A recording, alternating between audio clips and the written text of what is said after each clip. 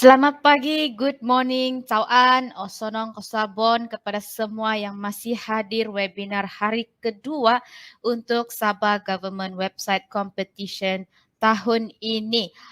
Saya harap kamu masih sihat dan baik-baik seperti kemarin. Kalau boleh lagi sihat, lagi baik-baik, lagi baguslah kan. Jadi terima kasih kerana masih bersama kami untuk hari ini dan memberi komitmen 101%. Kalau boleh ni kali kita kasih 300%. Okay? Boleh? Right.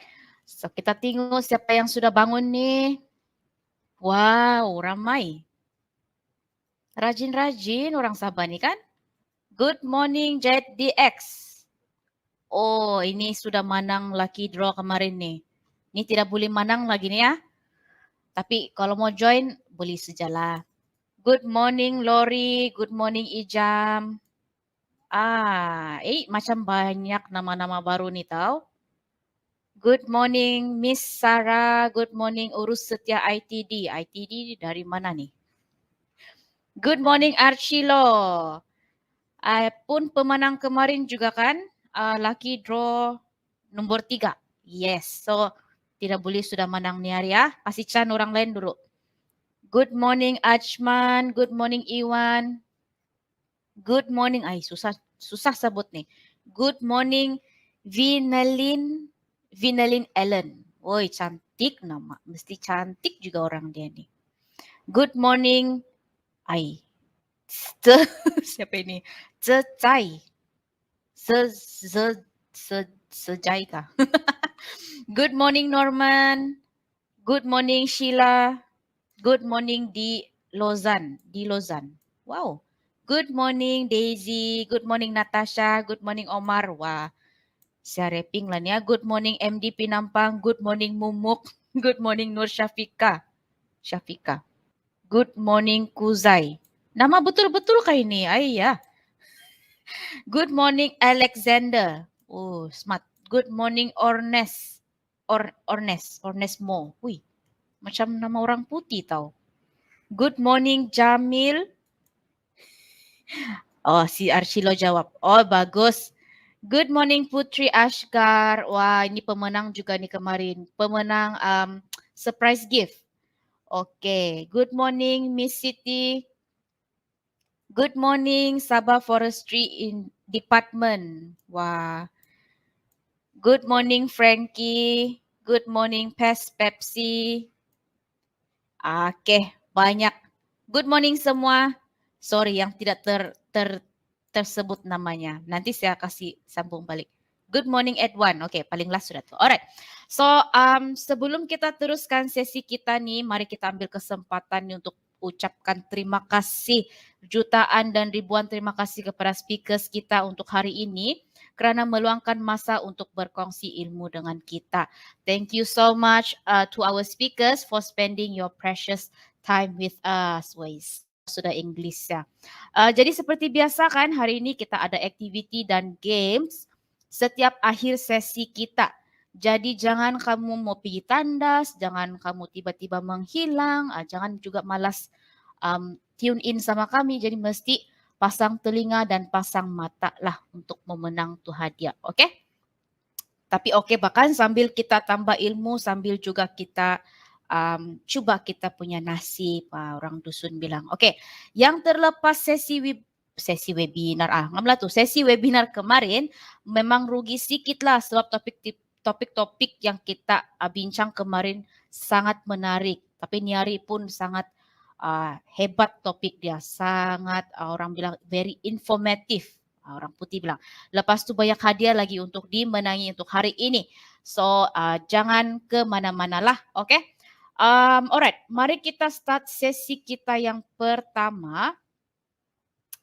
Alright, sesi kita yang pertama, topik beliau adalah teknologi terkini dalam laman web. So speaker kita is no other than Mr. Arthur Raymond. Sorry, Mr. Arthur. Okay, so sedikit sebanyak tentang beliau. Beliau mula membuat programming sejak 1986. Time ni saya rasa Saya belum lahir lagi.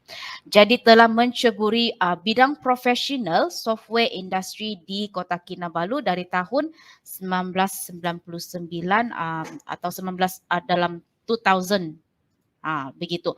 Kini beliau bekerja di Digital Heritage Sdn Berhad sebagai project consultant dan juga sebagai pakar software web dan data di Sabahnet. Jadi untuk mengisi masa lapang, beliau juga membuat programming untuk Kinabalu Coders atau yang lebih dikenali sebagai Persatuan Pengatur Cara dan Pembangunan ICT Sabah. Okey, jadi beliau mempunyai beberapa skill dan minat seperti Python, IoT, Internet of Things, Big Data, Security dan juga Computing. So I will pass this floor to Mr. Atta. Halo, selamat pagi Miss Kathleen dan selamat pagi tuan-tuan dan puan-puan. Good morning, Mr. Atta. Good morning. Terpaksa bangun awal dan sebagainya. Tapi okey lah. So hello everybody. Terima kasih juga sebab datang kepada sesi webinar hari ini. Dan pada masa yang sama, ada kebanyakan kami mungkin masih work from home. Saya pun juga work from home. Tapi walaupun kita work from home kita balik kerja, memang teknologi ini never lets up. Dia sentiasa pergi ke depan. And there is no such thing as teknologi menunggu kita lah. And in this scenario hari ini, kita akan berbincang sedikit sebanyak mengenai teknologi terkini, mengenai web technologies. Dan ada bonus konten sikit pada penghujung pembentangan saya juga. Masih pasal teknologi, tapi bonus-bonus sikit. So, tanpa melengahkan masa, sebab memang semua speaker-speaker hari ini dibagi lebih kurang 45 minit sehingga 1 jam untuk pembentangan dia orang. So, maka sekiranya anda minat dengan slide saya, because ada banyak link dalam slide saya, ada QR code. Jangan risau, QR code tu akan muncul kembali lagi dan ada recording juga untuk pembentangan ni. So, nanti boleh pergi YouTube, boleh dapat the recording of this pembentangan webinar juga. So, once again, terima kasih kepada Sabahnet dan juga Kementerian Sains, Teknologi dan Inovasi sebab menganjurkan webinar ini bagi Sabah Government Website Competition. So, tadi si Miss Kathleen sudah bagi sedikit sebanyak mengenai saya. So, I tak akan masuk ni. Tapi sedikit sebanyak lebih, inilah yang ikon saya yang waving sini. So, hello, good morning. So, we all know apa itulah Sabahnet, but just sebagai rumusan, Sabahnet ni sekarang jaga lebih kurang 600 government site, jaga 34,000 government account dan mungkin sekurang-kurangnya 15,000 peranti di seluruh Sabah. Tapi jangan lupa Sabahnet biasanya kita tidak jaga komputer tersebut. Yang kita jaga infrastruktur dia, jaringan tu. So that is Sabahnet untuk sedikit sebanyak rumusan dan latar Sabahnet. So di Digital Heritage, actually saya bekerja sebagai programmer, senior software consultant lah nama dia. Tapi in the end of the day, saya lah programmer. So in this scenario, di dalam dan di luar kerja saya bikin program. And biasanya programming hari ini is sometimes bikin website, sometimes bikin dia punya aplikasi. And biasanya dia bercampur aduk sudah sebab semua ni digabung, berhubung kait antara satu sama lain, dia bergabung dengan internet dan jaringan dia. So, tanpa melengahkan masa lagi, let's go into the first part. Sebelum kita tengok teknologi terkini, let's first explore teknologi yang sedia ada. And tidak lain memang mungkin anda tahu, tuan-tuan dan puan-puan tahu sudah apa itu Content Management Systems atau lagi pendek akronim dia CMS dan juga Web Frameworks. So kita akan masuk sekejap. Let's find out di Sabahnet, di Sabah Gov actually sebenarnya apa dia punya most popular CMS dan Web Frameworks. So in fact, kalau di dalam Sabah Gov, kalau kira semua government website dan aplikasi website, sebenarnya yang paling banyak digunakan adalah custom build dan Joomla. And then sekali-sekala terjumpalah ada WordPress sini sana, ada pun Drupal, Digital Heritage pun bikin Drupal. Tapi in this scenario yang paling banyak custom build. And biasanya ada yang 10-15 tahun punya dia punya website sudah, dia custom build dalam classic ASP. Then kalau dia modern sikit mungkin ada ASP.NET, ada yang PHP. But the top two yang kena bold sini is custom build punya website dan Joomla. So CMS ni memang is macam Joomla, WordPress, Drupal dan sebagainya. Yang web frameworks ni memang custom build punya. Dia guna bahasa pengatucaran PHP lah, ASP lah. Kemudian dia bikin sendiri. So over the course of this presentation yang akan bercampur aduk bahasa Malaysia dan bahasa English, kita akan nampak actually apa perbezaan di antara CMS dan web framework ni dan apa pendekatan baru untuk CMS dan web framework ini. Seterusnya, sekarang sudah tahu apa yang ada di Sabah Gov. Let's look globally. So, di depan anda sekarang, tuan-tuan dan puan-puan, boleh nampak demi statistics lah sini. Sama ada, so you can see WordPress paling banyak digunakan dalam the top 5 million sites. So that means yang top 5 juta punya website di dunia ini, di atas internet, 13% adalah WordPress. And trend dia naik, which means actually WordPress semakin popular. So, yang trend-trend ni, sekiranya anda berminat dengan statistik ni, actually di belakang saya, tidak boleh nampak sekarang, ada dia punya sumber. Tunggu, saya kasih hilangkan diri dulu. Nah, itu sumber dia dari experter.com.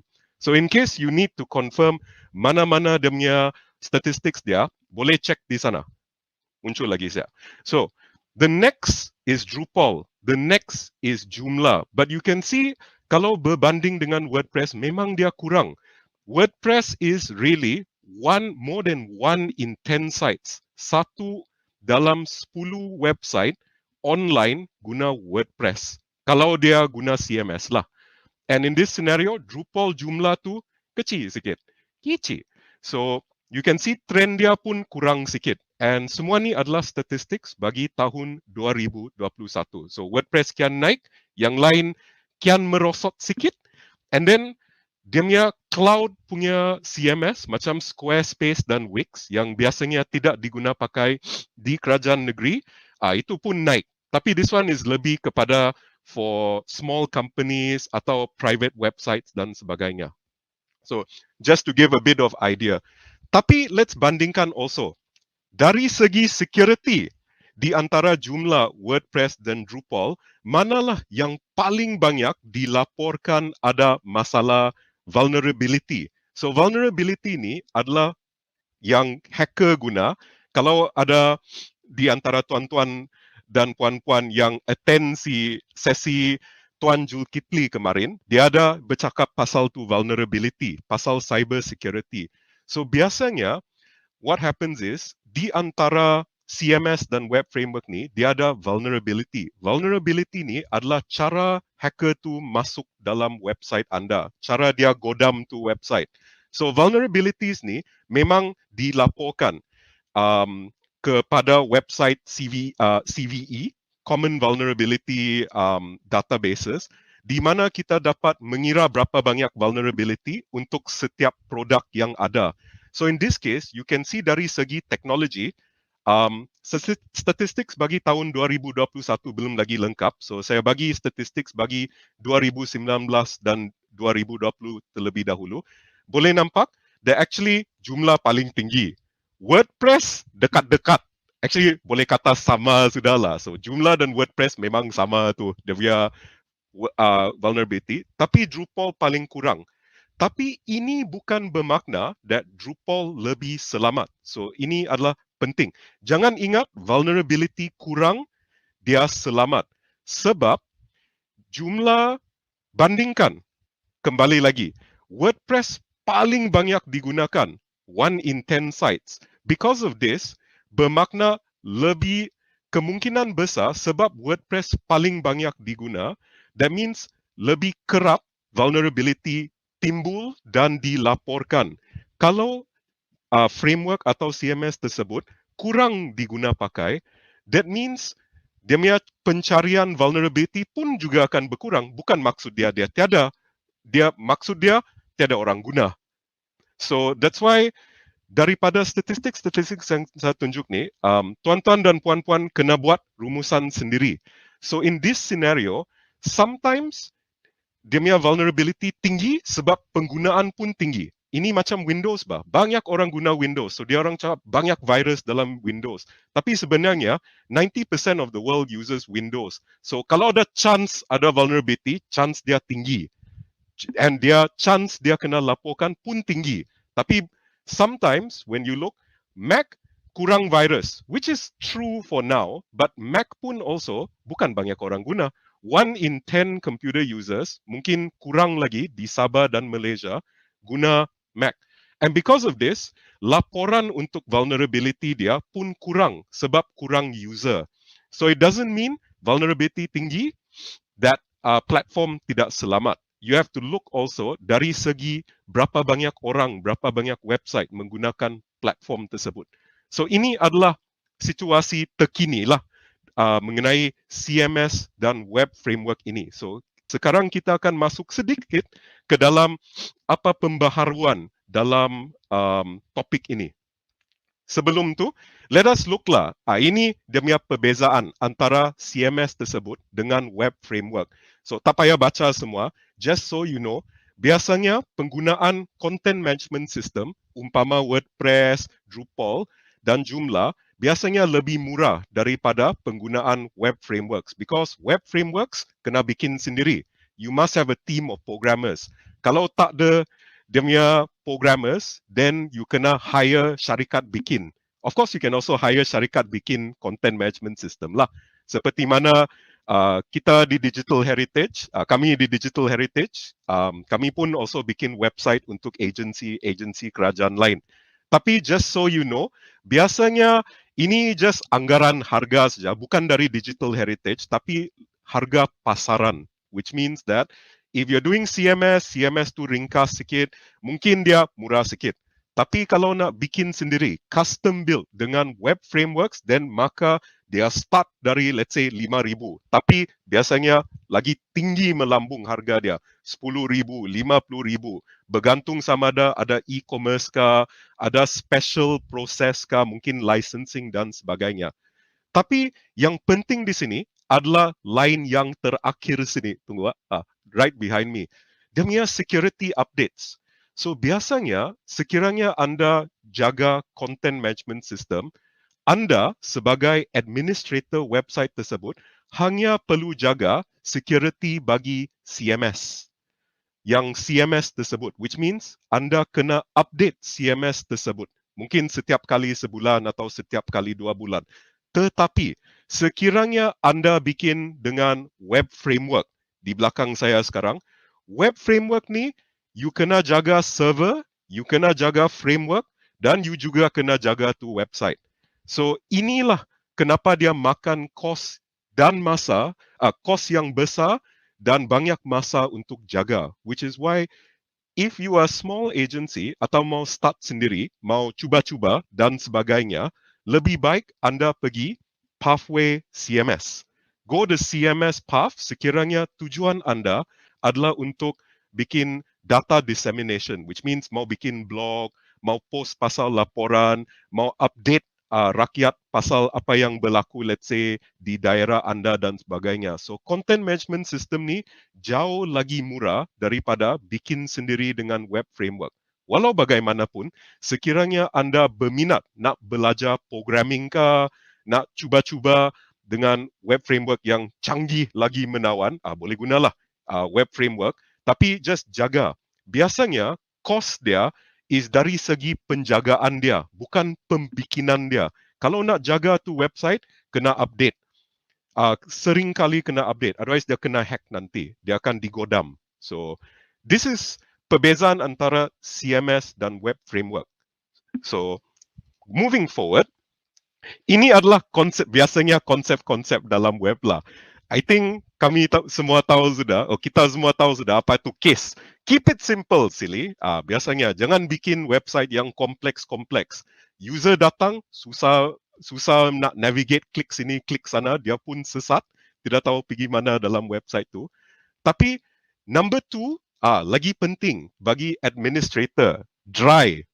Don't repeat yourself. Jangan ulangi diri sendiri. If you know that setiap bulan kena update, and yang update tu boleh dikatakan macam dia, alah ini susah sikit saya kena update berkali-kali, yang kena update berkali-kali over and over again. Mungkin anda boleh cari jalan penyelesaian supaya perkara yang terpaksa diulang-ulang ini boleh diotomasikan. Bermakna hands off sudah. Tidak payah bikin secara manual setiap kali. So dry ni actually adalah konsep kasihlah automate semua benda-benda tu. Benda-benda yang remeh-temeh punya. That way, anda akan masa anda lebih bebas untuk bikin kerja-kerja yang lebih bermakna. Instead of kena update setiap bulan, saya spend 1-2 jam bazir masa update dan sebagainya. So, dry is don't repeat yourself. Jangan ulangi diri sendiri anda atau your task sekiranya boleh. And the last one paling penting, content is king. Ini bukan money is king. Jangan pernah dengar. Itu politik style punya. Tapi content is king dari segi web. Tapi konten ni, isi kandungan dia boleh disifatkan sebagai data. So, the content that you write, walaupun dia blog artikel, itu pun adalah data. Dan data tersebut boleh dianalisakan, boleh dimasukkan dalam business intelligence, boleh dilakukan pelbagai kaedah statistik untuk dapat insight dan trend. Even blog articles. As you know, ada orang bikin analysis Twitter trends, Facebook trends. As you can see, content atau data memang is king. So these three concepts, KISS, dry, and content. So sekiranya anda adalah agency yang bikin website, yang sedang post all this data, just remember that actually tujuan utama website agency kerajaan anda, yes, is to serve its pelanggan. Tapi kasih korek a little bit deeper, sebenarnya actually the only way anda boleh serve pelanggan anda is actually to provide pelanggan anda dengan data yang berguna. Not just data, ada service juga lah. Tapi jangan lupa tu data. Especially now, semasa zaman pandemic, you can see ada banyak permintaan bagi data COVID-19. So dia minta-minta banyak ni. Okay, let's move on sikit-sikit. So actually part 1 settle sudah. Ada 4-5 part kepada presentation ni. Part 2 is pendekatan dengan CMS dan web framework. And it is the return of static websites. Seringkali ditanya, mau bikin static website, mau guna CMS, mau guna web framework. Tapi what has happened is, sejak 2-3 tahun yang dulu, since 2018, dunia static website yang terbaru sedang bergabung semula dengan CMS. So, these kind of static websites menggunakan engine atau framework atau CMS baru macam gini.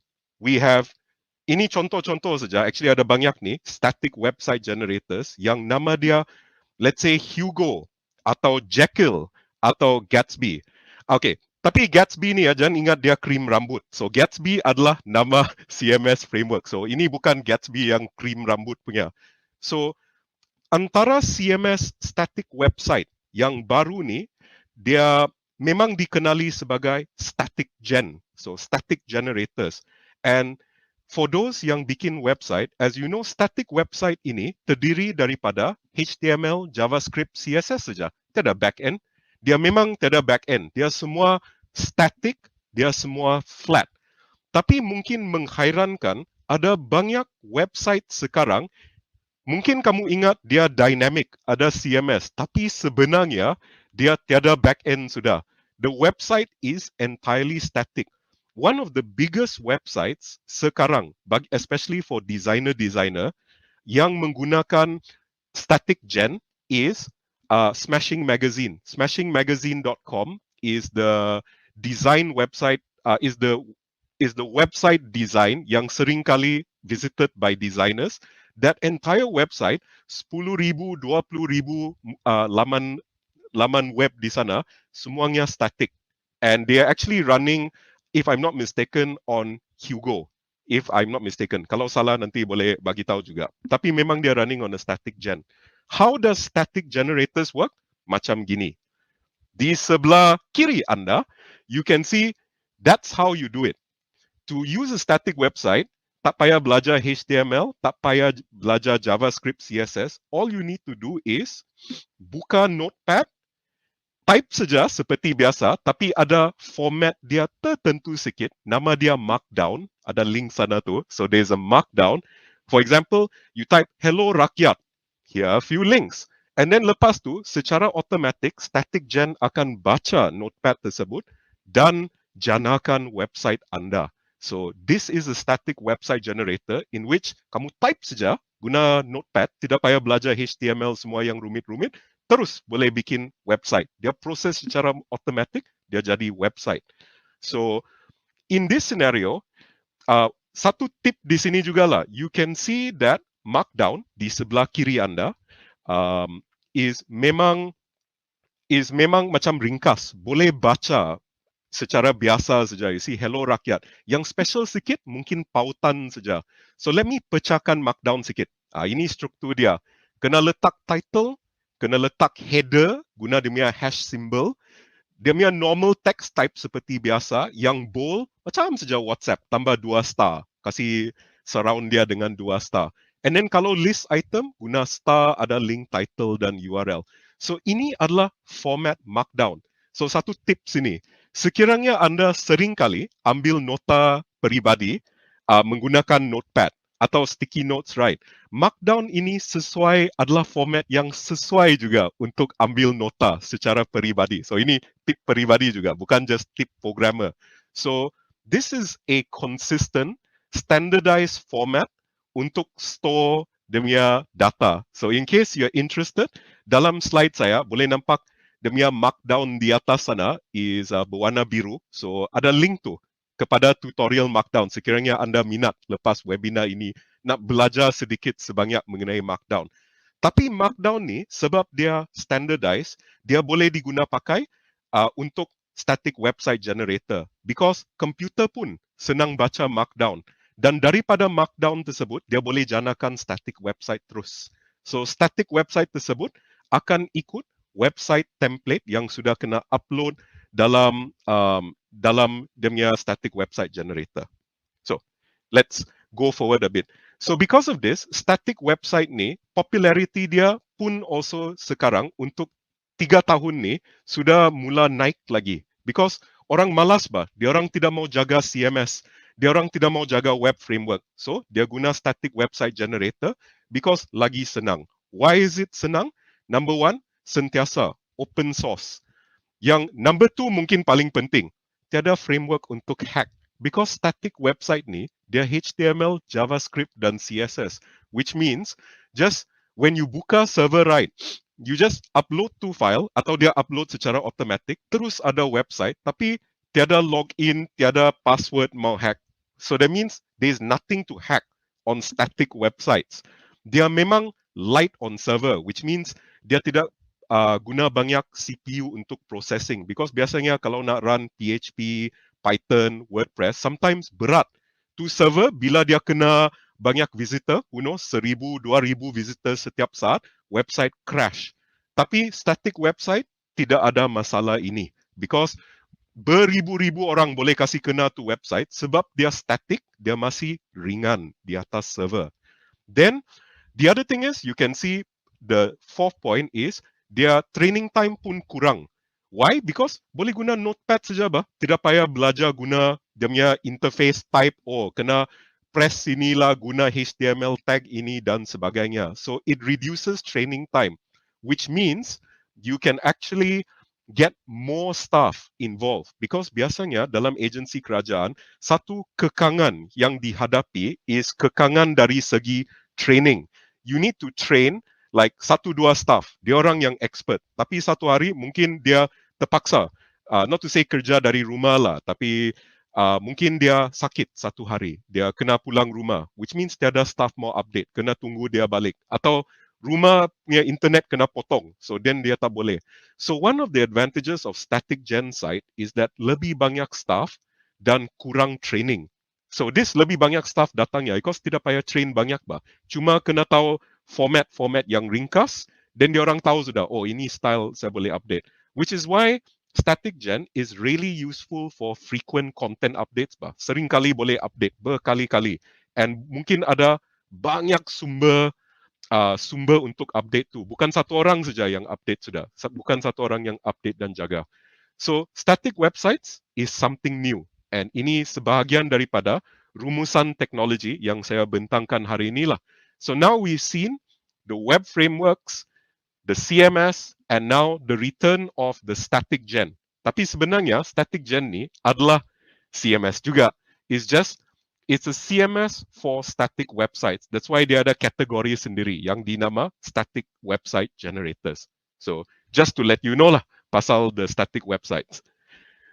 Now, let's go to part 3. Ini mungkin perkataan baru. Saya pun also baru belajar perkataan pemberdayaan, which is empowerment. So, this is actually matlamat kita sebagai website administrators, website developers dan sebagainya. Walaupun kita mau kerja senang, actually whether tujuan kami adalah untuk bagi informasi, jaga website dan sebagainya, sebenarnya kita sepatutnya memberdayakan pengguna. We should be empowering the users. Now, users ni termasuk kita juga, which means as website developers, kaki tangan agensi kerajaan dan sebagainya, kita perlulah empower semua user, tak kira siapa. Sama ada bos kah, sama ada admin website kah, ataupun rakyat atau pengguna website kita. So, antara dia punya tools untuk empowerment ni, memang saya dah cover sedikit sebanyak sudah. So, that's why ingat when saya kata user, bukan saya maksud pengguna website yang awam saja. It also means you sebagai kaki tangan agensi kerajaan yang mungkin menjaga website tu. Staff and customers. These are the users. So, pertama sekali, we've seen cloud servers and services di sebelah atas tu. That one memang adalah. Sabahnet pun is a cloud. So, they are cloud servers and services, which means that kamu tidak payah jaga lagi server sendiri. Anda minta orang lain jaga server anda. So this is one tool that empowers you. Tapi ini tool lama. Memang dah lama sudah ada. Kamu bayar atau secara free dapat server daripada orang lain, another cloud lah. Then you host on that cloud. So that ini mengurangkan kerja-kerja maintenance yang perlu dilaksanakan untuk server tersebut. Then kedua, there is content management system seperti mana kita nampak tadi, which is like WordPress and so on. So ini pun mengurangkan beban bagi pengguna. So in this case, pengguna dia adalah penjaga website tersebut, tapi at the same time dia juga mengurangkan beban untuk pelawat-pelawat kepada website tersebut because dia dapat content management system ni dapat memaparkan maklumat dengan cara yang konsisten. So as you can see, ini pun adalah user empowerment because we're making information easier to access, easy to organize. Then ketiga, ada website teams. Yang website teams ni seperti biasalah, tak payah bikin dari scratch. You don't have to build from scratch anymore. You can tengok, oh WordPress ada team, Drupal ada team. Saya ambil lah, then saya tukar-tukar, and then saya gunakan team ini sudah. So, website teams too are empowering because then you don't need a designer. And for those yang ikut Canva, the tutorial Canva kemarin, itulah pun also dari segi website team. Ada banyak tool-tool ni yang ada sudah. Sekarang, kita akan masuk to the second half of the presentation where we talk about other tools yang terbaru. The first one is no code. So, apa ni no code? Let's go here. So no code atau low code. So mungkin anda tuan-tuan dan puan-puan pernah dengar no code dan low code ini. So for a moment, let's just go to the next slide. Sebenarnya anda memang sudah bikin no code dan low code sudah. You build without code. So let's go forward first and see dari segi Google Forms dan Google Sheet. So dalam Google Forms, anda bikin borang sudah. Saya rasa semua tuan-tuan dan puan-puan sudah pernah bikin. And then after that, in less than a minute, kamu terus just create response sheet. And then terus you have dia punya spreadsheet there, boleh kumpul data sudah. This is already satu contoh no code, which is building without code. But let's add something else into the mix. There's something called app sheet. Ada link dia juga. And as you note, it is you can build apps from linked data sources. So ini adalah contoh no code yang sudah ada. What does this mean? Saya boleh ambil Google Forms dan Google Sheets yang sedia ada and jadikan dia satu app. Seperti mana that you see here. You can see dalam contoh di atas ni, actually borang tersebut dah masuk dalam app. And then as you can see, dia boleh store data.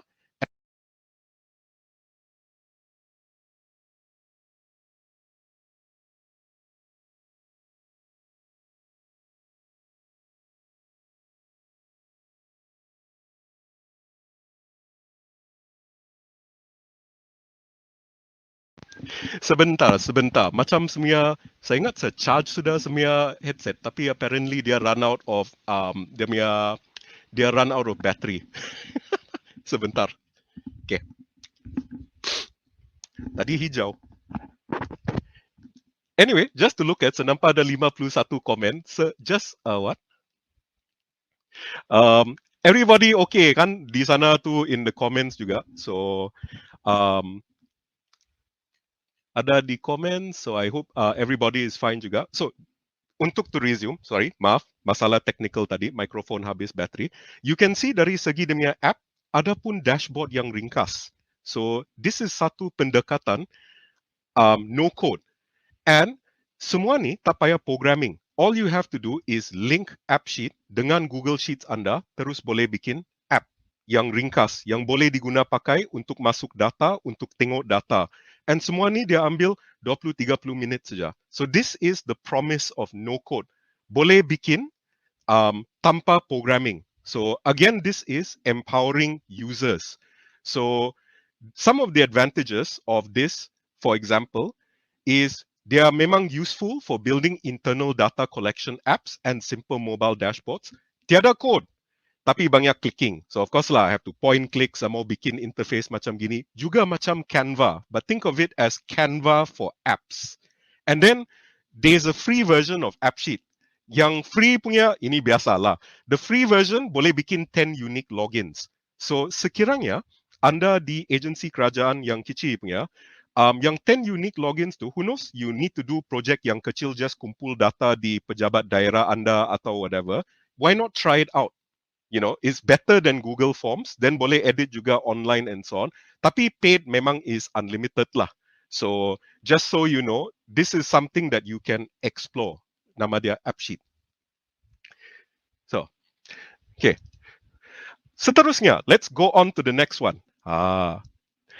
Ini dashboard. So ini tidak lain dan tidak bukan. We have always heard pasal dashboards. So tadi we heard about no code. And then I think di antara kamu pernah sudah guna Google Data Studio. And Google Data Studio, just to let you know, because dia dalam in the next section ni, is pun actually no code atau low code. But we're not going to talk so much about Google Data Studio. Instead, we're going to talk bagaimana nak prepare for dashboards. And the first thing yang perlu diingat, right, dashboard tu cantik. Memang dia sangat dia canggih. Tetapi tanpa data, anda tidak boleh ada dashboard. Which means that sekiranya anda belum lagi mula kumpulkan data atau data tersebut tidak berada dalam keadaan yang sistematik atau standardized, anda tidak boleh menggunakan data tersebut untuk bikin dashboard. And I think this is satu realization lah yang memang terdatang when you say, actually kita ada banyak data, tapi data tu masih di atas kertas atau dia di dalam Excel spreadsheet yang bersepa-sepa di komputer A, B, C, D. So actually when you talk about dashboards, mungkin sesuai laman web agency anda mempunyai dashboard. But first things first, you must do something about the data. So that's why itu maksud dia data prep.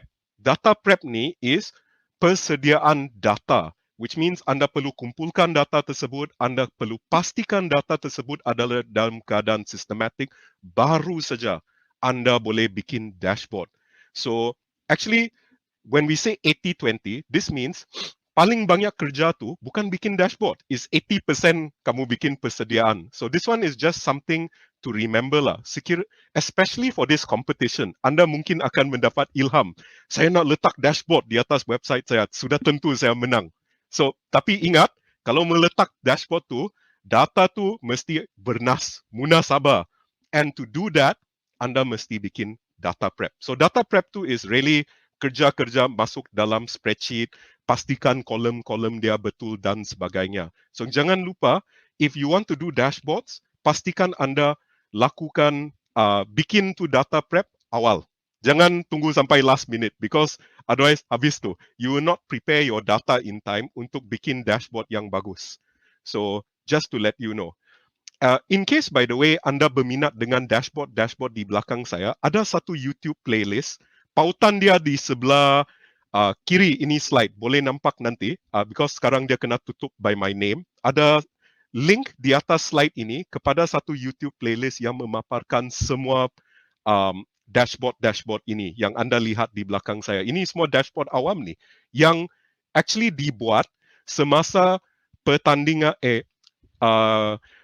seminar Sabah Data Fest tahun 2020 yang juga dianjurkan oleh Kementerian Sains, Teknologi dan Inovasi. Memang ada seminar ni. So untuk Sabah Data Fest. So apa yang digunakan untuk membuat dashboard yang ringkas? Well, you can always try using Google Data Studio. It is also no code. It is also point and click. And the dashboards can be embedded on your website. Tak semestinya kena pergi website Data Studio. You can embed it terus on your website. And saya rasa memang ada satu soalan yang timbul. Because saya pun nampak ni timbul soalan ni juga turut ditanya kemarin. And that question is, can we trust Google? Can we trust third-party clouds? Because Google Data Studio adalah sebahagian daripada Google Cloud Platform and dia juga ada third parties macam Microsoft Azure, Amazon Web Services dan sebagainya. So bolehkah kita percaya Amazon, Google, Microsoft? So just for Google side, sebab AppSheet adalah Google own, Google Data Studio pun Google own, just so you know, ini dia. Di atas Google Cloud ada pengesyuaran daripada Mampu Malaysia. So of course Mampu Malaysia is federal, kami negeri. But at least we can use this as a little bit of reference. So ini baru kena publish. So in case you're interested, link dia pun ada dalam slide ni. Tunggu, saya hilangkan diri. Ini belakang saya. Tuna link dia. In case you need to tunjuk ni dengan bos-bos. So the idea here is that memang even negara kita actually menuju ke arah penggunaan cloud luar, third party clouds, because dia orang pun ada compliance, ISO lah, ISMS lah dan sebagainya. So kalau kita dapat align keperluan kita dengan juga sumber-sumber yang ada dari seluruh dunia, maka kita dapat menggunakan semua ni, all these benefits of the public cloud, tapi kita guna inovasi tempatan. Dia orang actually dia bagi komputer, dia bagi CPU, dia bagi storage, tapi inovasi itu masih datangnya daripada Sabah. Memang inovasi tempatan. Because this one is the same way as just asking Google, Google, I nak pinjam you punya server, your computers and so on. Tapi I want to install my software yang saya build sendiri and so on. Tapi we kena pastikanlah that data yang disimpan di sana adalah selamat, mungkin ada encryption, end-to-end dan sebagainya. So semua ni adalah sebahagian daripada compliance. But just to let you know, memang sejak kebelakangan ini, memang these third party clouds yang besar-besar punya are recognized by, for now, negara Malaysia as being um, matching the requirements untuk information security, network, physical, semuanya. So, tapi when you are doing research, always look for official compliance notice lah. Itu tip dia di sini. Look for official compliance notice, which means kalau Google search, Google lah mampu, Google lah, let's say mampu Google compliance, mampu mampu Amazon compliance, and so on so forth. At least boleh dapat gambaran yang lebih penuh mengenai compliance ini. So, some of the most secure data memang tak akan masuk dalam Google Cloud, dalam Amazon Cloud dan Microsoft Cloud. Dia sudah tetap akan disimpan di dalam server tempatan. Biasanya sama ada di JPKN Data Center di PPNS ataupun juga data center Sabahnet. So this one, that's why mesti ada berapa tier dia, mana yang top secret lah, rahsia number 1, rahsia number 2 dan sebagainya. That's why you need to organize your data, which is generally secret, paling secret, or for those yang boleh diguna oleh rakyat awam, for example. But just so you know, can we trust them? For now, the answer is yes, tapi cari dia punya compliance notice. So itu jawapan bagi soalan mengenai kepercayaan dengan third party clouds dan services. And that's a little bit pasal dashboard. So sekarang we've come into part 4. This is the second last part of this presentation, and dia adalah content generation. Tapi sebenarnya ini actually adalah AI, artificial intelligence. Mungkin anda pernah dengar perkataan lain juga, artificial intelligence, machine learning dan deep learning.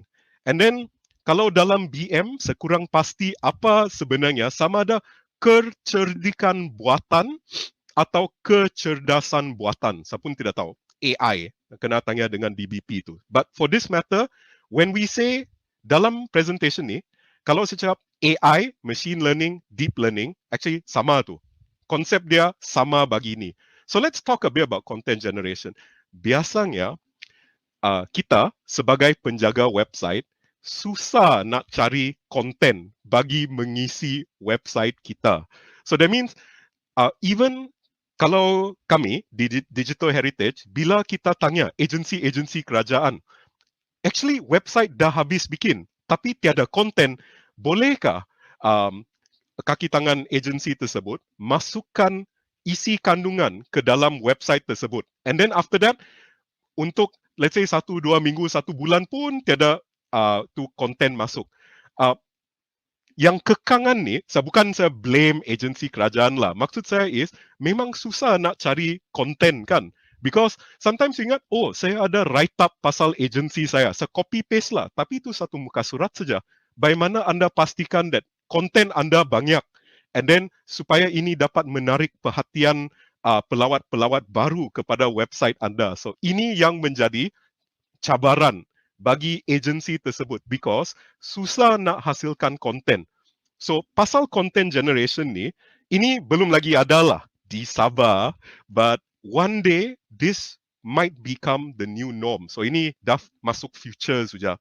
So let's talk a bit pasal AI terlebih dahulu lah. So here's some examples of AI. So machine learning pasal AI ni. So AI ni dia pandai melukis sudah. You can see yang this US guy ni, dari gambar we can animate. Dia boleh blink, dia boleh smile, tahu sudah lah. Snapchat filter, Instagram filter, semua ni dah ada. But if you look up there, you can see also just from a simple sketch muka di sebelah kiri atas tu. Dari sketch tu, AI boleh hasilkan muka si perempuan tu. So this is an example of how those work. So, wait, checking time. Okay, bagus. We're almost at the end. So you can see how the face can be drawn. So this is AI's learning how to draw. Moving on. Here's something more interesting. This is machine and AI learning how to write. Setiap type ni yang kena bold tu is an AI writing. So you can see the Sabah state government is a great place to learn blah blah blah blah. No human wrote this. Only a machine wrote it. So just so you know, this means one day AI boleh bikin blog article. The only problem with AI sekarang is dia tidak pandai berbahasa Malaysia. Otherwise dia pun boleh tulis ni dalam bahasa Malaysia. Semua grammar dia betul sudah and so on. So just so you know, AIs did this. In case you're interested in the AI, boleh cuba. Ada link GPT-2 di sana. Then for website designers, this is AI's learning how to build website. Kamu lukis saja di whiteboard, AI tu terus bikin HTML sudah, as you can see on the screen di belakang saya. So you can see how AIs and machine learning will help you do these things. So I think I'm told that mau kurang masa sudah, so I will close within about 3 minutes. Let's go into the last part. So that is about AI. So just remember one day, the problem of content generation akan kurang when you have AIs to help you. Bukan ganti kamu, tapi untuk tolong kamu.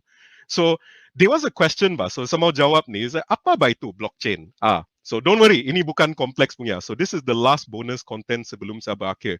Ini adalah blockchain because some orang tertanya, blockchain ni boleh guna di atas website kah? So I will tell you, actually no, and this is why. So harap-harap selepas slide ni, you can explain to others apa tu blockchain. Walaupun anda mungkin bukan orang yang technical sepenuhnya. Ini adalah blockchain. So blockchains are databases. Just so you know, cryptocurrency ni sama NFT adalah di dalam blockchain. Jaga, ada banyak get rich quick schemes di dalam crypto dan NFT. Biasanya jangan hiraukan. Ada banyak scam. So, but just so you know, cryptocurrency like Bitcoin lah and so on, semua di dalam scope cryptocurrency yang di bawah scope blockchain, tapi blockchain ni adalah di bawah scope databases. So, blockchains are databases. Kedua, tidak banyak ni, blockchains are distributed databases. Ini perbezaan dia. Biasanya dia macam kiri. Ada satu server, ada satu database, ada banyak user. Tapi satu database saja. But blockchains is setiap user dia ada salinan to database. And that's what it means by distributed atau decentralized databases. So blockchains are distributed databases. Dia kena pecah, semua user ada salinan database yang sama. And lastly, ini adalah kegunaan blockchains. Blockchains hard to censor. Kita sebagai kerajaan negeri, we have no problems with censorship. So this actually adalah satu penggunaan yang tidak begitu berguna untuk tujuan kerajaan negeri. The second one is more important, hard to fake records. Kenapa? Sebab ingat tadi, setiap user ada salinan to database. Which means even if you try and fake one database, there are still 100, 1,000 other databases yang ada record yang sama. So the most important part of blockchains is hard to fake records. Tapi kalau saya store record palsu, bukan memalsukan record, store record palsu, dia masih tetap fake record lah. But it's hard to fake records in a blockchain. Whereas the first one is hard to censor. Dan itu sahaja sedikit sebanyak mengenai blockchain. So as you can see, di sini macam tiada pasal apa tu, what are blockchains used for website. That's because blockchains are just databases. They are distributed databases which are hard to censor and hard to fake records. So biasanya dia tidak sesuai diguna pakai for the web. Websites, not for the web. There might be some special cases, but you have to fulfill these hard to censor, hard to fake. So dengan itu, we've come to the end of the presentation. Thank you for your time. Ada QR code dan link lagi. Saya hilangkan diri terlebih dahulu. In case you're interested in the links to my slide, sekarang saya akan pas balik dengan si Miss Cat. Miss Cat, kembali back to you. Hi. Wow, very informative for Mr. Arthur. Actually, sebelum yang lain tanya soalan, I would like to ask your opinion about NFT, because I've seen a lot kan di TikTok. ada jual arts lah, NFT, true NFT or some sort of begitulah. So, what is your opinion? Right. Okay, to give a bit about NFTs, right? Sebenarnya NFT ni bermakna is non-fungible token. Tak payah ingat tu. Ini bukan akan keluar dalam quiz. But just to let you know, so NFT ni dia macam, let's say you have property lah. You have a property deed. Let's say kamu beli rumah, you get a property deed. Which means yang property deed tu adalah I own this house. That's what an NFT is. It's just showing kamu own sesuatu barang digital ke apa or whatever. NFT is a certificate of ownership. So, sama ada dia scam ke tidak. This is the thing. Most of the NFTs yang kena jual hari ini, biasanya nilai sebenarnya dia orang is kosong. Kosong which means the vast majority, I would say 80-90% semua berbentuk scam atau cuci duit. Because let me tell you how to cuci duit dengan NFT. Ini simple saja. Saya bikin NFT sendiri, saya jual dia untuk 1 juta. Saya guna duit sendiri, saya ada 1 juta, konon lah. Saya ada duit sendiri, because NFT ni semua berlaku di atas an untrackable blockchain, right? Saya guna 1 juta, saya beli NFT sendiri. Kalau saya beli NFT sendiri, using a different account lah yang saya bikin, now it looks like actually third party beli the money, beli the NFT, tapi sebenarnya is duit saya sendiri bah. Tapi duit tu masuk lagi dalam semua account saya. So a lot of this is cuci duit. Dia mau kasih pecah the money trail. Some NFTs, especially the ones yang kena jual di Christie's atau Sotheby's, yang auction house tu, memang dia ada nilai intrinsik dia lah dari segi seni atau lain lagi. Tetapi 80-90% tu scam tu. Scam atau tak bernilai. So just to let you know. So jaga-jagalah. This one is general what for everybody. Jaga-jaga. Ada banyak scam dalam NFT dan cryptocurrency. Oh, okay. Clarified already. Okay. Sikit lagi saya buka account NFT hari tu. Okay. Ada soalan dari penonton, dari peserta kita. Okay, kita ada satu soalan dari Mr. Azman begini. Website perlu di pentest. Oh yes, Mr. Azman. Semua website perlu di pentest. So just to let you, untuk semua tahu juga pasal pasal Sabah Government Web Competition. Ini adalah soalan yang baik juga. Sekiranya anda adalah agensi kerajaan yang perlu yang mau launch website ke, mau ubah website, lebih bagus anda maklumkan juga that website tersebut kepada JPKN dan Sabahnet juga. Especially, actually sepatutnya you should maklumkan kepada JPKN, bukan Sabahnet. Unless kamu guna pakai server Sabahnet. Then also kena maklumkan dengan Sabahnet lah. Tapi sekiranya anda mempunyai website kerajaan negeri, sila maklumkan kepada JPKN supaya ianya boleh di pentest. So pentest ni is penetration testing, which means dia kena scan untuk security vulnerabilities. So that's because sekiranya anda menggunakan WordPress ke, CMS lain dan sebagainya, kena check lah. Adakah cara orang luar boleh ceroboh masuk dalam website anda? So sebelum anda launch adalah sesuai anda maklumkan sekurang-kurangnya kepada JPKN supaya pentest dapat dilaksanakan di atas website agensi kerajaan negeri anda.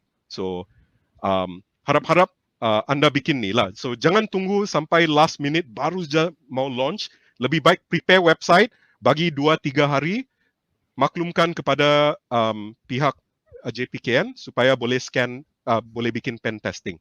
So pen testing tu adalah penting, and in this case bagi laman web kerajaan negeri adalah mandatory sebelum website tersebut launch. So just so you know. So terima kasih juga Encik Azman. Okay. Next question that kita dapat dari Mr. Alex. Apa latest Drupal kena pakai? Drupal?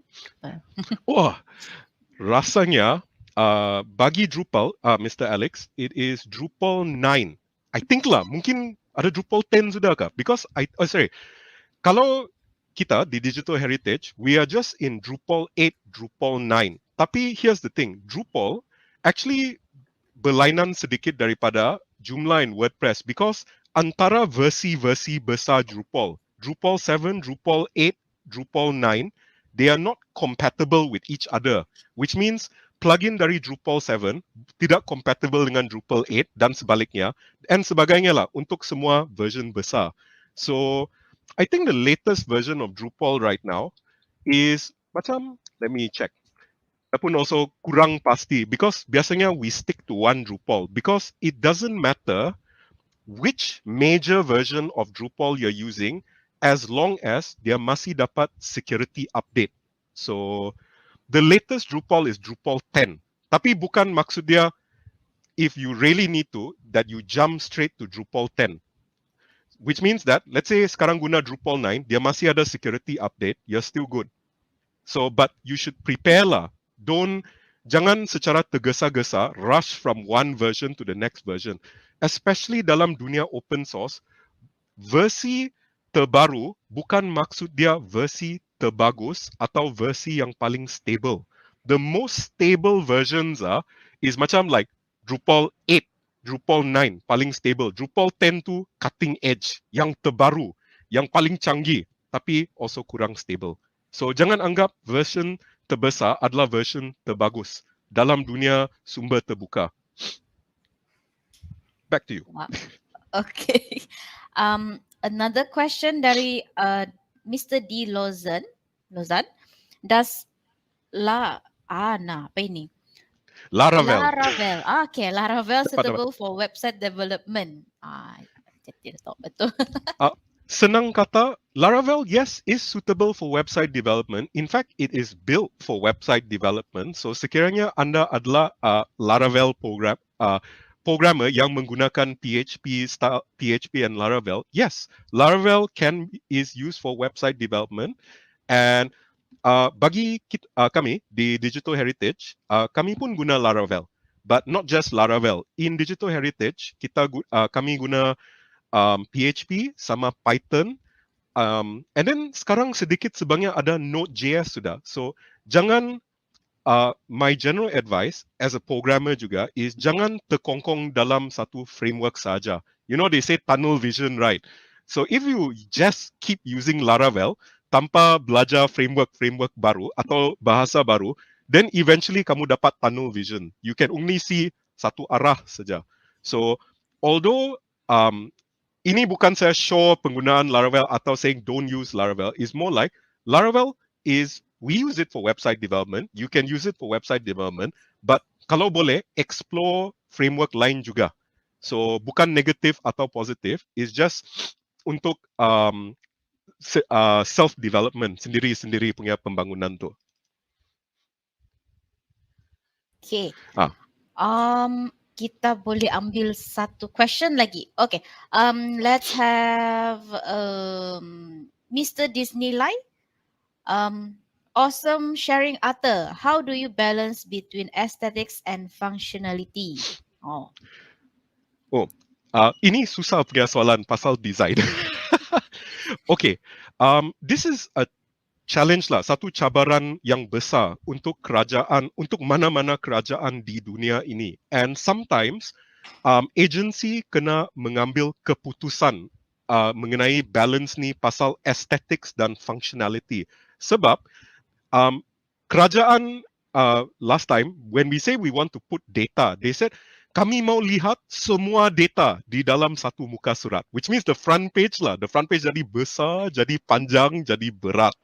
But let's say, if you go to website whitehouse.gov yang US government punya atau UK.gov, you will notice dia punya government website ringkas betul, minimal betul, banyak tempat ruang kosong, and then it's very easy to go around. So kalau nak balance ni right, we have to identify. That's why kemarin actually ada sedikit talking about what's your key selling point, what's your USP, unique selling point dari si one speaker called Masri that says you need to identify USP anda.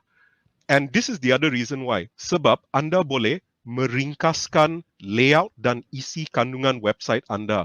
So your main website, yang front page dia apa? Kasih ringan supaya orang tidak payah tunggu loading. Dia load satu benda saja atau dua benda yang paling penting bagi agensi anda. Kemudian boleh menjurus masuk ke lebih mendalam ke dalam data dan isi kandungan dia. So I hope in our kind of balance, the digital heritage, biasanya kita berbincang dengan agensi lah. We also tell them this. So we find the best way, because sometimes anda pun mungkin terdapat manager atau boss atau ketua, dia enggan bikin because they are old school design bah.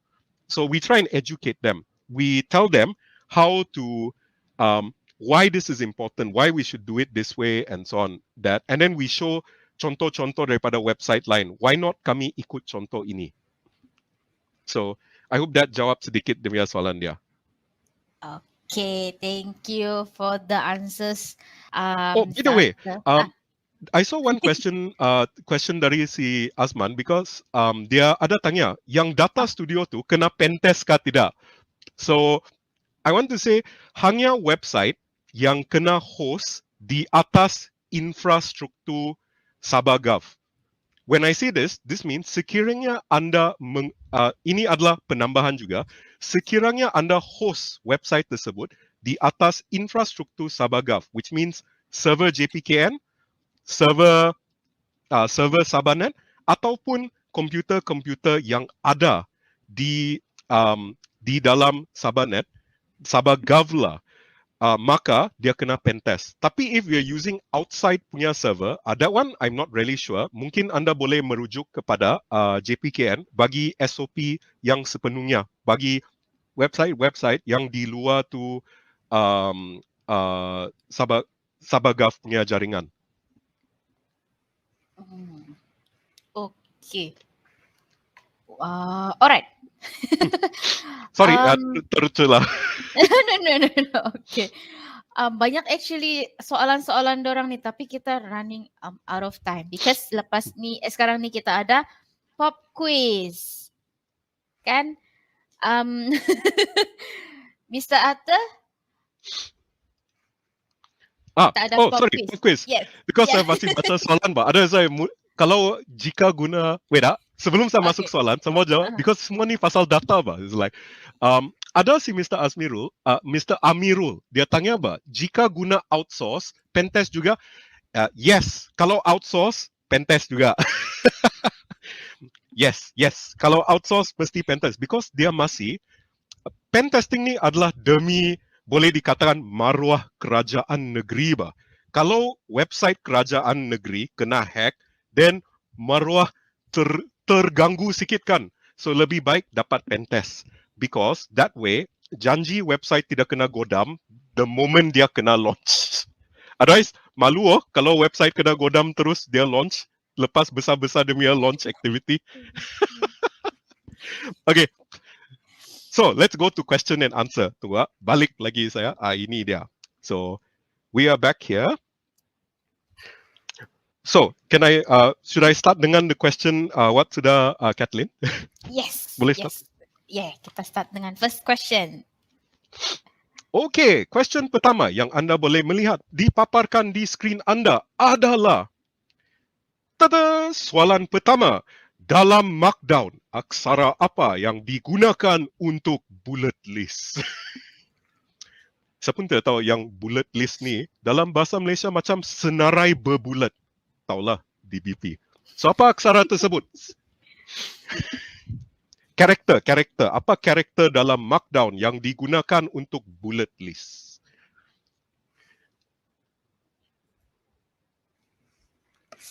Google dulu. Ya, kita cek dulu. Saya nampak actually ada jawapan sudah ni. Ya. Mana satu ni? Okay. Wow. Ya, siapa yang first? Tolong Kathleen. You have my answers kan? Tahu sudah kan? Yes. Okay. So, siapa adalah pemenang dia, Miss Kathleen? Supaya nanti orang tidak boleh accuse saya kapsit. Cause ada banyak kawan-kawan di Okay. comments. Ya. Kejap. Kita cari dulu first dia. Mana ni? Kita kasih pin dulu. Mr. Amirul? Is it? Is it Mr. Amirul? Is it this one? Actually, the other one, si awal lagi boleh ba? Ada yang dia punya simbol terus dia letak. Oh, si Miss Putri.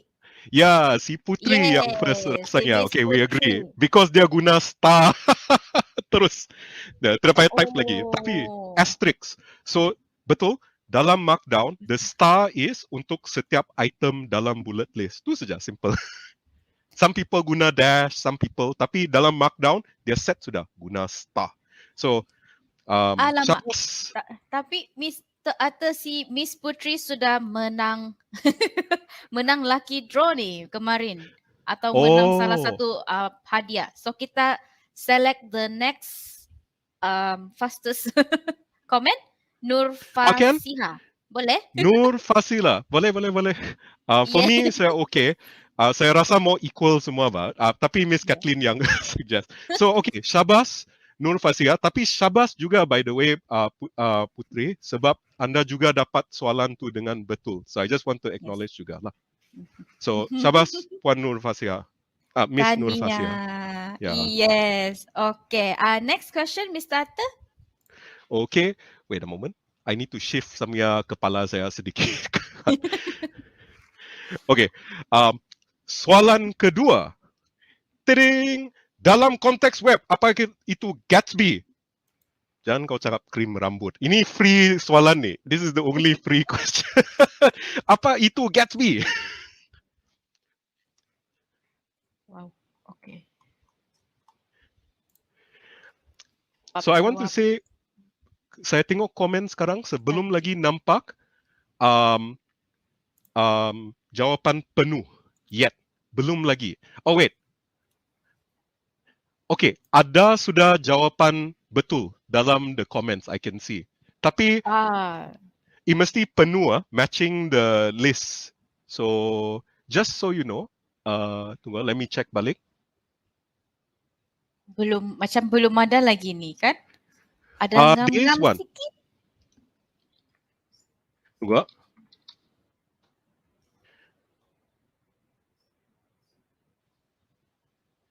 So actually, ada I see sudah. macam, is it si Puan Rahima di sana? Because that is yang paling awal saya nampak keluar, the first term yang correct.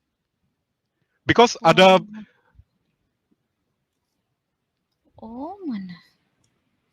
Awal tu, lepas dalam the comment, tunggu. Okay. 10:12 AM. Cari tender. Itu dia. So, Puan Rahimarudin. Yes. Ada yang lagi awal serasa. Yeah, that is the earliest. So it is betul. Static gen adalah nama singkatan bagi jawapan sepenuhnya, which is static website generator. Tidak boleh cakap static website saja. Static website tu adalah yang dijanakan oleh Gatsby. But Gatsby is a static website generator. So that's why I cannot just jawab static web. Tapi static gen adalah nama singkatan bagi static website generator. And memang terkeluar tadi lah dalam slide. So just to let you know. Okay, so kita punya winner for the second question is Miss Rahima Rudin. Alright. Syabas.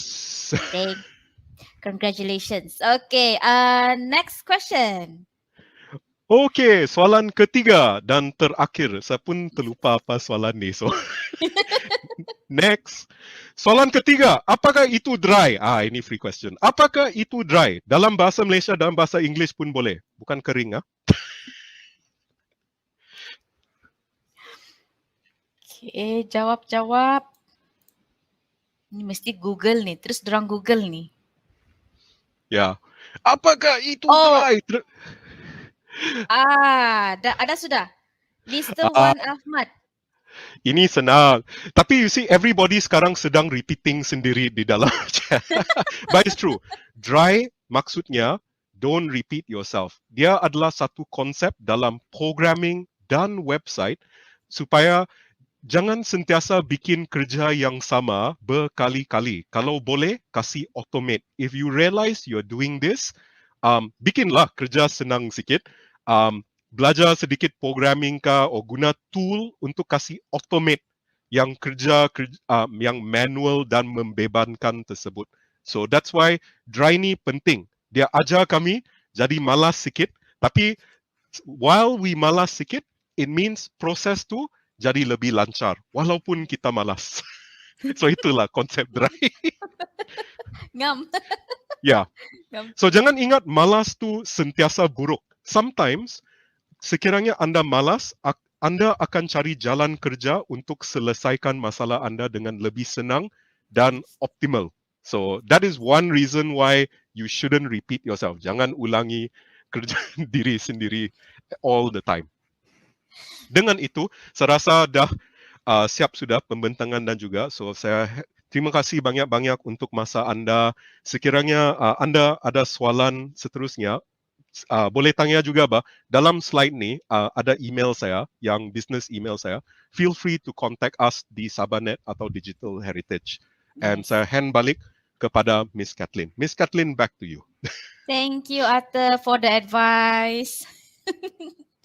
Okey, sangat bermanfaat sharing Mr. Atta tadi. Saya pun dapat banyak idea dan informasi yang baru-baru. Saya pun tidak tahu apa tu Dry, saya pun tidak tahu apa tu blockchain. Sekarang ni baru tahulah. Okey, sekarang ni kita, sebelum tu, semua pemenang-pemenang tadi, pop quiz tadi, jangan lupa email kamu punya nama di Facebook atau di YouTube, sebab kadang-kadang kamu guna nama yang orang bilang cute-cute bah, jadi saya tidak kenal. Nama di Facebook, di YouTube, full name, kamu punya alamat dan juga kamu punya handphone number di kathleen@sabah-net.com. Jangan lupa, nanti tidak terklaim hadiah kamu rugi. Nanti saya yang guna. Nah, okay. So, lepas ni apa sudah kita punya aktiviti tu Macam saya lupa-lupa sudah Ada yang tahu kah? Ada yang ingat? Cuba komen dulu. Cuba kasih ingat. Macam saya lupa sudah. Kita terus kepada topik kedua kah tu? Ada yang boleh kasih remind apa selepas ni? Apa sudah tu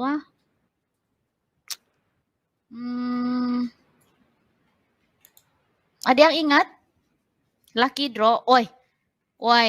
Betulkah tidak nih? Coba saya tanya dulu. Betulkah lucky draw? Oh, betul Rang Wi. Kamu punya memori paling hebat. Okey. Kita kasih mula lucky draw kita. Jadi macam biasa mungkin ada yang baru ikut kita ni hari kedua sebab mungkin kemarin dia busy kan. Begitu jadi saya kasih ulang baliklah dia punya instruction. Begini cara memenang esei.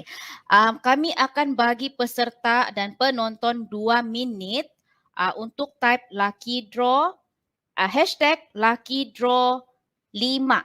Hashtag lucky draw 5. Tapi jangan dulu type, jangan dulu kamu gatal tangan pergi type. Kita kasih keluar dulu itu display timer baru boleh start typing. Mula dulu mengira itu timer baru boleh type. Jangan mau main buyuk. Nanti tidak kena berkat Tuhan orang bilang.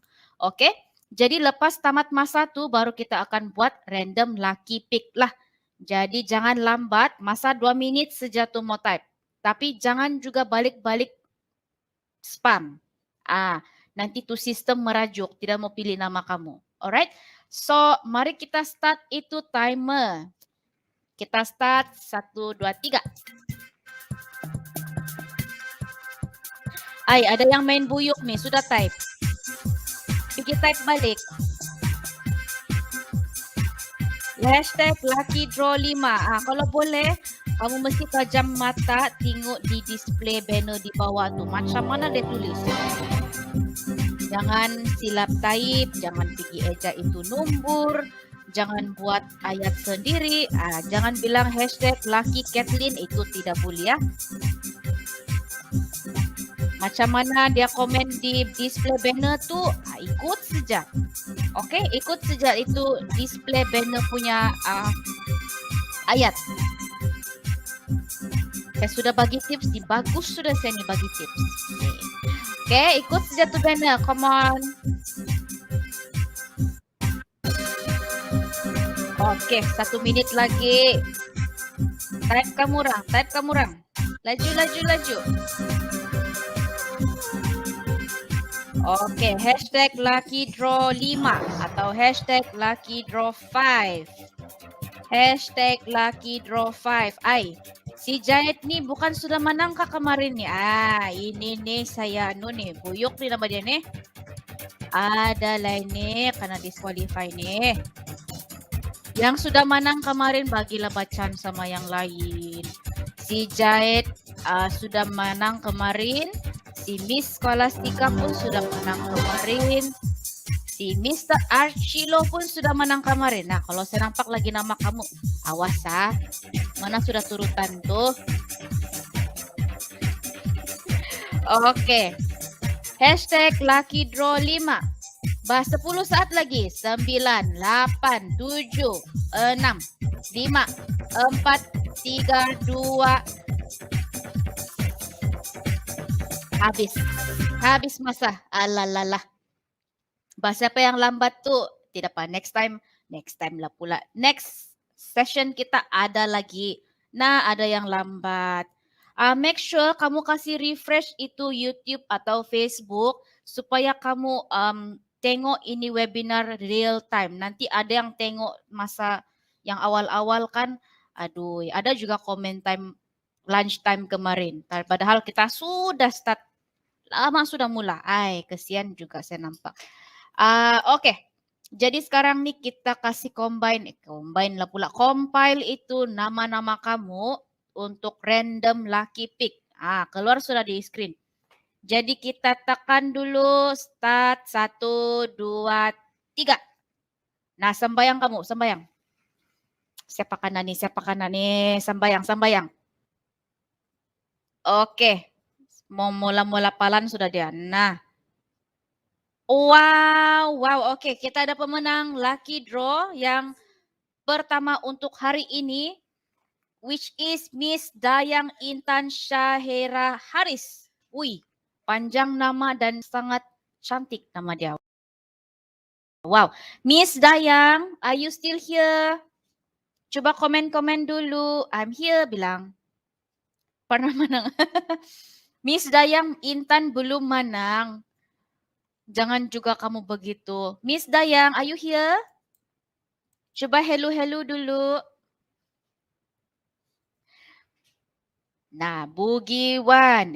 Belum lagi start. Miss Dayang? Sini. Oh. Saya boleh imagine dia angkat tangan kalau kita di Dewan Open Space, dia angkat tangan. Oh, sini. Begitu. Oke.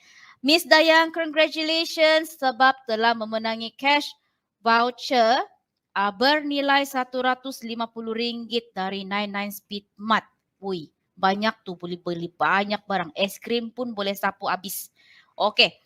So, sekarang nih kita apa sudah tuh? Oh, yang ini saya tidak lupa lah sebab ada siok sikit.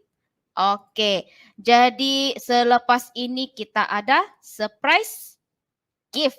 Nah, oke. Jadi kan tadi saya nampak banyak juga yang komen, tapi macam kurang sikit lah dari yang kemarin. Mungkin dorang belum bangun. Coba kasih bangun dulu kawan-kawan kamu, kawan rekan sekerja kamu. Bangun bilang, kamu tidak mau menang hadiah kah? Bilang, oke. Jadi tadi dalam screen kita semasa Mr. Arthur sedang buat sharing, ada tuh display banner di bawah yang bertulis, apa dia tulis? If you see me, apa dia ini? If you see me comment, I am 100% focus. Betulkah tidak itu lain cerita lah kan. Yang penting kamu terus nampak, terus dia type. Wih, laju betul. Oke, jadi kita tengok dulu siapa yang first jadi komentar masa tu. Alright. Oke, jadi winner untuk surprise gift kita is Mr. D. Lozan. Mr. Banikan atau Miss? Coba kasih tahu dulu Mr. or Miss D. Lozan. Apa ini? Mr. atau Miss? atau apa? Nah, kena bugi lah nih kalau begini. Mister, oh, oh ada masih. Oke, Mister Di Lozan, Tania kerana telah memenangi cash voucher Pizza Hut bernilai RM30. Jadi ada sudah kawan kan mau pergi makan di Pizza Hut? Cari-cari kawan lah, kan? Kalau tiada kawan, saya rasa kami di sini pun macam free juga nih. Tidak labah. Sudahlah busy kan? Kasihan juga kami ini tidak dapat keluar. Oke, sekarang nih kita teruskan dengan topik kita yang kedua. Kan, topik kita yang kedua untuk hari ini. Dan topik tersebut adalah pasal open data ataupun dashboard. Jadi speaker kita ni kena import. Tak apa. Speaker kita ni adalah dari KL atau Semenanjung lah. Semua orang bilang kalau KL ni bukan sebenarnya dari KL, dari Semenanjung sebenarnya. So, speaker kita is Mr. Tan Yi Xiang. Mr. Tan Yi Xiang. So, saya share sikit pasal beliau. Beliau adalah seorang full stack software developer building software semenjak Y2K. Sekarang ini beliau bekerja sebagai tech lead dalam Magic ataupun Malaysian Global Innovation and Creativity Center. Jadi Magic tu bukan Magic yang tiba-tiba keluar burung merpati tu . Okay, so di Magic beliau bertanggungjawab untuk memimpin team building software untuk national level programs dan untuk memacu agensi kerajaan menjadi lebih data-driven organization. Di samping itu mentransformasikan juga negara kita ni untuk ke arah entrepreneurial nation. Begitu. Jadi beliau juga adalah salah satu startup community player yang contribute sebagai mentor, judge, advisor dan juga educator. So, without further ado, I will pass this floor to Mr. Tan. Okay, terima kasih Catherine.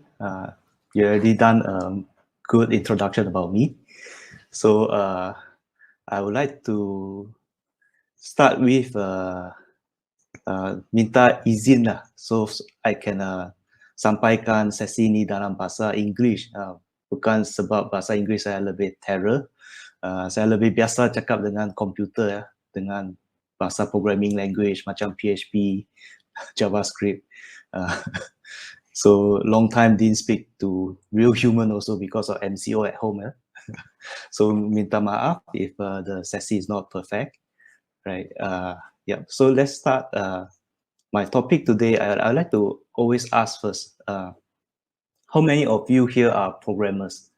If you're programmers, can you type in the chat hashtag hello world, so I can count like how many percentage of my participants actually know how to code. Yeah, just for my own personal curiosity here. Okay. Okay, so while I'm setting out my screen.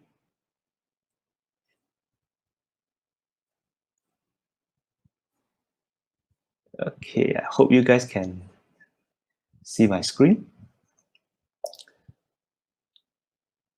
Yep. So yeah, this is pretty much about me. Quite a boring portfolio I have here. But basically, I'm a programmer. I'm a software developer. I'm also a tech lead, and I very much involved in the startup ecosystem as a mentor, judge, and advisor. I was a guest lecturer at one of the design college in KL. So that I actually teach a designer how to code there. So it's a very interesting experience. And you can add me on my Facebook. So it's mainly to show you my Facebook link. You can add me there.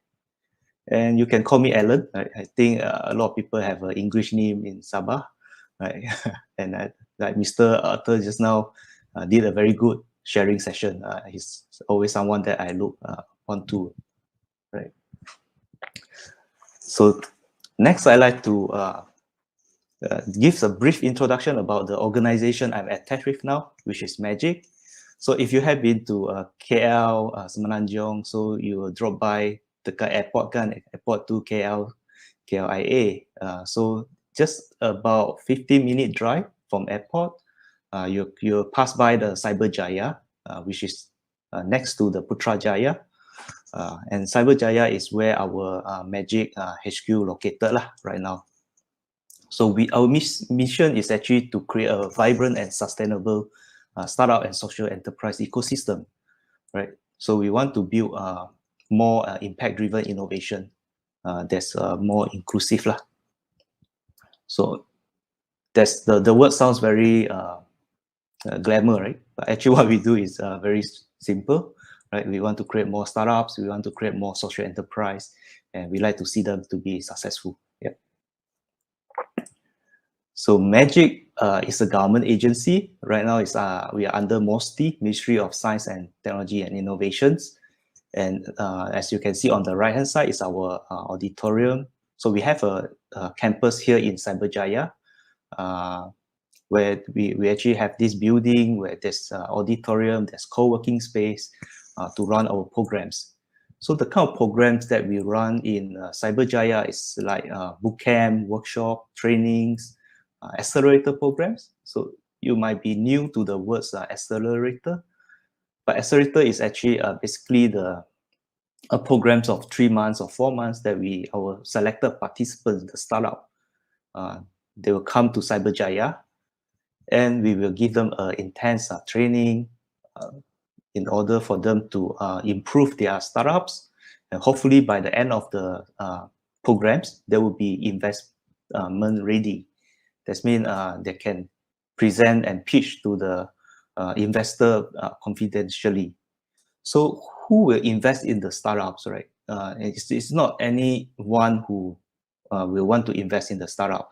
If you buy, you ada beli saham, you got invest in the mutual fund, right? Those are considered more risky one actually if you compare with your taruh money dalam bank sebagai fixed deposit kan. But startup investing in startup is even more risky than beli saham, right? So people say that if you invest in 10 startups, so probably there'll be 0 or 1 that will success only, right? So the chances of you losing money is very high. So not everyone can do that, and only people who really understand how it works and have a lot of money to spare, like the venture capital, they will want to be part of this. So as you can see on the left-hand side, the top one is our accelerator programs space, where all the training will be happen in this space. And the bottom, the middle one is actually our branch at Kuching. So we actually have a branch in Kuching, Sarawak, and we use it as a co-working space and also event space to help the local ecosystem. And at the bottom is our co-working space at the Cyberjaya HQ. Right. So I think this gives you a quite brief pictures about what Magic is lah. Okay, but next I'd like to switch to my topic today, which is a data-driven organization, open data and dashboard. Right. So all these words sounds very buzzword, right? In computer, we like to create all these buzzword in this industry. Like you heard about cloud computing, right? And if you first heard about it, like me, you would think that cloud computing is the computer on the sky, right? But actually, it's not. Right? Cloud computing is actually we are just using a server like the Amazon server or Google server that's remotely located. Yeah, and same as well, right? Data-driven organizations sound very buzzword. It's actually not something new, right? What it means is actually just like how to effectively use data in your daily decision-making process, right? And across all level of inside your organization. If you are born around 80s, then there will be a term probably you're already familiar. It's called quantitative management. right? So that's the terms they used in the past, and now they like to switch the term to something more modern and more sexy lah, which is data-driven organization. So decision making is not something new, right? I mean, without knowing the terms, we are doing it day to day also. From selecting a vendor, picking a software to use, even to use Drupal or to use WordPress. These are all decision making. But when we say data-driven organization, that means we don't want just make this decision just suka hati make lah, without any solid data as the backup, as a fact behind our decision. Right? So we want to make a logical and decision that's backed up by the data. Okay. So when people always talk about data is the new oil. So what is data actually, right?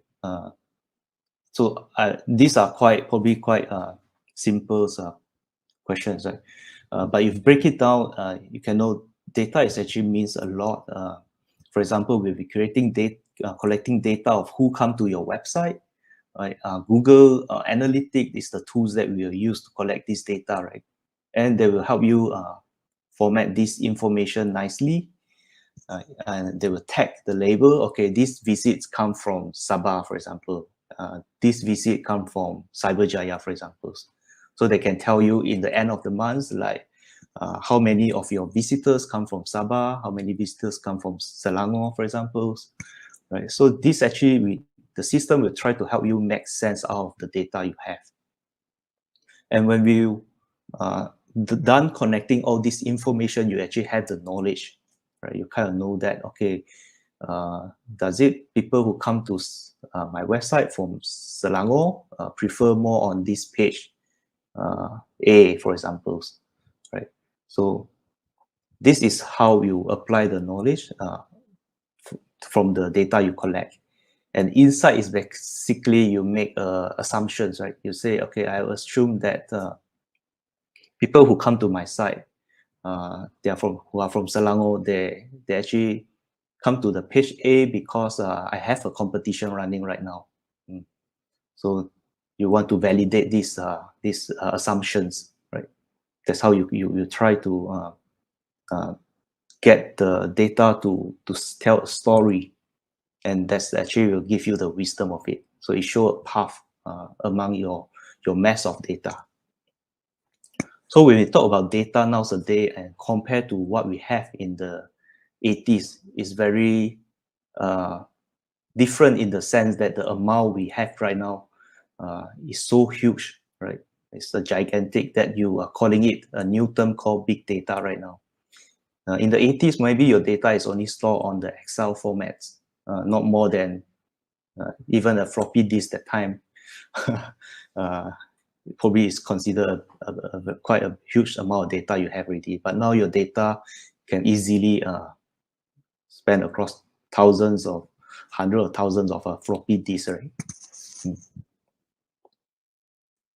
Hence, you need a new way to make use out of this data. You can't do it manually anymore, right? We start with folder and files, papers, everything, and then you use the software on the shelf like Excel, for example. And now there's a more innovative software you have like Airtables, or you can use tools like Google Spreadsheet or Google Data Studio to make the query the data you have. But there's also a better ultimate way you want to have, which is to build your own software, right? But software building is not easy, as you can see from this graph. Like software building, as you can see from what your client described to you, right? They will want something glamour like this, and they want it free, right? But when you build it, from the process you only found, okay, what budget they have is only just they can afford for a string like this. And your insurance agent will think, okay, it actually looks like this, right? And what your customer really want, actually is just this, right? So that's why a lot of software project actually fail, right? Because we do not really understand what our client wants or what our users want, right? And we just build it based on assumption. So this is one of the challenge when you are trying to build a data-driven organization as well, right? So that I just bring this up so you can keep a mind on this. And as a government agency, I believe today most of you come from state governments, agencies, and ministry as well. So fail fast it's not an option for governments, right? Because I think if we make a decision and we change it next round very quickly, we will kena hantam by netizen that this is a U-turn and things like that, right? But however, in the startup world, fail fast is something that they want to do frequently because you don't want to spend all your money, then only found out this innovation or this idea doesn't work. And you want to start over again, but you already spend probably billions on that. So in startup, they want to do it quick, they want to do it fast, they want to do it lean, and they want to keep pivoting if it's failed, right? Instead of like telling themselves, oh, I'm not failed yet, I need to keep on doing this thing that's eventually bring them to nowhere. So government, we cannot afford this. There's fear, there's uncertainty, and most importantly, I think we need to do our risk mitigation properly. So there's a link in this slide I can share on this. So I will share the link about this slide. You can get at the speaker note. Here's the link later on, and you can read about this presentation slide. So this one is shared by the US agency, where they also try to create a kind of a innovation arms inside the governments of US, and that's the experience they share, right? Okay, now back to my presentations. Yeah. So why governments are afraid of failing? That one we already know that, but why we want to learn from the startup so that governments can also adapt quickly to the changes out there, because the world today is very different already compared to 10 years ago or 20 years ago, right? People used to say that if you live on the internet, you actually live it faster than the people who are not on the internet. So it's like 4 years faster. Everything happen on the internet is like 4 times faster than what we have. And you can imagine the generation gaps we have between our fathers, our parents' generations, and our kids' generations, right? Our fathers actually they will absorb informations from televisions, which is information that given to them, programmed to them.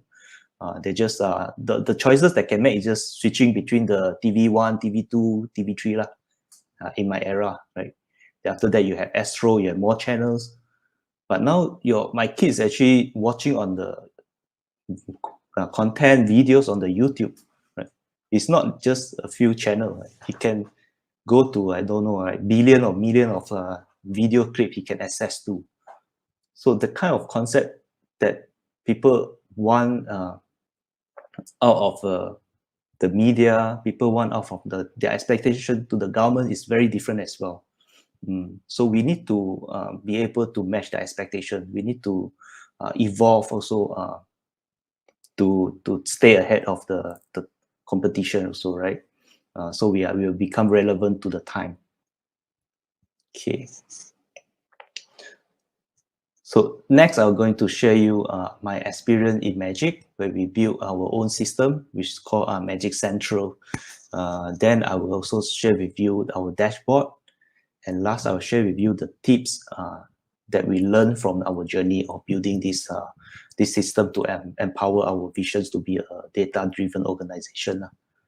So Magic always want to be a data-driven organization from day one. Right? For that, because we know we want to solve some of the problems here in the ecosystem. Startup, is very dynamic. They are not like your standard company where they register with the SSM, they update their account or annual report to SSM every year. So the government actually have the information about those established company, but we don't have this information on the startups. So we try to solve this problem using centrals and the data-driven approach. We built this software after we shop around. We have actually screened through a few possible potential choices of on-the-shelf products, but eventually we decided to build it in-house. So I would like to share with you why we make the decisions. Okay, so Magic use a lot of use a lot of Google's Drive. Yeah, I think a lot of governments, agency, we all use ministry, we all use Microsoft products. There's your Excel files is in your computer, right? And when your boss needed, then you rename it like Excel file version 1. So after some changes, after the meeting, you change it to Excel files number 2, for example, version 2, right? So that's actually how most of the government's agency is still operating. But Magic, we already use Google's data and Google's Drive. All our files is actually stored on the cloud. And to share the information, we just have to give you the link, right, and give you the permission by your emails. But that also create a problem for us, where it's information silo. Right? Information silo, for example, when people have left the organizations, their files remain on the cloud. And if it's not indexed properly, the next guy who take over his job will have no clue on where to find these informations. And there's so many information there in the everyone drive, right? There's about 100 of us in these organizations, and we want to solve these issues. So information silo also is not unique to Magic. It's happened not just to government, but also in private corporate, right? And if you get to solve this, you actually get the benefit of where you can exchange this information seamlessly, right? And when all this information is integrated, you can actually do a lot of interesting out that I'm going to share it later on as well. The next one we have challenge is on the management challenge lah. So I believe this one you guys also experience a lot. Like you have, all of us have a KPI to meet, right? But on our KPI, there's only numbers that we report. For example, to Magic, is all our parliament sometimes will ask how many startup you created, how many startup is in Sabah, for example. Right? So to give these numbers, we need to dig out. In the past, we need to dig out all these Excel files in different people drive, or we need to manually ask this guy, maybe we ask like, okay, John, how many stars we have in Sabah? Then later on, the next question will be probably in Johor. Then we need to ask the guy again, right? So, and if he give us numbers, sometimes the parliament will want more. Right? Okay, who are these startups, for example, sorry, and we need to go back to John again and ask him for the list, right? So we want to automate all these things to make it more efficient, and we want it not just a numbers we display in our KPI dashboard. We want it to be able to click into the numbers and we can see the list behind. So what are the supporting data for these numbers? Okay, the next problem we try to solve is bad user experience. And we actually learned it the hard way. Right? In the past, we outsourced a lot of our project to different vendors. So we have a program A, for example, this is a workshop, for example, and workshop need a system. Then we will build a system for the workshop. There's a login system there.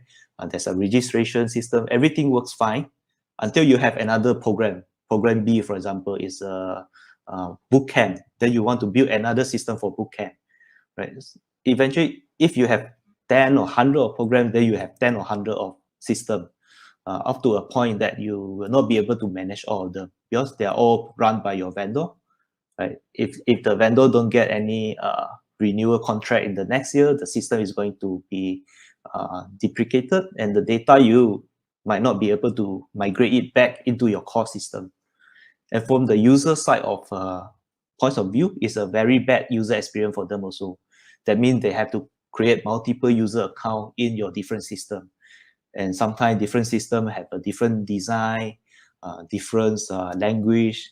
So you want to, for your user, is like for every programs that they join, it's like they have to register again, and they need to get used to your system again. So we don't want that happen. We want to have a uniform kind of user experience for them. Okay, the next point is actually the integration nightmare. So this is related to the point 3 of problems. System built by different vendor, they follow their own different data standard.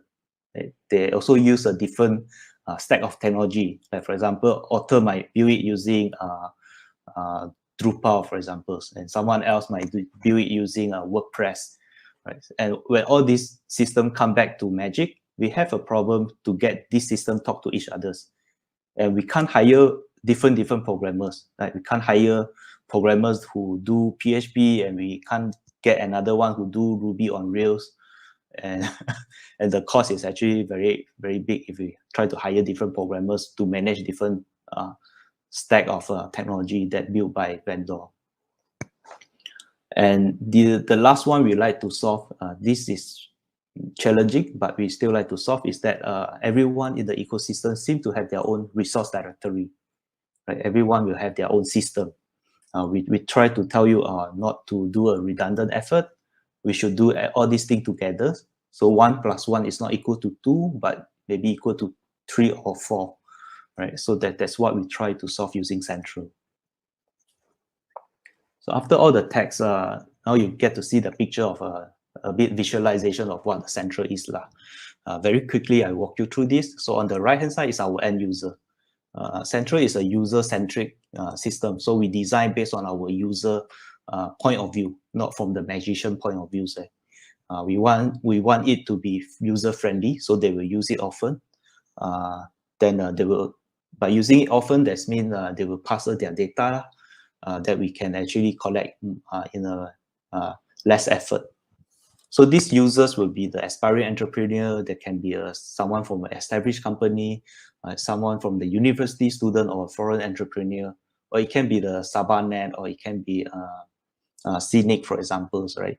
So or other government agencies. So they can all use this central system through the services that we expose to them. So you can think of services as a plugin or as a module inside this system. Like for example, right now we have this list of services, idea bank, where they can post their idea, community, where they can actually search for who are the startup inside Magic, events and forms, where they can use it to register for our events, mentorship programs. This is services we partner with CNIC as well, and also social enterprise accreditations. So I'm going to show you the different screen of it later on. Don't worry, but I'm not going to show you all. Yeah, but these services will not just used for Magic purposes. We can actually also build services for ministry usage. For example, we have a sandbox programs that actually run by the MOSTI, but they are using our system as well. From the interface, you can't tell it's actually a central system, but in the backend, it's actually the central that empowered the programs sandbox. Then behind the services, we have the backend, where this backend is actually used by the magicians or admin who have access right to the data or information we collected. So from there, they can do the operation, like to approve an application or not, to check who attended the events and things like that. So the green box actually shows the scope of the software. And outside that, we have our corporate KPI. So this corporate KPI will connect directly to the central database. So you can see that we already have a single source of truth when we have the central system here, right? Single source of truth, SSOT, means that all your data is in one place. You won't have like just now the problem, you will have an Excel version 1, Excel 2, 3, 4, right? You don't know which one is the right one. You might think the higher number might be the right one, but after you pass to your colleague, he might change to another number without your knowledge. So you guys will lost track, okay, where to get the latest true data, because everyone seems to have their own copy. So single source of truth is basically just try to solve this problem. And our corporate KPI, we don't just draw it out. It's actually it's programmed. We program the dashboard to consume the data directly from the backend. And of course, our stakeholder, like our CEO, our VPs, they all will use this corporate KPI as a reference. Right. So this our system of Central in the front end. When you log into it, you access the member control panel first. From here, you can check what's your company profile with us, what's your personal portfolio. You can update all this information from time to time, right? And we build this system in a modularized method where you can just plug in a new module and you will show up in the interface also. So this is something quite common in the open source software. But I think that's what Malaysia's government is lack of. We always procure project by programs budget, for example, right? And we actually did quite some waste there actually. In the case, we keep rebuilding the same functions over and over again in different systems. Like I said just now, you have login in all the system just to store user details, but you keep doing that in different systems. That means you are not optimize your costing. So in central case of the user just have to log in once and they can access all the different programs functions through the services. And because we are tracking startup, so startup is one of the concern we have, right? Like at what stages they are right now, how they are doing. Because the startup, sometimes they can be quite busy, right? They don't update us until we ask them, right? So the system will allow them to log in anytime they want, and they can update their detail to us through the same system. And we're tracking data like, okay, are they still in the same industry, what they claims, where they are they still in Sabah, for example, or they have moved to Semenanjung already? Who are the entrepreneurs, who are the founders? Have they changed their teams, members? Funding, revenue status, are they still dead or alive?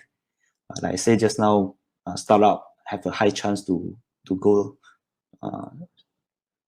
bankrupt or they shut down. So that's as a government, we want to know, okay, we have put in this amount of money. Did this amount of money actually achieve our goal, which to create 100 startups, for example, right? Yeah. So there's actually a lot of things that we are tracking here, but this is the backend. As I mean, that's how you can see the startup information in one view. And we can also apply the same to the founder, the individual, right? So we can see their profiles, we can see their journey here. We can know what programs they have joined in the past, and we can know are they stuck or not. Like if you look at this reporting, probably we found that they keep joining the early stage programs. That means they're already stuck there. They may not be able to proceed to the next level. So we can design some program to help them once we have this data after analyzing that. Okay, that's also another core function we have is the event. So event is an intervention basically. So we support some of the system out there like Eventbrite. We integrate with their system. So whoever who want to join Magic Event have to go through the Eventbrite to register the program there. And all the information will automatically pass back to our central. And the system will handle the post-event survey. We'll send them survey automatically through email, ask them, oh, are you happy with the events? How many points we'll give to the events, for example, right? And we can also sync our partners' events. For example, if MDEC have run the events and they are our partners, right? We can get the same information from them automatically through the API we build without asking them manually every time. Yeah. So in that sense, we can achieve a shared data within the ecosystem. So this the diagram that kind of explain the flow of when someone join our events. They actually go to our website, they view the events, then they go to the central, and central will actually redirect them to Eventbrite for the payment if it's a paid event. If it's a free one, they just have to register. So on the event day itself, they will come. That's the good old day where we can just attend the event physically lah. So our program owner will take their attendance, and this data will be synced to the central, right? And after that, we send the survey, and this straight away, when data is captured in central, it's already directly reflect in our dashboard. So we can say Magic have organized 10 events in last month, and we have about 100 participants from all these events. And if you click inside the numbers, you can see who actually attended what events. So that's the kind of things that we have achieved in Magic lah. Talent bank. So this is just another features we have. I think you can read through it yourself. Not going to cover it much. It's just a LinkedIn like kind of features we have to allow our talent that we train in workshop or training program to list their profile here, so they can find a job where we can match them with the startups after that. And resource directory, this to answer the question we always get, like people come to us, where can I get funding? Where can I find these programs that help me grow my startups? Yeah. So this is a crowdsourced database, and anyone can submit this information. Of course, you require the admin approvals, and after approved, it will be listed here for everyone to share. Yeah. And network is actually the, like I took this one from the Sabah ecosystem, so we know that which of the Sabah startup have joined our Magic programs, right? When Vivi asked me, for example, how many startups Sabah have right now, then I can just point her to this website. So this is a public one. You can access from this URL, and here you can look at all the startups, ecosystem builder, social enterprise that Magic have trained, and they register their HQ in startup with us lah, in Sabah with us, right? And you click into that, it will bring you to the detailed information. So these are the public information we can disclose. Of course, the one in the back end, we know more about them, but we cannot disclose all of them. Right? For here, for example, now we know, okay, this startup, Bio Harvest, has joined Satya programs in 2020, and it's also a social enterprise that registered with Magic. So we can know, okay, what industry they are in, which is agriculture, and who are the founders. Right. So in this case, we are sharing our data with the public, not fully, but in a controlled and limited way. Yeah. Okay, so I think we also learned that open data doesn't mean you want to open everything you have, right? It's not realistic to think like that. As a government, there's always some of the data we cannot share back with the public. Like for example, the pandemic is a very good example, right? MOH can share you the statistic data, like how many people have vaccinated, but they can't tell you individually who vaccinated, right? Because those related to user data privacy already, which is another big topic here. So next, I'd like to show you our dashboard. So this is a central dashboard. As I say, it's connect live with the SSOT. It provides overview of the entire system, right? And it gives you an overview of how many users is using it, and how many company we have captured, for example, and things like that. So everything, all this number you can see in the overview through this dashboard. Okay. So next, this is the next screen inside our dashboard, which is we can actually know that our member interest is in which industry. So as you can see from this diagram, the tables, most interested in the education industry, then next will be ICT, and the third one will be the e-commerce. Yeah, so medical, agriculture, food, F&B is in the top 10 also, as expected, right? So how we get this data? We don't ask them manually. As I say, we build the function into the central. So when they sign up as our members in the central system, we directly have pop up this thing to them. We ask them to fill out this form so they can key in their interested industry lah. So from here, we collect data and analyze.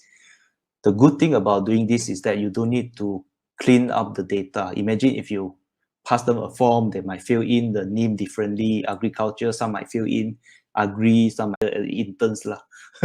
So that's what we have been doing also in the past. And the more modern way, more Changi method is actually to use AI to help you clean up the data. Yeah. So this is our corporate KPI, as you can see. Just to give you a sense of it, so you can actually click into the items, the numbers. For example, 585 million value creation is what we want to achieve, right, from our alumni. After you click inside, then you can see all the atomic data that support these numbers. So when people ask you further questions about the numbers, you can answer it easily from this dashboard. Right. Okay, next will be the public dashboard. So we want to educate the public, right? So these are all done before the pandemic. I think pandemic actually helped us accelerate this a lot. Now with MOH COVID, everything the public want to refer about the pandemic situation, they can just go to that COVID Now website. So we want to have something similar as well for the public when it comes to entrepreneurship. So they can refer to this dashboard, which we display in our lobby on the TV side. It's keep on refresh every minutes, for examples.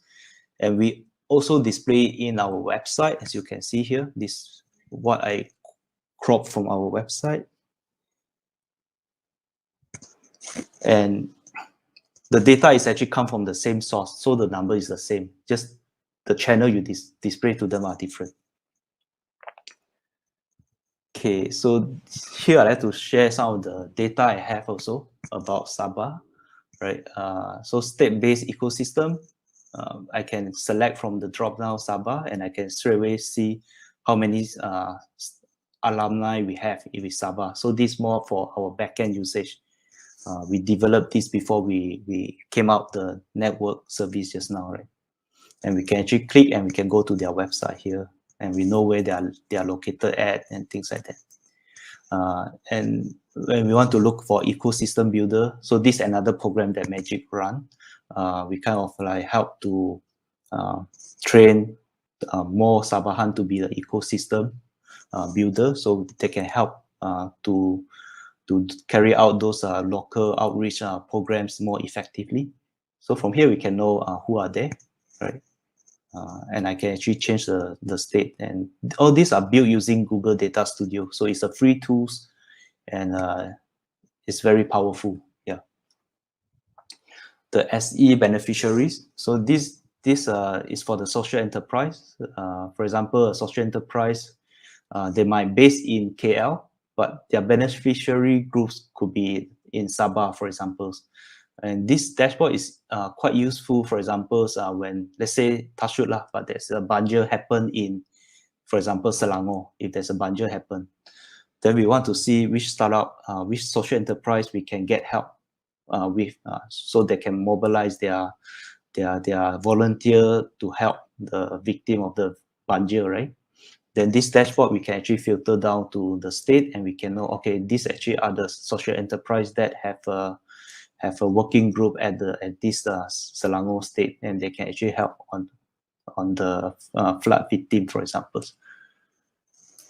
Okay, data crossover. Once you have data, not just from Magic, but let's say you combine with SciTech, for example. This, I think they changed their name already, but this is basically the Selangor state government's agency to look at the entrepreneurships.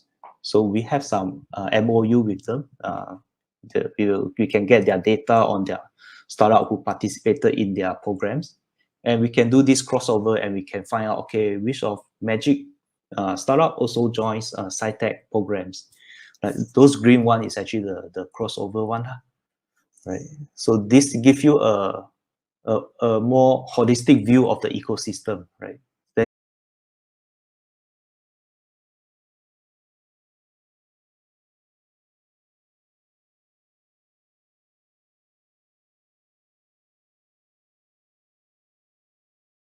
on the startup names lah, ya.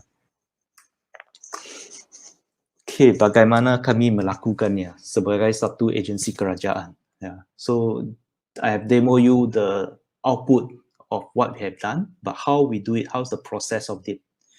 Okay, so that's basically, I think, I don't want, there's many points actually, but I try to summarize them down to 3 only lah. Okay, so these are the 3 points here. Okay, first, you want to ensure the data quality through SOP and workflow. What I mean, this is basically, you need the buy-in from the top and management to enforce the single source of truth. So in Magic, our CEO actually said to all the teams that any data you send to me through the Excel is not counted. I will only refer to the dashboard, the corporate KPI dashboard, as the final result. So by doing that, they endorse the system, and we can enforce this process. So all data have to collect through the funnel that we design with the software. That means they cannot tamper with the data easily lah. So when we start a program that time, we will also ask the program owners, what's your measurable output and outcome? It has to be the numbers, right? Then only we can measure. So when they are planning the budget at that time, they also envision what kind of dashboard they're going to create. Then when they're running the program at that time, they will know that is the program, the outcome matching their expectation or not, just by referring to the dashboard we design. So gov.uk is a site that I like to introduce you, right? I think I'm over time a bit already. Let me try to do it faster. So the main thing I like about their website is that it's very user-centric. It's not like our website that we still have a lot of room for improvement. For them, they are user-centric, where as a user to this website, you only need to know, okay, I want to look for money and tax issues, so I just click this link. And inside, he can straight away find all the services offered by the governments related to the money and tax. But in Malaysia, you still need another layer there. You need to know which ministry or which jabatan to go to. Right? You need to know LHDN is actually the tax bodies that you need to refer to. Then you go to their website. Then you need to go through the different pages to find the services. Yeah, so it's not hard, I think, to come up with this technically, but the challenging is always to get different parties to sit together and agree on having this one-stop portal. So we heard of a lot of time about one-stop portal, but basically everyone means that I want my own one-stop portal. But I think it's the time for all of us to sit down and say, okay, let's have a one-stop portal for all of us, not differently. And the users will be the one who will be benefiting from this eventually, right? Okay, secondly is the centralized system. As you can see, central by the name itself is a centralized system already. So we provide the backend and front end facing services, and we can only do this by having an internal tech team. So in Magic, and the team that I'm leading have 12 developers. There's basically 3 different units under us, which is design, engineering, and data. So we built the entire system in-house, right? There's many, of course, there's many pros and cons of having a tech team internally that I think I can slightly go through with you also. So as an internal tech team, we try to take back the control where different system is built by different vendor in the past. So in the past, the program owner can just appoint a vendor to build a system for them. And because there's no single bodies to govern all this, right? So eventually the system that come back to us are built in different technology stack. As you can see, we have a Magic Activate that was built on Python and Django. There's a StyleDB Asia that's built on Laravel, and our website is on the WordPress, for example. So if we have different system like that in different technology stack by different vendor, then we have problem when we want to get all this data in one places. But don't get us wrong, it doesn't mean that we will take away the job from our vendor 100%, right? Like for example, our mentorship program, we still partner with this vendor called Future Lab. So what we do is we build the interface, front-end interface on Central. So we give the users a single login and the same look and feel when they want to book a mentor.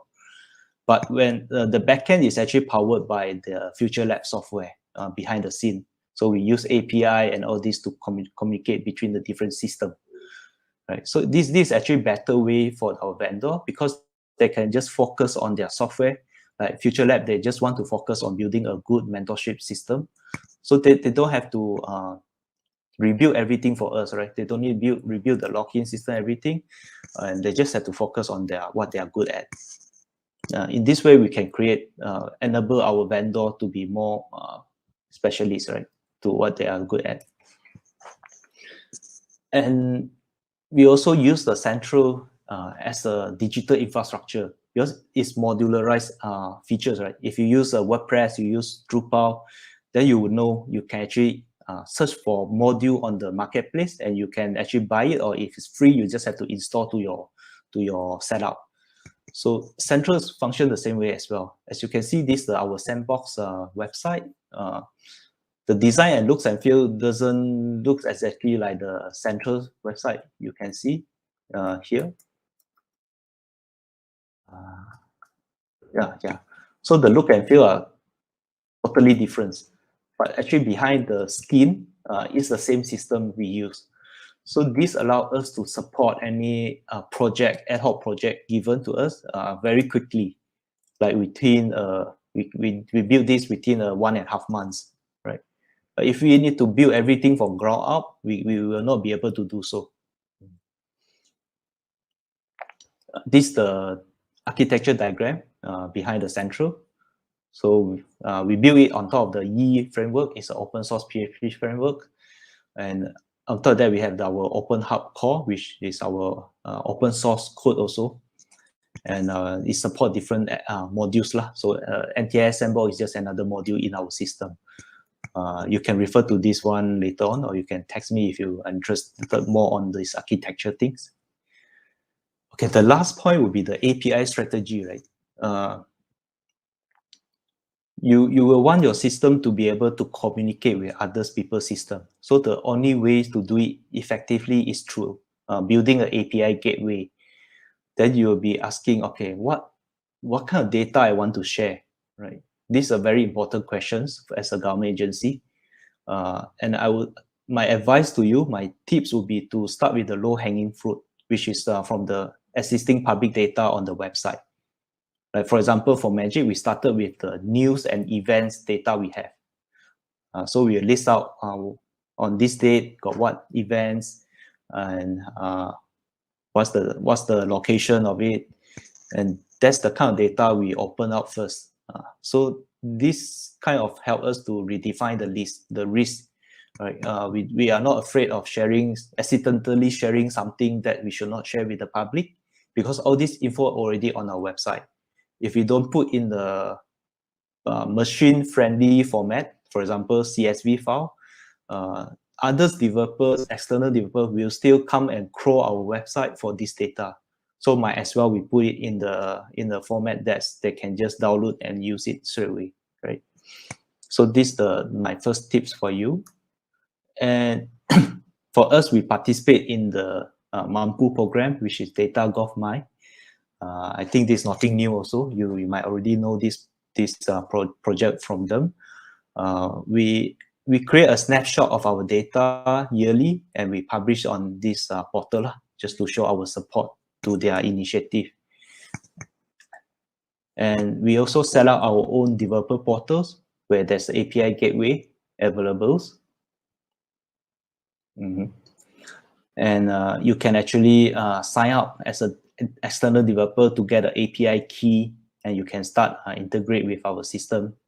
But not every functions that we open to external developers lah. So of course. And then it's about sponsors and organized hackathon, right? So when you have all this data you open up, you want to encourage innovation. You want people to make use of your data. By organizing hackathon or sponsor a hackathon, you can actually get the students, you can get the people who are enthusiastic, their hobby is to help to use your data and build different of applications. So one of that effective way is when you come to APIs, you open data is to show but don't tell. Like I think I'm telling you here about 50% and 50% more is about showing you what you have done. So that actually will inspire people, right? So show what's the outcome of it.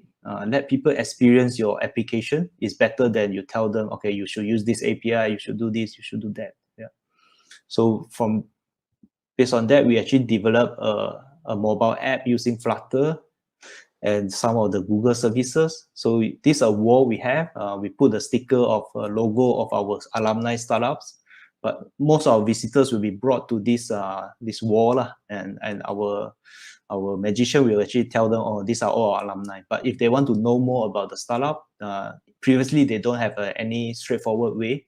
But now using their own phone, they can just install this app that we developed, and they just have to hover over to the logo, scan it, and they can straight away get this information about the startup.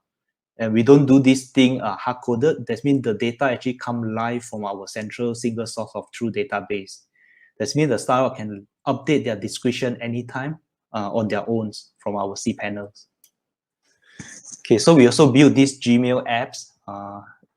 So in our Gmail, our magicians, this for our internal usage, they can install this app. And after they install, they can actually search for all the alumni we have easily lah. So they can type car, for example, then all the car related stuff will show up. And they can actually then include this in the email contents, right? And send it to people. So this is just another examples of how we make use of our API and data. And last will be the Open Hub lah. So this one you can check out the website. It's an open source initiative. We have built a lot in Central, and we like our source code to be able to help other agencies like us lah. So through these programs, you can actually contribute to the same source code we use for Central, and we already have the partners that you see on the right hand side lah. These are all our collaborating partners. Okay.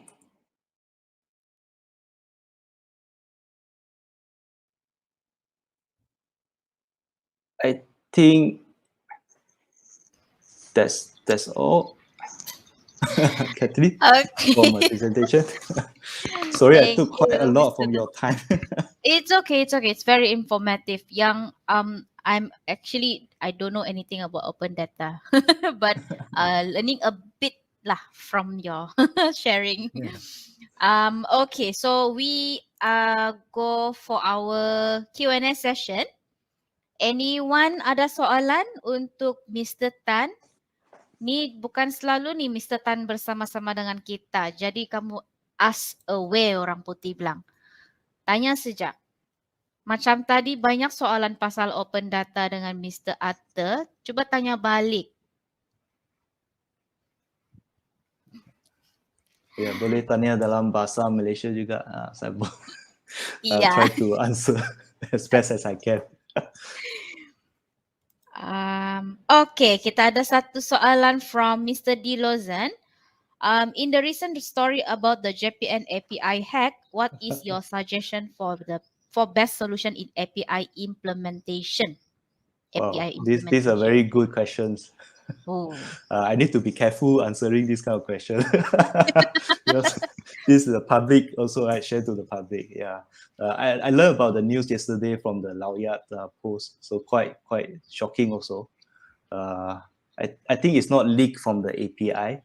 Probably actually there's many way a data can leak. I'm not specifically saying about JPM because I don't know what happened inside there also. I'm like you, also shocked by the news. But there's many ways data can leak, even like Google's all this time. Some of the source code can leak out, some of the data can leak out. It could be from interns, right? It could be a very unhappy interns. For example, you don't pay your interns enough, and the time they leave, they just copy the data out.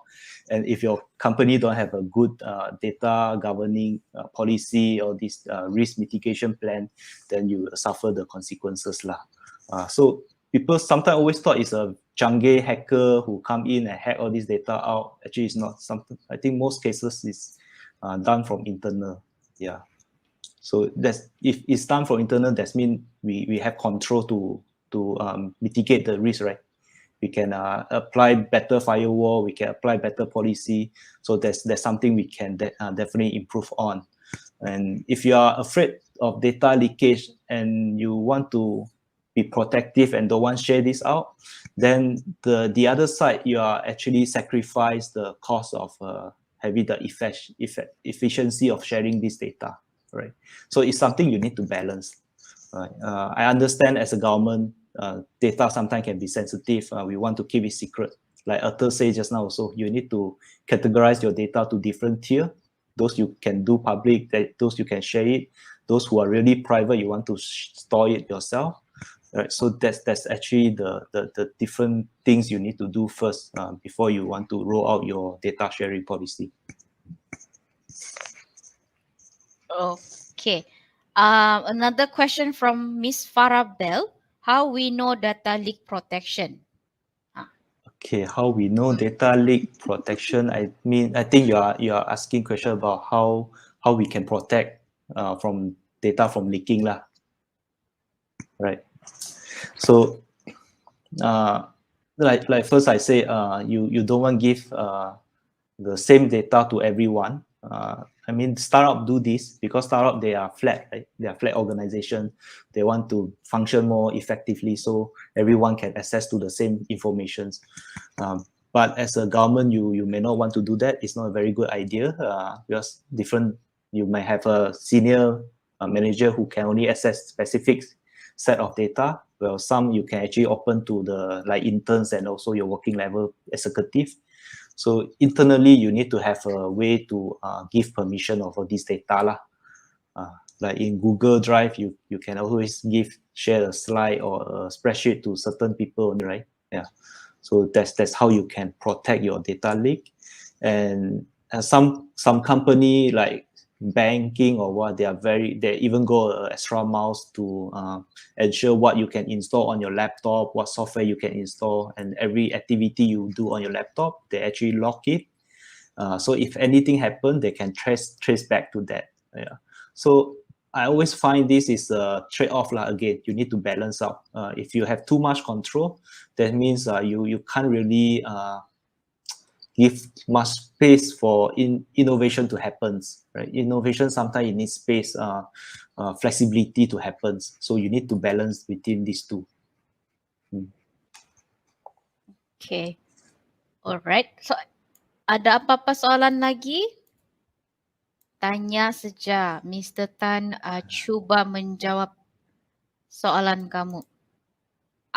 Okay. Dari Miss Farah Bell, should I change my password if it was in data leak? Yes, you definitely want to change your password. Like for me, I also like to use the same password on different websites. It's actually quite dangerous, right? Some of the website, yeah, sometimes you tak tahu bagaimana mereka store you punya data dalam database dia kan. Some actually encrypt the data on your password first, they only store. Some might not even encrypt and they just store as a plain text. That means whoever who access to the database can straight away see your password. And from the email, they can straight away go and guess. Let's say they can try it on the Yahoo Mail, they can go Maybank and things like that to try your login. So do not simply give away or sign up on any website you see. Only go to those sites that you can trust. Then try to use different password for different sites. I know this is very difficult. So when there's a leak happen, best you change all the password also. Okay, But for thank you for that. JPN case, you can't do much, right? Because you don't have a password with JPN also. Another question from Mr. D. Lawson. I was really amazed with the dashboard build. Do you mind sharing what type of framework or technologies you use to build the central dashboard? Wow. Okay, so maybe I can share about my dashboard live. Yeah. So this my dashboard. What you're seeing now is actually powered by Google Data Studio. So like I say, in Magic, we use a lot of product from Google's. And this one, I can actually edit it straight away here. Take a bit time to load. Yeah, so these are the data source I can add on. And I can change what data I want to display here also. Right. So I have this is a collection of my dashboard. I have different pages for them also, for different view.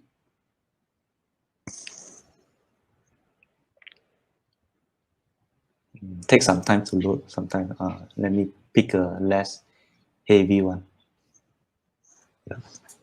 So how this Google Data Studio works is it actually need your database connectivity.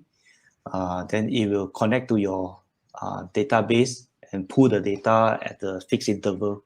Then from here, they give you an interface to customize this dashboard easily, right? Yeah. So there's many different diagram or chart you can include, and you can add different type of data source, not just from your database, like can be from your Google Analytics, your another Google spreadsheet, for example. Of course, it's mostly Google product here because it's their own Google ecosystem, right? But you can also use their partners build solution to connect to others data source. Yep. So Mr. Tan, this is online site, right? For the open data thing. I don't know how to say. Okay. So that means we have to rely heavily on internet connection, is it? Yes. So yeah, that's the fundamental thing you need, unfortunately. Yeah, because we don't install the dashboard. There's no software you need to install on your computer now. You just open out your browser, go to the Google Data Studio website, and you can start editing there already. Yeah. Okay. Okay. All right. So all right. Mr. Tan, now we move on to the pop quiz. Right. Yes. So I need to share my screen, right? Okay, yeah. Yeah. So don't give us soalan SPM lah, Mr. Tan. Hey, I give you soalan UPSR. Wow, okay, better. All right. So we show the first question. Yes. Slide. Ready kamu orang? Okay, so the first question, what is SSOT? So this is the short form, right? Nama singkat. Apa itu nama panjang dia? SSOT. I mentioned it in the presentation just now. If you got it, ya, then, ya, great. ada. Mesti fokus. Apa jawapan kamu orang? SSOT. Ini mesti type nih. Laju type. Okay. Ngam kah? Got few people answered already. We have the first commenter. The fastest one is Mr. Edwan. Mr. Edwan JPSM. Wow.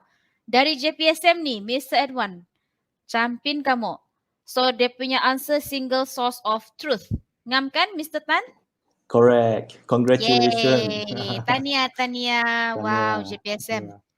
Wakil JPSM nih. Oh. Okay. The second question. Okay, the second one. How many different unit inside Magic internal tech team? This one you can give the numbers or you can spell out the different unit, will be better. Yeah. Okay. Nah, Google kalau screenshot apa ini si Andrew nih. Okay. Nah, berhabis dorang menggoogle. Google. Oh, this one you can't find it in Google, Nah, unfortunately. nasi. Oh, okay. We have the correct answer from Mr. Eddie. Eddie Levine. Ah, Mr. Eddie Levine. 3. Correct kan, Mr. yes, Tan? correct, Mr. Evie Levin. Congratulations. There's 3 Yes, different correct. unit. Yeah, so it's Yes. engineering, design, and data team unit inside tech team. Yeah.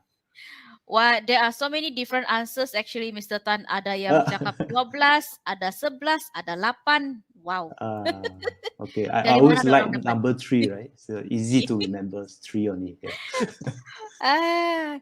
Mana kamu orang cara dapat informasi ni? Okay, the next question. Question 3. Question 3, the last question. Shit, sorry. I think I put the answer here.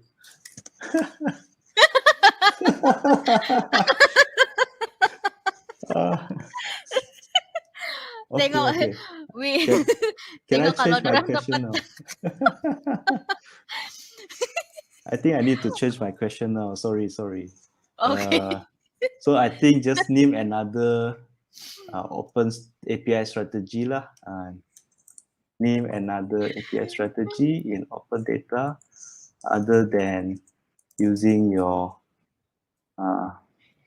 website public info. Okay, yeah, we rephrase it another way, but yeah. Okay. Kedapatan sudah. Alamak. Tidak anu sudah asik yang itu soalan tadi. Okay, new question. Name another API strategy in open data other than using your website public info. Yeah. So just now I disclosed the answer is actually you can use your website public detail, right? Then make it into a data to share. But there's also other strategy. Yeah. So just name one that's possible. Okay. Mr. Tan, I think you should be the one who choose the correct answer this time. Okay. Let me look at the screen. Okay. Change password. Redefine risk. Okay. Right. I think I will prefer the Farah answers, web API. Web Farah API. Bell, yes. Okay. So that Miss would be Farah. to Okay. open up a API gateway, right? So people can sign up and use your API. I see. Okay. So congratulations, Miss Farah. Congratulations, Miss Farah. Oh, before that, just to check, ada kan nih dia menang nih? Nanti Buyuk, dia pernah menang kan nih? We do a quick investigation first. Sure. Tiada. Okay, nice. So Miss Farah, you, congratulations. Okay. So yes, thank you so much, Mr. Tan, for your time and your sharing. It was very informative. Hopefully, we can see you again next time. Sure, Khalid. Really happy to contribute here. And I hope the session is fruitful to all of you. Right. See you. Bye. Bye. Thank you. Okay. Asal habis pop quiz terus saya lupa apa kita punya sesi yang seterusnya. Saya sengaja lupa kah? Memang saya lupa betul-betul kah apa ini? Okay, so pemenang quiz tadi jangan lupa kasih email kamu punya nama di YouTube kah, di Facebook, full name kamu, alamat dengan juga kamu punya phone number supaya senang kita berkontak-kontak. Okay? Alright. Jadi saya tanya dulu apa kita punya sesi selepas ni, apa ni lepas ni? Rehat kah terus? Rehat terus lah kan? Tea break dia bilang. Tea break dia bilang si Archilo. Tikam-tikam. Nah. Awal juga ada lucky draw 7 nih. Advance kamu, ini future. Terbaiklah kamu nih. Oke. Jadi main tikam-tikam dia bilang si Zai. Oke, jadi kita kasih fulfill dia punya permintaan. Kita teruskan dengan lucky draw session. Jadi macam biasa 2 minit saja guys untuk type apa nih kali? Hashtag lucky draw 6. Bukan 7. Itu terlebih awal sudah itu. Hashtag lucky draw 6 atau hashtag lucky draw 6. Jangan juga kamu type duluan, kita tunggu dulu itu timer start, nanti tidak aci orang bilang. Oke, 2 menit saja. Oke, kita start. 1, 2, 3. Alright.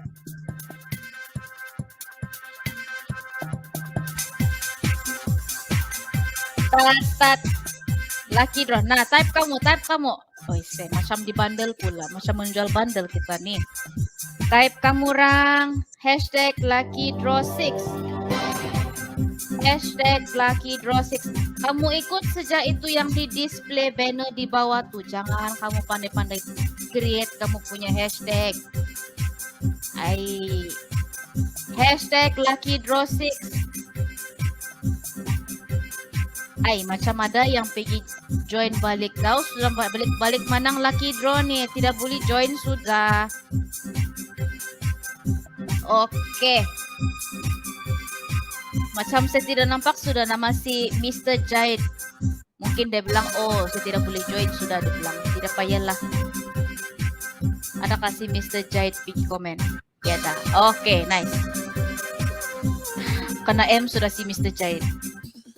Oke. Mr. Archilo pun tidak boleh komen sudah tuh. Nah, ya Anda boleh join. Tidak apa. Yang untuk pengetahuan kamu yang sudah join, sudah menang untuk lucky draw, boleh juga join di sebelah pop quiz, di sebelah surprise gift. Yang penting jangan menang barang yang sama. Lah kasih can orang lain bilang bah dusun. Dusun kayak itu. Oke. Arifin pun ada. Bukan artis kayak ini. Lucky draw 6 bah 20 saat lagi nih. Hashtag lucky draw 6. Apa V? Ini control V nih kalau begini nih. Tapi tidak tatakan dia punya lucky draw. Coba lagi. Siapa nih tadi tuh? Coba lagi Miss Natasha. Coba lagi. Control V, oke? Habis masa. Oke, habis masa sudah. Jadi sabar kamu orang, itu sistem kasih kumpul dulu nama-nama kamu orang. Kamu sambayanglah. Kamu kasih baca mantra kamu.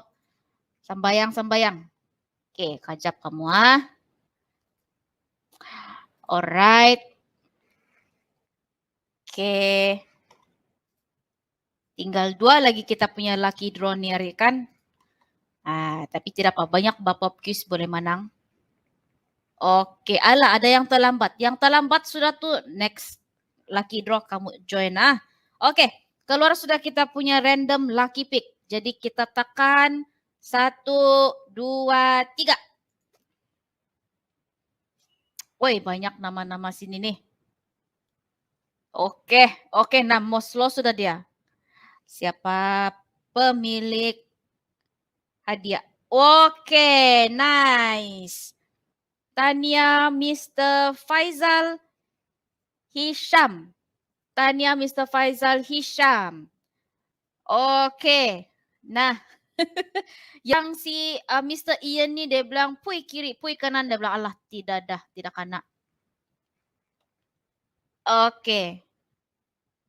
Coba kita cek dulu sama ada si Mr. Faizal sudah menangkah belum nih ya? Apa? Pernah menang kah dia nih? Pernah menang kan nih? Kami udah buat sistem double check dulu. Tidak pernah. Oke, nice. Mr. Faizal ada, sini dia bilang, nak. Dia ada exclamation mark lagi. Sini dia bilang begitu. Jadi Ya, sabar. Jangan marah, Mr. Faizal. Oke, tanya Mr. Faizal sebab telah memenangi cash voucher Rp150 itu di Speedmart. Speedmart kayak itu. 99 Speedmart. Oke, jangan kamu pergi kedai lain. Jangan pergi survey, kasih tunjuk tuh voucher. Karena ketawa kamu. Jadi, selepas ini kita kasih terus saja sebelum kita punya tea break. Bukan tea break, lunch break. Jadi sekarang nih kita ada hadiah kejutan. Atau orang Cina bilang surprise gift. Oke.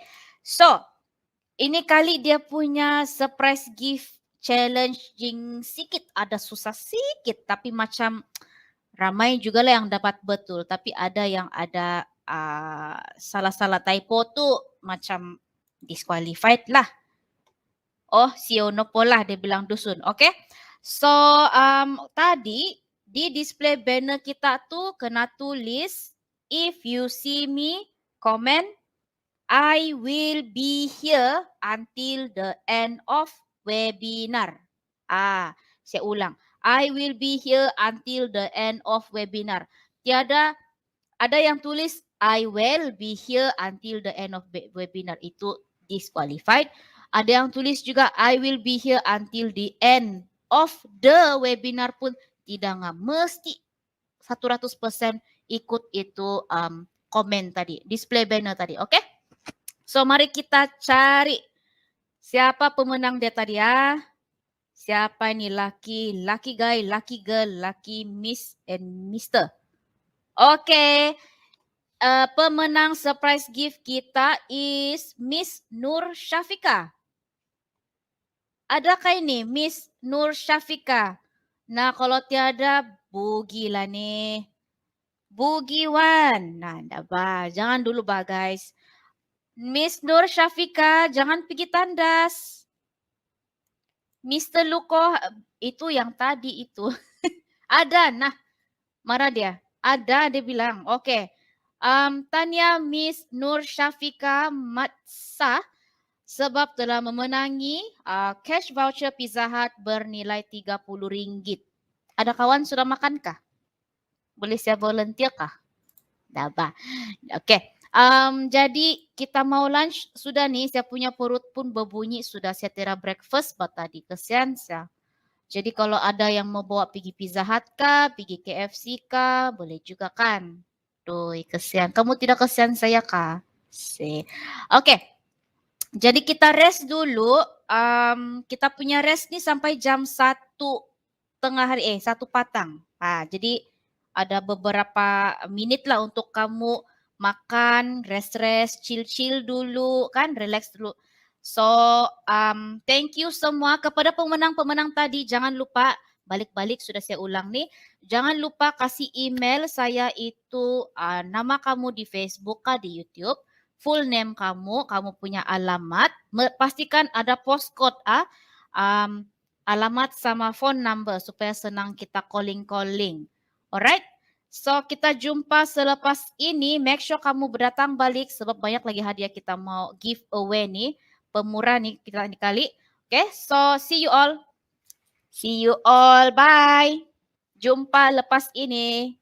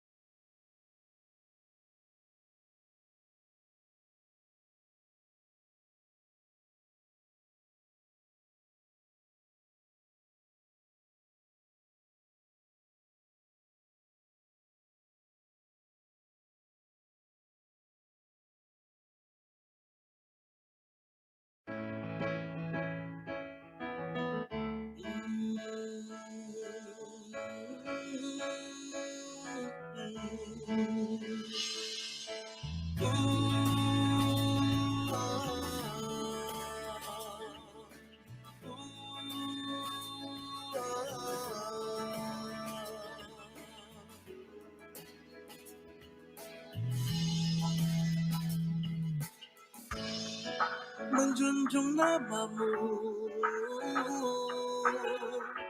ke bersada dunia.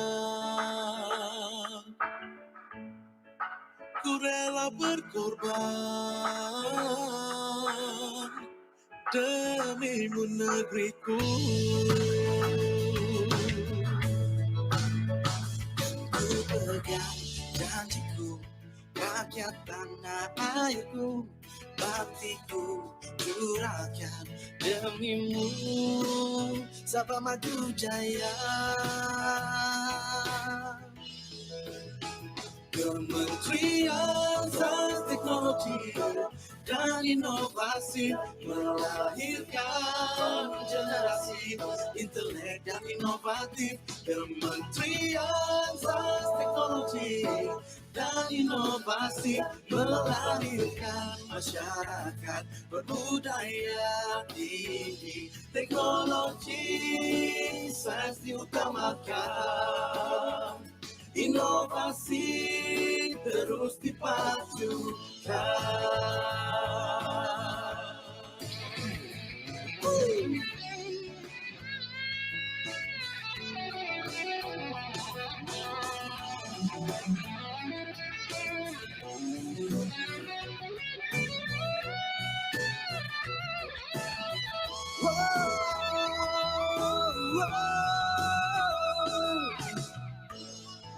Menjunjung namamu ke bersada dunia. Ku rela berkorban demimu negeriku. Ku pegang janjiku, rakyat tanah airku, baktiku curahkan demimu. Sabah maju jaya, maju jaya.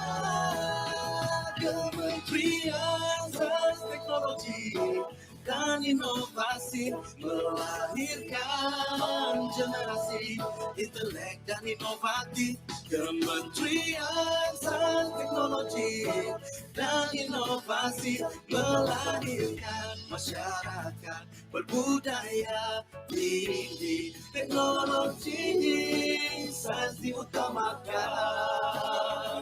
inovasi terus dipajukan.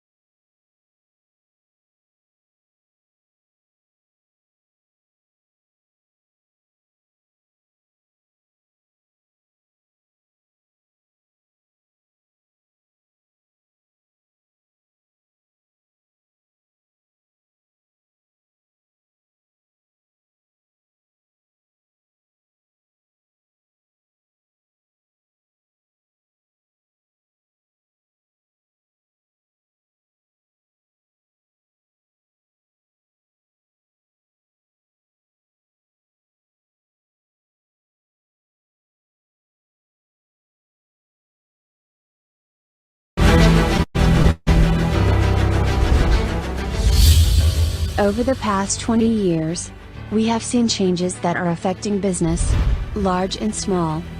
The success of your business depends on your capacity to transform quickly and adapt to new rules, trends and changes.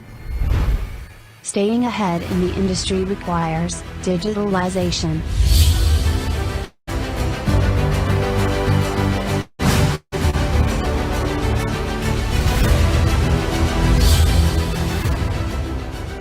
At SabahNet, we have more than 25 years of expert knowledge with countless successful stories.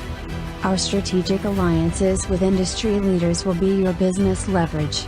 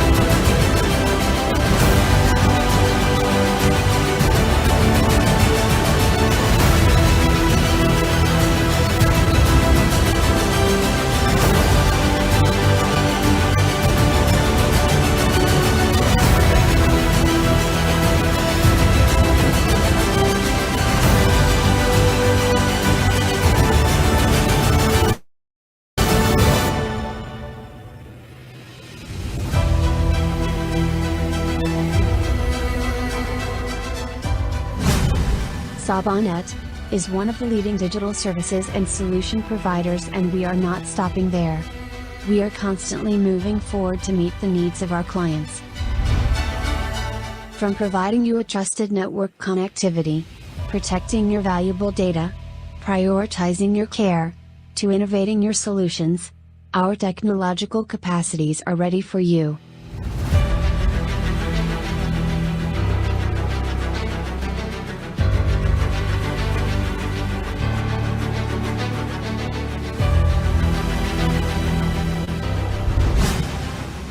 On top of that, Sabah.net also offers e-solutions.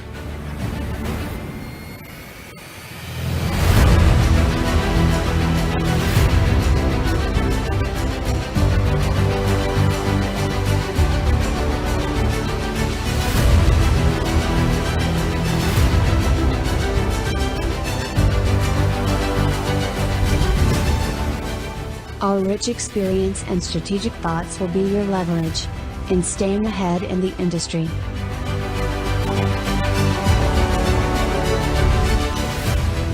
We believe that our employees are the greatest assets apart from being business-driven, improving product quality and innovation, managing customer experience, and delivering higher value creation for stakeholders.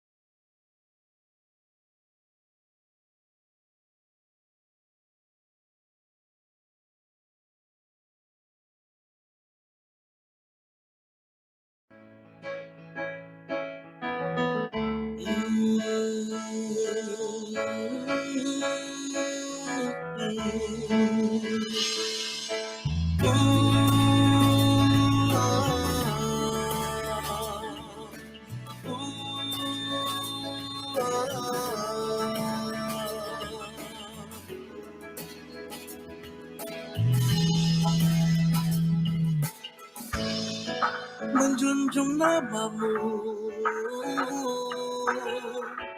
ke persada dunia, ku rela berkorban demimu negeriku. Ku pegang janjiku, rakyat tanah airku, baktiku curahkan demimu. Sabah maju jaya.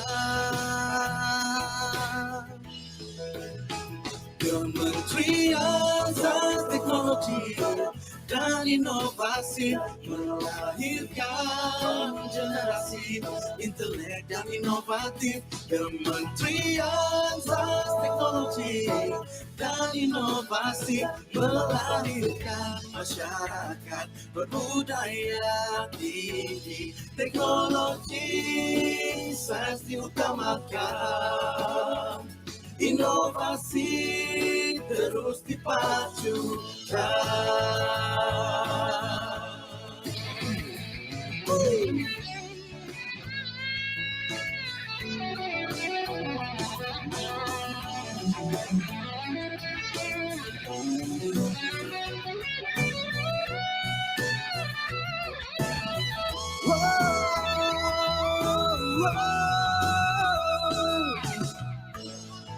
Menjunjung namamu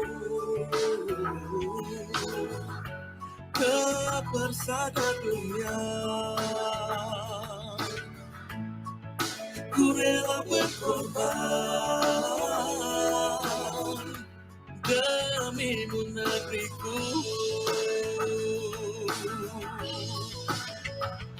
Ku pegang janjiku, rakyat tanah airku, baktiku curahkan demimu. Sabah maju jaya, maju jaya. Kementerian Sains Teknologi dan Inovasi melahirkan generasi intelek dan inovatif. Kementerian Sains Teknologi dan Inovasi melahirkan masyarakat berbudaya tinggi, teknologi sains diutamakan, inovasi terus dipajukan.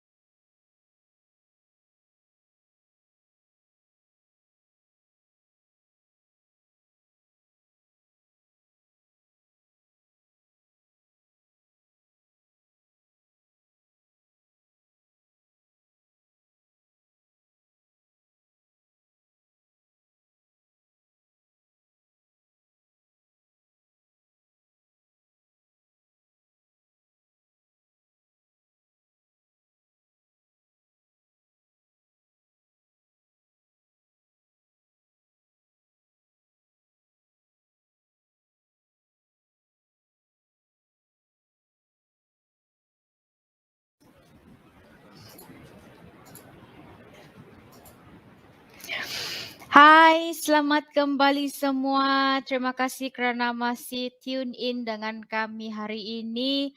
Kamu memang the best. Jadi, sudah makankah? Apa kamu orang punya lunch? Saya makan tadi spaghetti sejak. Sorrow pula orang bilang. Coba komen-komen dulu, kamu masih sama-sama kami kan nih? Kak, tidak mendengar langsung. Coba komen hai Kak. Hello. Good afternoon Kak. Uncle Bob. Uy, sedap makanan si Mr. Archilo nih tau. Nasi lemak. Sedap. Sedap. Hai. Hai kamu. Terus tersenyum pas saya nampak kamu hai sama saya. Tuhau, ya tapun. Sadap tuh kan sama nasi panas, ada lada, ada asam-asam dia lagi. Sedap. Hai Luis, sudah makan? Saya makan spaghetti aja tadi. Lagi tuh ese. Saya makan spaghetti, sedap. Ikan masin. Si Janet nih kasih beliur orang nih. Kue pisang. Wih, sadap. Mesti ada kopi panas tuh kalau ada kue pisang. Mogot po, iya. Tapun lah nanti malam baru carilah ikan masin nih. Kasih goreng dia, kasih padas-padas dia. Soro pula. Kan? Oke. Thank you karena masih bersama-sama kami. Suruh kamu punya kawan tune in masuk di sini YouTube. Kalau mihun ikan, sadap. Wangi itu. Kalau panas-panas lagi sadap. Telur. Telur sama nasi pun boleh boleh jadi juga. Oke. Saya lupa sudah mau kasih tahu kamu. Yang tengok dari Facebook, tolong ya kamu pergi YouTube dulu. Pergi YouTube. Habis sana punya sesi sudah end yang tadi dia ter-end. Mungkin ada setting lah tuh di Facebook. Tapi kamu boleh join dari YouTube juga. Lagi laju sebenarnya. Kalau kamu mau tahu dia punya tips, lagi laju itu apa tuh? Itu dia punya live lagi laju lah. Jadi ada chance kunun memenang itu lucky draw. Tips dari saya, ese. Oke, jadi kita teruskan dulu kita punya topik, baru kita boleh pergi bikin kita punya activity lah. Oke? So topik kita yang seterusnya ni memang bersesuaian. Yang kalau kamu mau tahu pasal user experience atau interface ni, inilah ini. So sebelum tu kamu kasih suruh dulu kawan-kawan kamu, wih mari pergi join YouTube live bilang. Sambil-sambil kita belajar sambil dapat nasib bilang. Oke? So, topik kita seterusnya ialah reka bentuk dan peralatan UI UX. Kalau mau tahu apa tu UI UX, kena tunggu speaker sendiri yang experience. Sebab kalau saya yang kasih tahu, mana tahu salah. Nah, putih mata kita semua. Oke, jadi speaker kita ni untuk ini topik pun kena import dari Semenanjung. Jadi nama speaker kita is Mr. Muhammad Syafiruddin Mustafa. Okey, atau nama gelaran beliau adalah Mr. Fee. Jadi kamu boleh panggil Mr. Fee. Begitu, okey. So saya kongsi sikit pasal beliau. So beliau merupakan seorang polymath entrepreneur yang mempunyai major dalam TESOL. Yang TESOL ni kalau nama panjang dia Teaching English as Second Language. Wow. Jadi sekarang ini beliau bekerja di Magic. Jadi kalau kamu masih ingat, Mr. Tan tadi pun bekerja di Magic juga. Mungkin dorang ni kolik lah. Okay. So untuk nama panjang Magic, mana tahu kamu lupa kan? Dia dipanggil Malaysian Global Innovation and Creativity Center yang bertempat di Cyberjaya Selangor. Nah, pada mulanya Mr. Fee, peranan beliau adalah untuk membuat research tentang global and regional industry trends. Jadi selepas itu beliau diberi peranan dalam bidang perhubungan awam ataupun public relations kalau English dia, dan juga dari dalam bidang editorial content. Jadi sekarang ni peranan beliau adalah sebagai senior UI UX designer dan beliau telah bekerja bersama-sama dengan beberapa stakeholders dalam memastikan produk dan servis mereka menjadi lebih baik dan lebih efektif. So, saya pass this floor to Mr. Fee. Alright, thank you MC. Assalamualaikum warahmatullahi wabarakatuh and salam sejahtera to everyone. I think dah panjang leja Miss Kathleen actually cerita about myself. So memang import daripada Semenanjung tapi ada juga darah Borneo because my mom is from Sarawak.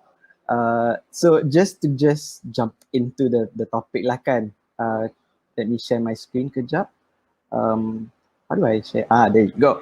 So kita nak bercerita tentang reka bentuk dan peralatan UI UX. Sebenarnya topik ni sangatlah besar. Saya harap dalam masa 45 minit ni saya boleh kongsikan apa yang orang kata paling basic tapi yang banyak impak untuk anda semua membawa ke dalam organisasi anda sendirilah. Jadi sebelum kita masuk dalam UI UX kan, kita sembang pasal reka bentuk dulu. So reka bentuk tu apa dia? Okay. So reka bentuk ni ada dua. Dia bukan saja rupa sesuatu produk atau perkhidmatan, tetapi ia juga fungsi dan cara penggunaan produk atau perkhidmatan tersebut. Jadi kita kena tengok juga it doesn't just look pretty but it also looks how things work, right? And I selalu teringat kalau nak buat satu benda, produk digital ke, servis, perkhidmatan ke, secara fizikal, kena ingat that the things that we use in our daily lives are usually designed by people who highly likely will not use those things we use, atau benda yang kita guna dalam kehidupan seharian kita ni biasanya direkakan. Perhentian bas ni selalunya orang yang reka bus stop tu usually orang yang dah ada kereta. Dia jenis yang macam okay, estetik je lah, Tapi bila kita start deep diving, tengok daripada user punya base, mulalah ada hujan, orang pakai, bayangkan duduk dalam penghentian bas tu masih lagi buka payung, right? Kalau tak pun, kalau tutup pun aircon rosak. Benda-benda macam tu is considered UI UX, right? Contoh gambar kedua pula, yang tengah tu, dia orang buat digital notice board.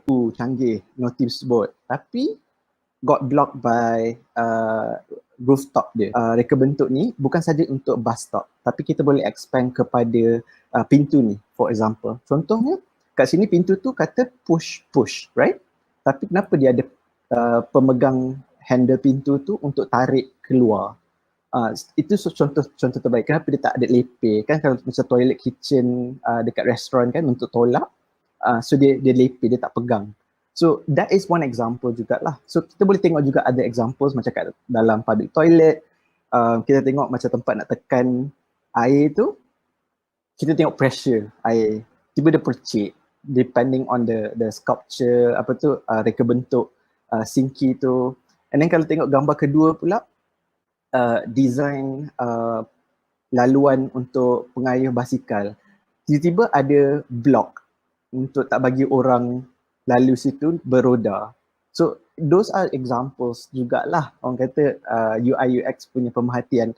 And then kalau kita tengok yang terakhir sekali, contoh yang terakhir sekali, ni dekat stadium, right? Tapi kalau tengok dekat cara dia orang buat visual dekat tangga tu, dia lain.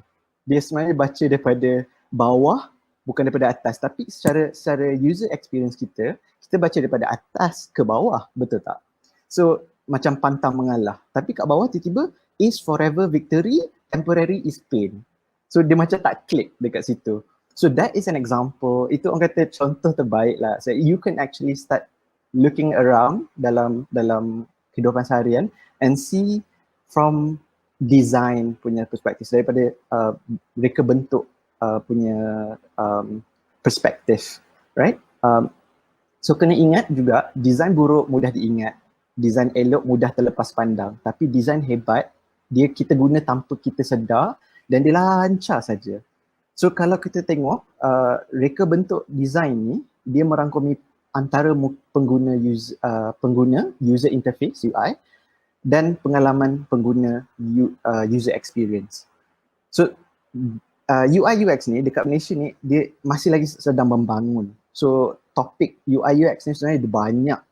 Dia merangkumi bukan saja UI UX ni dia sikit, dia kecil. Kalau saya tunjuk, this is an example of the realm, orang kata alam UI UX tu sebenarnya. Kita tengok dekat human interaction dengan komputer, rekaan bunyi, faktor human, orang kata faktor manusia. Contohnya kalau you buat tangga, dia tak boleh slope sangat. Kalau you buat tangga untuk orang beroda on a wheelchair, dia tak boleh nak slope terlalu tinggi sangat degrees, right? And then kita tengok juga content macam tadi yang kat tangga tadi tu, itu pun isi kandungan also juga terangkum dalam UI UX sebenarnya. Jadi kalau nak tengok juga kan, kalau kita compare saya macam kat sini lah. So saya UX strategist juga, tapi saya juga a bit of visual learners dan juga ada pemahaman developer. Tapi nak cari orang yang tengah ni, yang ada all this information is really hard. So it's best to actually look at atau just cari orang yang very, orang yang sangat, what do you call that? Apa tu, dia specialist, that's the word, nak cari specialist, right? Jadi dia bila you nak deep dive into UI UX, you either you pilih jadi UI atau you pilih jadi UX, but you can be both. Tapi dia akan ambil masa untuk you build up that knowledge base lah. Jadi kalau kita sekarang dah rangkumi topik reka bentuk, barulah kita sekarang okay untuk cerita pasal UI UX. Okay, so UI UX, kalau saya tunjuk visual lah kan, this is an example of UI UX, right? Ambil botol tomato daripada Heinz ni lah. Mula-mula dia orang buat UI, botol yang macam gelas tu. Tapi kita tengok user experience, dia terbalikkan. And then nak kena ketuk lah. So you semua pernah ada experience untuk buat nak tuang sos tomato, betul tak? Right? So this is an example, a very good example of UI UX, right? So how Heinz actually learn from from their own UI UX is that diorang macam tahu, okay, pengguna kita guna botol sos kita macam ni. Macam mana kita nak design balik, kita nak reka balik botol kita untuk menyenangkan pengguna kita. So diorang come up with a new design, which is the botol yang sebelah kanan tu, right?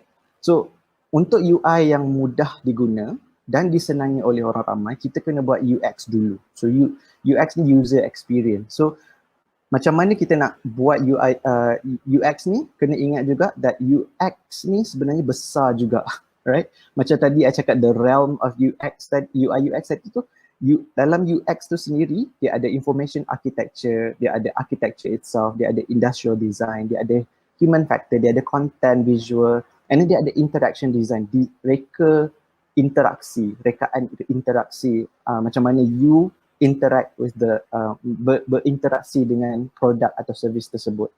So macam mana kita nak buat UX yang betul, right? So asas UX secara amnya ada dua benda, empathy dan penyelidikan. So empathy ni dia sifat empathy lah kan. So and then UX dia punya bottom line dia memang research based, tapi research dia bukan jenis yang research macam dekat university. Research dia trying to solve things dalam masa 5 hari, right? You gather enough information untuk you prototype dan buat new iteration atau new versi produk atau perkhidmatan yang baru berdasarkan penyelidikan tu. Jadi paling mudah untuk buat UX sebenarnya ialah melalui design thinking. So design thinking ni dia ada 5 cara. 1, empathize, define, ideate, prototype dan testing. So kalau dalam bahasa Melayu dia berempati, takrifkan, jana idea, prototype dan cuba uji kaji, or what I like to say it, cuba uji test, try test, you know. And dia walaupun dia nampak linear, tapi sebenarnya dia you will go back, you know, macam you first you empathize dengan pengguna anda, fahami pengguna anda, actually do user interviews apa semua tu, and then you define, okay, sebenarnya the problem dia apa dia, okay, what are the phase that they actually gone through. So from there you start generating ideas, right? And even daripada generating ideas ni you start pilih, okay, yang ni kita boleh buat, yang ni kita tak boleh buat.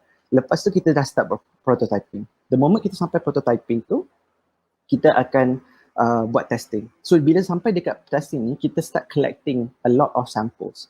And all this phases lah kan, tahap empathy, tahap define, idea, prototyping, testing, dekat Silicon Valley, setiap satu fasa ni dia 1 hari.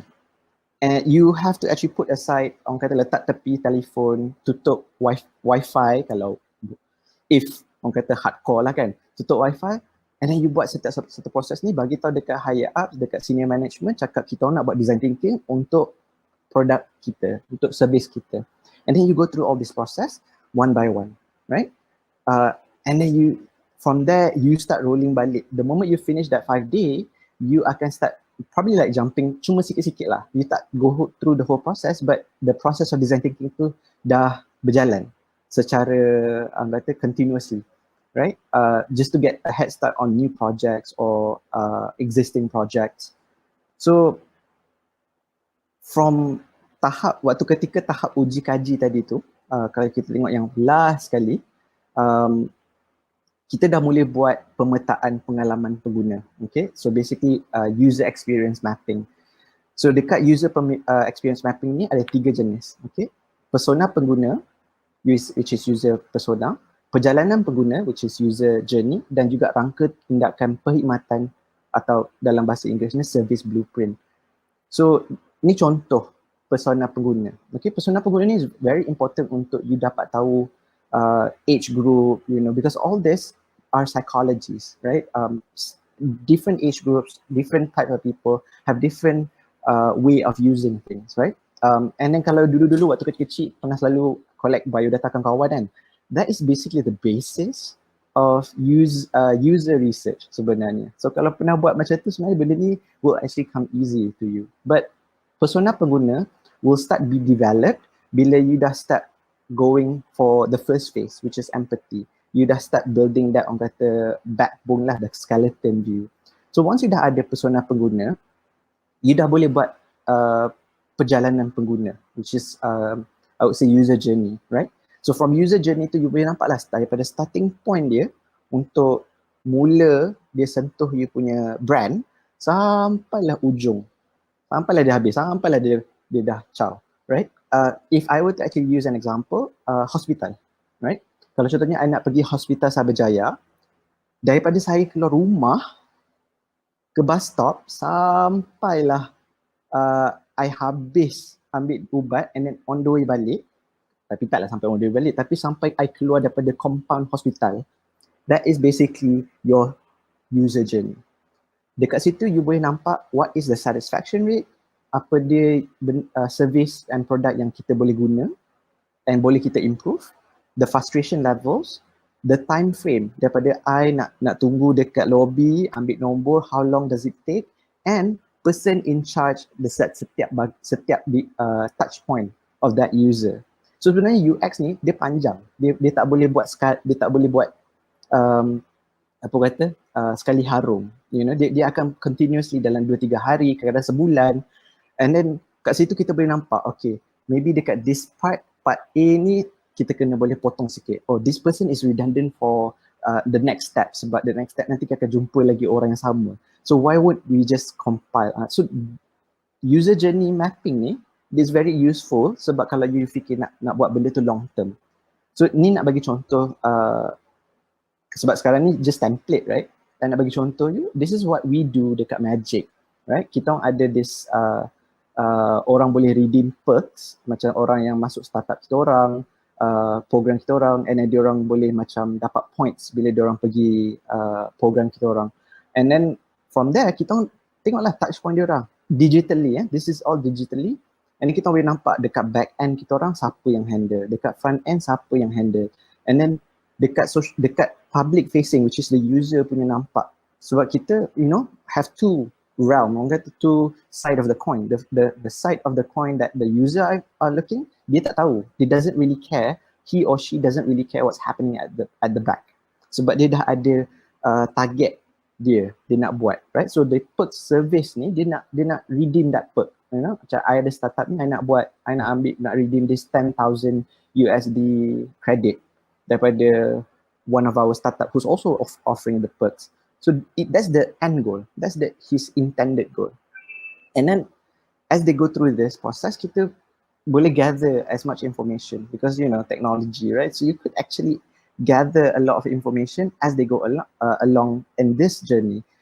You boleh tengok dia punya heat map, dia punya cursor, you know, kalau you pakai web, right?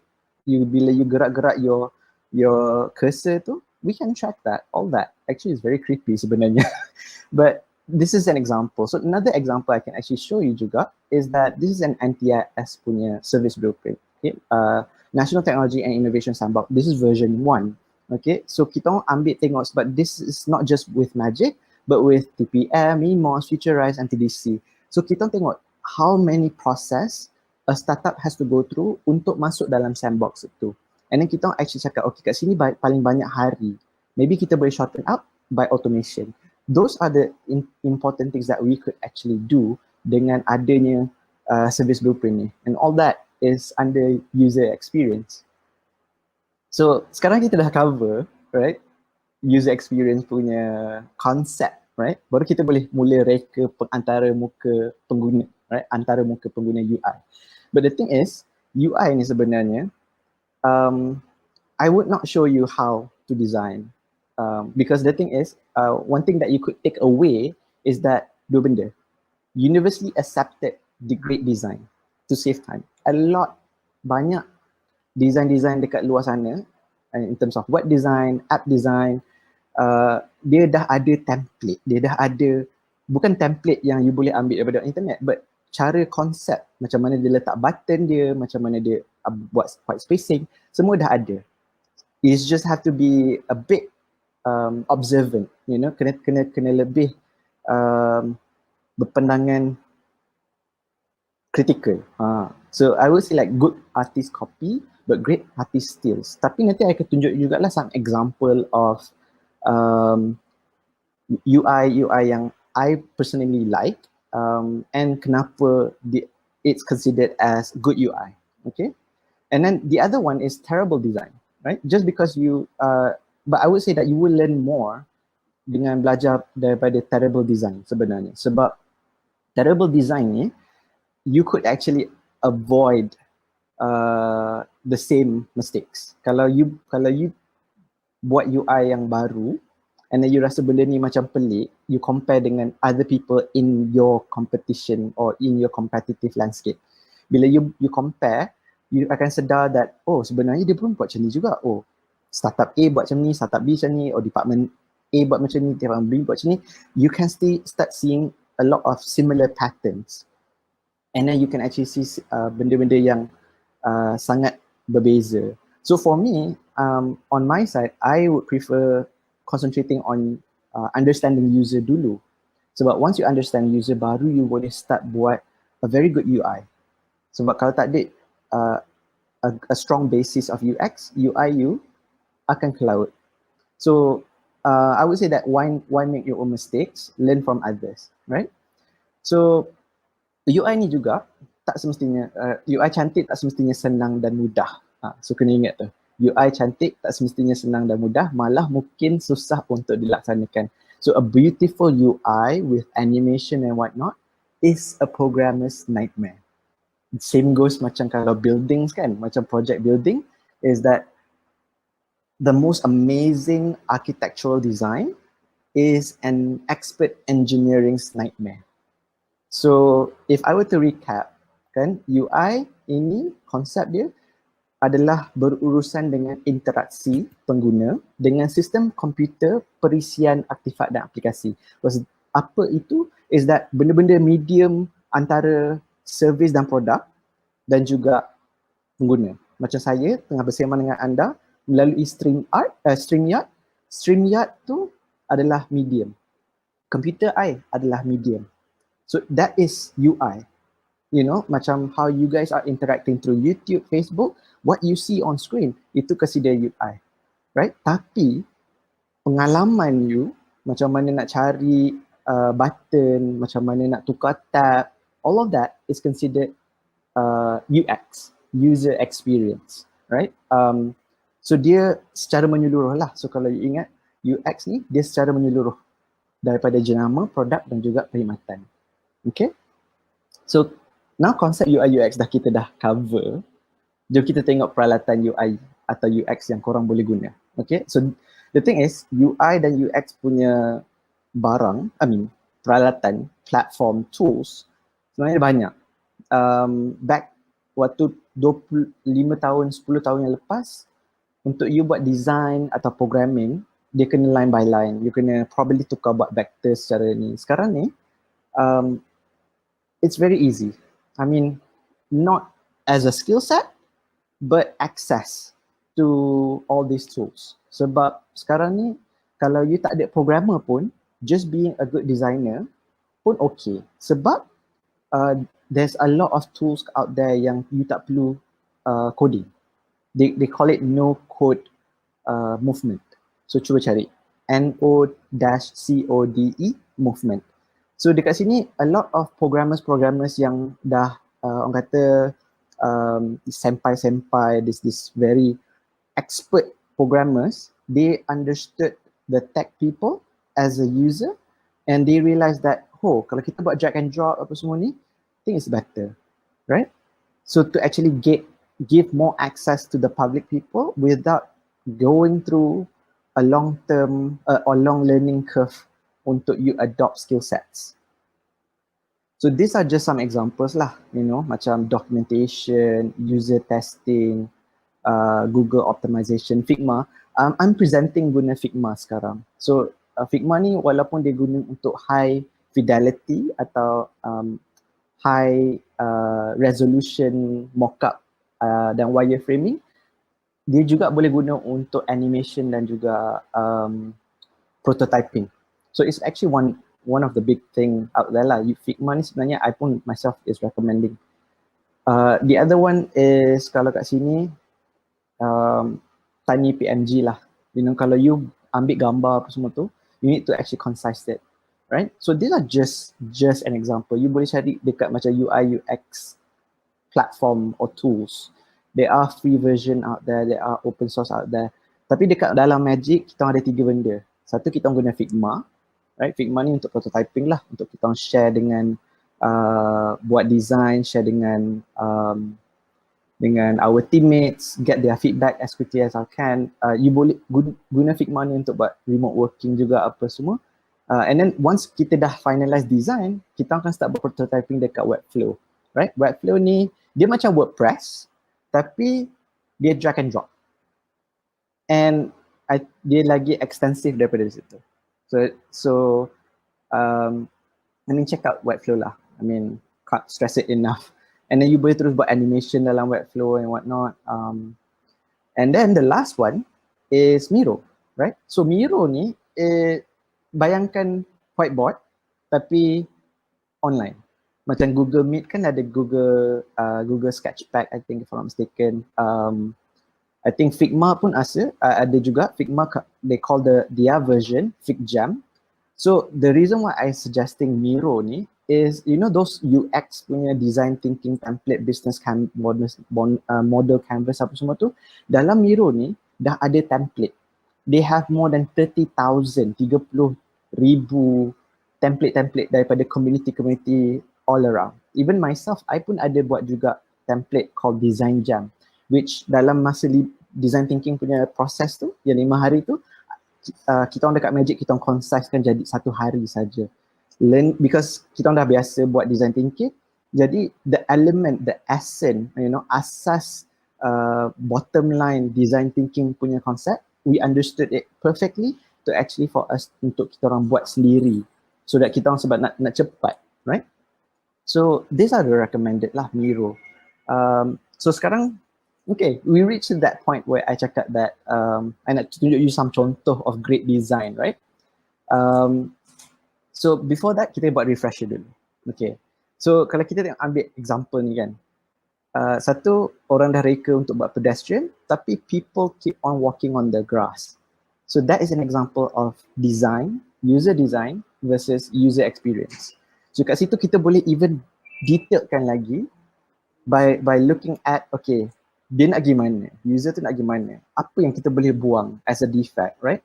Apa yang kita boleh tengok, apa yang disadvantage of this current design. And then from a user experience, kalau kita move the bridge dekat sikit, rasanya orang akan pakai tak jalan dekat sebelah kanan tu. So that's an example of UI versus UX, right? Oh, sorry. So bila kita cakap pasal UI UX ni, whatever that you do, you need to look at these 3 main things, you know, viability, desirability and feasibility. Viability daripada segi business operation. Kita mampu ke tak buat, right? Ada duit tak, right? Kalau kita buat ni, what is the long term effect? Do we get profit out of that? We'll get percentage profit increment, things like that. So that's viability. Feasibility, do we have the manpower for it? Kita ada tak orang-orang yang untuk kita look at all this stuff, right? So that's feasibility, the technical stuff. And then lastly is desirability. But usually kita start with desirability. Desirability ni is orang luar daripada company atau luar daripada kementerian atau luar daripada kerajaan yang what's their goal for that department, that ministry, that ni. From there, baru cascade down to viability and feasibility. And the thing is, it's cheaper for you to actually build your own internal tech team, right? So kalau I nak buat example of a good tech team, is desirability is design, UI UX, front end, right? Feasibility are those programmers, right? Your front end, your back end. Viability is your data. You punya touch point, right? Macam desirability, feasibility, viability, dia akan sentiasa bersembang antara each other. And it's cheaper to have them in-house. Sebab kalau kita outsource as a government, usually dia akan incur even more cost sebab kita tak dapat documentation daripada consultant atau vendors, kita tak faham dia punya direction, it conflict dengan kita punya own research. That's an example of me. Having it internally would save you a lot of money. If I were to actually give you an example, the UK government. The UK government actually, I think kalau tak silap, around 16 billion pound setahun. Dan diorang ada satu department ni called Government Digital Services yang diorang memang akan standardize semua orang punya UI UX. And diorang letak satu je. Their website is gov.uk, which nanti I akan tunjuk lah example. So having a good internal team, if you mampu, go ahead. So this is an example of Google lah, right?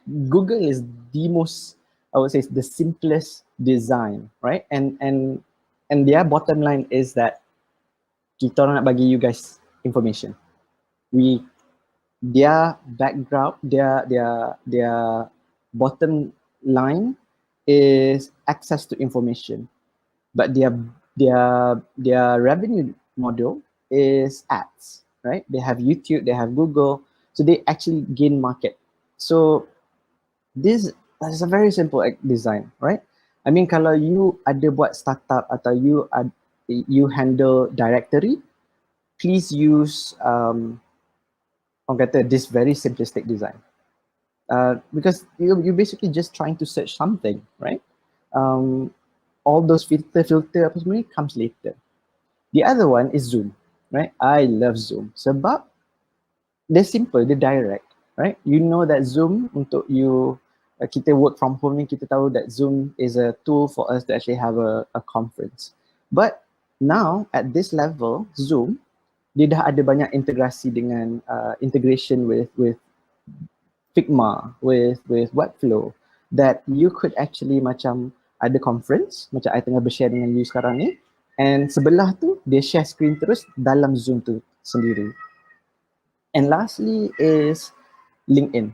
I mean, LinkedIn is, even though they're overwhelming, but it's a good standard in terms of professional social media design, right? As a professional.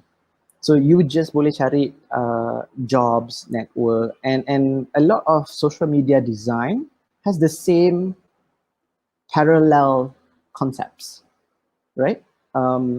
Dia ada the user base macam dekat LinkedIn, we call them networks, right? I have like 5,000 networks contoh lah. Dekat Twitter, followers. Dekat Facebook, friends, kan? Dekat Instagram is followers juga. So that is an example juga. Lastly, this is one yang I tunjuk dah, gov.uk.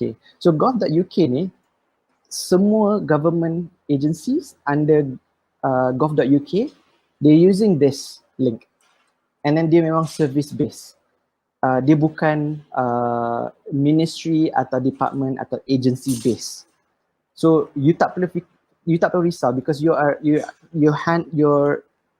bila dealing dengan government UK, you tahu, okay, I just need to find something from the government of UK, nak renew passport apa semua tu, I just go to gov.uk.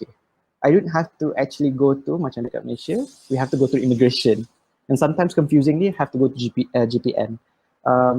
But in Malaysia, there are movements, you know. I'm not trying to bash, but there are movement. You know, Pemandu and Mampu has done a great job in terms of trying to standardize a lot of things in Malaysian digital services.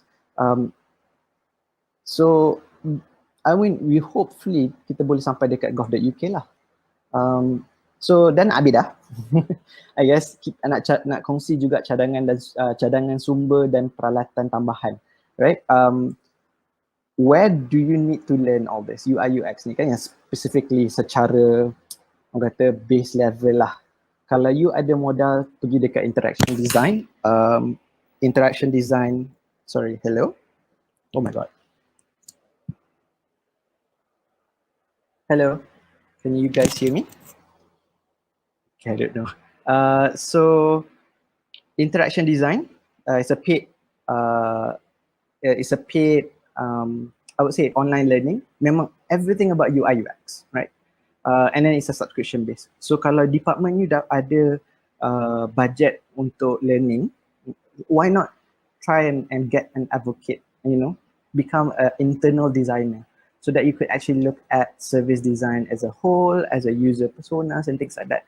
But kalau tak ada budget pun kan, YouTube is the best resource. I mean, dekat luar sana, there is such a thing called YouTube University, and that is basically like there, up on top there, right? You can actually research macam mana nak buat user persona, how to do user persona, how to do design thinking, how to do design lightning decision jam. All of that memang semua ada dekat dalam YouTube. I mean, it is free. And then memang community dekat dalam YouTube tu memang cun lah, I would say. And the thing about social media kan, you curate, you are what you consume. So curate you punya sumber-sumber maklumat you dalam you follow dekat dalam social media tu kepada benda-benda yang boleh membantu in your personal life, in your professional life. So and the other one, dekat dalam Magic pun kita ada juga produk sendiri kan. So we call it Digital Business Academy. Kat sini korang boleh belajar pasal ideas and product, brand and communication, marketing and sales, and operations and finance. And ni kita kerja, we collaborate dengan Technician UK dan juga University College London and Cambridge Judge Business School. And this initiative memang supported by the Department of Digital Culture, Media and Sports. So kalau you go through all the 84 modules dekat dalam Digital Business Academy, korang boleh dapat cert setiap satu modul tu, and that cert sebenarnya ada boleh qualify you untuk dapatkan kerja dekat UK, so that is one. And the last one is that kalau you nak pergi masuk dalam Magic punya program and whatnot, I would suggest untuk you register as a startup campus member. So you verify your identity. Nanti bila you go through program-program kita orang, you guys boleh dapat points, and then korang boleh claim points tu dengan perks kita orang lah. So ada provide rewards untuk semua orang. And dekat perks providers kita orang, kita ada 90 lebih dengan 50 benefits. So kalau you guys nak jadi perks provider kita orang juga, untuk community Sabah, silakan contact kita orang, scan QR code ni atau message that email untuk get in touch dengan kita orang, and that's it. Okay, but before nak habis ni, nak bagi nasihat a bit lah untuk semua orang yang macam nak develop their own tech team or want to actually push for design punya team, is that simple is hard but it's very rewarding, right? Design yang simple, UI UX yang simple sebenarnya sangat-sangat susah, tapi very rewarding. Complicated, sangat mudah dan sangat mahal. So the moment you think, so the bottom line here is basically jangan complicate sangat lah, right? I repeat myself kat sini, learn from both, universally accepted great design untuk you save time, dan juga from terrible design untuk you avoid costs atau redundancies, legacy issues. So UI UX ni sebenarnya is never a one-time process, it's a lifetime habit. So you most probably are not your users, so stop designing things for yourself and start understanding your users. Dan selesai, dekat situ dah habis. So yeah, I think 45 minutes, 6. Ya, adalah spare 3 minit. Caitlin. Hai. Hai, habis Okay. sudah. Dah habis, okay. Tadi saya ada tertengok itu image yang pull dengan push tu. Terketawa saya sendiri sebab saya pun begitu juga. Terang-terang push tapi pergi pull. Kan? Ya. Okay. Ada soalan untuk kita punya speaker, Hmm. penonton-penonton dan para peserta sekalian. Boleh bagi soalan sudah, jangan malu, jangan segan. Tanya saja, bukan selalu ni kita ada Mr. Mm-mm. Fee dengan kita hari ni. Boleh, Tanya boleh. saja, ya. Tanya saja. Mr. Fee, Ya, Sarawak bahagian mana? my mum punya kampung di Samarahan, tapi semua Samarahan. family di Kuching lah. Oh, Kuching. Oh, okay. Kalau boleh rentas, kalau boleh travel sudah mungkin mau pergi Kuching ke try jalan-jalan ya. Pergi makan-makan. Oh my god, Ya, murah makanan sana. kan. I wanna nak pergi balik Sabah because tahun lepas pernah pergi, tapi tak sempat nak pergi makan-makan. Pergi untuk ceramah jugalah, untuk bagi talk apa semua, tapi tak sempat. Satu hari saja. Oh no. Next time datang sini bagi tahu, nanti Sabanet bawa jalan-jalan. Boleh. Kita pergi Kundasang. Oh, Siap tu sana kau. okay. Mana sudah So, kita punya peserta ni, penonton, ada soalan? kan. So mesti semua dah macam terduduk belakang kejap. Macam, oh banyaknya UI UX ni sebenarnya. Oh, Ya. tidak. Actually, I'm wondering about this one particular thing that I saw on TikTok. Dia, I don't know if it's about UI UX, tapi dia ada mention something like macam kalau kita mau submit some forms lah kan, usually dia ada tu confirmation display kan. Then dia ada tekan submit, cancel, yes, no, and then every button tu kan dia explain that kamu kena letak button submit tu di sebelah belakang sebab it's easier begini. So is it about UI UX juga kah tu? Ya, itu betul lah. Itu I see. apa yang you terangkan tadi itu, that what we call visual hierarchy, right? So hierarchy visual. Apa yang datang dulu, color apa yang terang, color apa yang mudah, and all of that is user goal. And for you to understand user goal tu, you kena buat UX dulu. Sebab you nak tahu, okay, dekat that particular nak submit form tu, what is the goal of that submitting form? Is it complaint? Is it ni? Semua ada dia punya cara design dia lah. I see. Bukan senang pula kan? Betul. So macam Mesti tadi bila macam everything tu mesti everything tu kena calculate carefully. I see. Tapi orang kata adalah juga pixel paranoia. Pixel paranoia ni macam you dah buat design button, tiba-tiba you kiri, kanan, kiri, kanan, kiri, kanan. So you tak puas hati. You macam some people ada macam tu jugalah. I see. Okay, kita ada soalan dari Mr. Arthur. Oh, Mr. Arthur. Soalan Mr. Arthur. How do you convince management who usually have preconceived notions of what is good UI based on their own and only their own experience? Kira-kira sepanjang ni. Okay, so I think this is a very good question. Kalau you tengok what kind of management, right? Kalau management tu bottom line dia is profit, then you kena bagi tahu dekat dia orang apa potensi good UI in the long run. And then kalau you ada data macam tadi I tunjuk tadi kan, macam viability, feasibility dengan design, the viability part tu viability part yang datang daripada data tu will help you justify saying that, look, kita buat design yang sekarang kita ada ni, dia punya click rate sekian, like this number, this percentage. Tapi kalau this design, kita ada potensi untuk, sebab kita dah buat testing, make sure that you dah buat testing lah, right? That kita nampak ada click-through rate yang lagi tinggi. So why not kita implement ni? So that is one. Itu yang orang profit, right? Profit punya mindset. Ada juga yang bukan profit oriented, right? Profit oriented yang they already have like their, I would say, assumptions, their bottom line. Yang macam tadi lah cakap tadi, conception yang memang dia orang kena keras kepala. So if that's the case, you could actually give them in terms of storylines, right? And let them you bring them along in that empathy experience, right? You cakap kat dia, buat macam story lah. Okay, tuan, puan, sebenarnya kita punya pengguna, dia macam ni. Dia datang dekat sini, dia klik kat sini, and then suddenly, dia drop.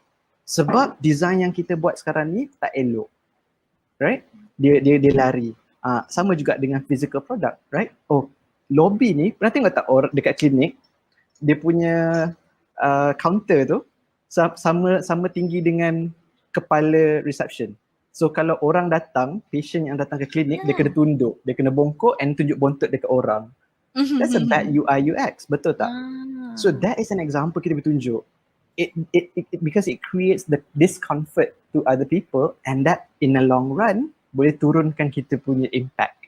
Orang datang kita punya service, orang nak berguna kita punya produk. So you have to storify lah kat situ. Kalau dapat storify dengan data, because the thing is orang suka numbers sebenarnya, right? Especially orang-orang atas, because they have that KPI yang dia orang kena achieve, you can actually do that. Okay, good answer. Okay, next question from Mr. or Miss Melon Therapy. Wow, unique nama dia. How can we balance the front end and back end to reduce the development complexity? Front end lah pula. So I guess dekat sini kena tengok balik lah you punya structure team, right?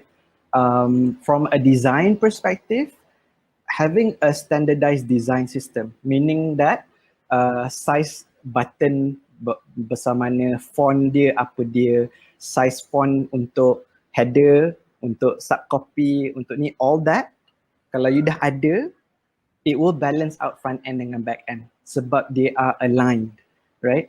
So it all boils down back to UI UX sebenarnya. Kalau you tak ada all that documentation ready for developers untuk guna, then you can't, it's really hard for you to balance out. It can get out of control, but not to say it's not impossible to actually rectify.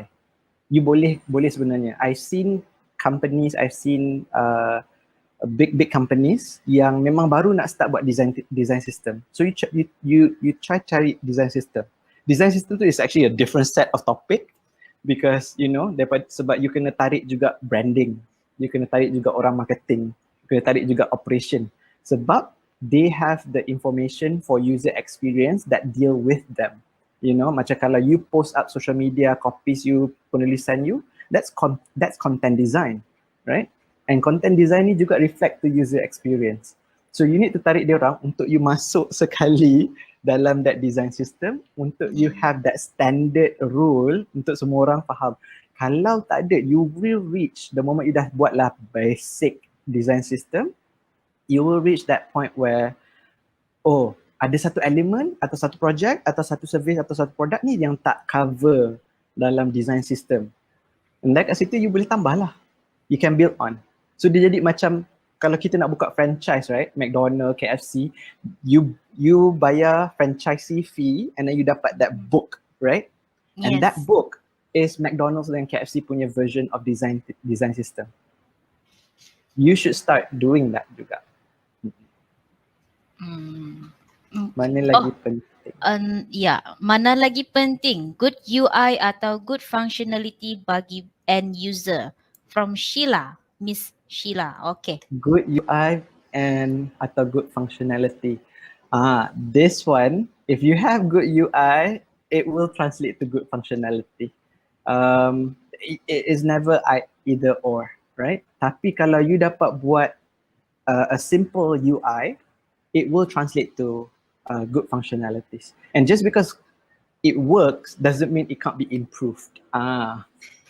So you already like macam dah ada design that macam legacy, like you masuk sebagai designer atau programmer in a company, dia orang dah ada, oh kita buat macam ni. Doesn't mean that you cakap, oh kita tak, can't we do this like this? Because of, you know, landscape, ecosystem, dia punya standard macam tu. Why not we experiment? So the idea of experimentation tu is actually very good untuk compare lah. I mean, mana yang lagi penting? For me, focus on good functionality, right? But functionality, like I said tadi, good UI is simple, easy to understand, and often forgetful. You tak sedar pun benda tu. Okay, berfikir saya. Kan? Yeah. Any more question? Penonton dan peserta sekalian, jangan malu-malu. think semua dah macam cair. Ya, macam si Mr. Omar, cair otak dia cakap. Aduh. Any Tapi more apa question? tu, just nak drop untuk semua orang lah yang sedang tengok. Kita orang dekat Magic pun ada juga tolong kalau korang nak buat design thinking, just let us know, contact Kathleen untuk get my contact details, or just contact kita orang dekat dalam website kita orang, kita orang boleh tolong. Sebenarnya benda yang I describe dekat today ni sebenarnya kita orang pun boleh assist juga. It's a program. No. It's a customized engagement. I see. Ya, kita orang pernah okay. we work before with that Wawasan Open University. Kita buat design thinking dengan diorang. Dia tak ada dalam Magic punya ni. From Mr. Atta lagi. I like to know your opinion of government forms and how data entry for citizens can be improved. I think from a design perspective, kalau kita dapat shift from a non-identifiable data, that will be very good lah. Sebab kalau you tengok macam kalau kita tengok macam the most recent one yang ada GPN dengan LHDN tu, that is an example of challenges that we face, and not just in government sector tapi dalam private sector as well. But strong cyber security, sebenarnya cyber security ni from a data perspective, 9 out of 10 breaches usually tak sampai ke public. Faham tak? So meaning that macam hari tu, macam yang pasal I bagi you example yang UiTM ke atau LHDN ke, they are 1 out of 10 that actually media dapat tahu atau it was reported to the authority. Yang lain semua macam they handle behind closed doors. So I see. as a good data management is often about transparency, ironically, and also cybersecurity, right? And then from a design perspective is to actually macam, okay, do we really need full name, IC, and address? Benda yang boleh track back to us. Faham tak? I see. One last question from Mr. Mellon. Is it a free consultation for the design thinking? I think. Betul. So kita orang because we like to get to for you guys to actually on board, because Magic kita pun ada juga some impact KPI yang kita kena work with. So engagement in the ecosystem memang ada jugalah. And kita memang tak ada revenue, we're not profit driven. Kita government agency. Baru tahu. Baru tahu gitu. Okay. Okay. I think kita boleh move to the pop quiz. Yes. So okay, pop quiz dari Mr. V macam soalan diploma mungkin kan? Susah-susah kan? Macam mana lah. Bikin takut ni. Saya dah share screen, so macam okay lah, boleh lah kalau kau. Wow. Okay, so soalan pertama, apa perbezaan antara UI dan UX? Okay. Ni soalan diploma lah ni. Okay, jawab kamu orang. Cepat Google. Kalau anda tahu, cepat Google. Cepat. Perbezaan antara UI dan UX. User interference. User interface, pengantara muka. Sorry, interfere tu, apa dalam bahasa Melayu dia?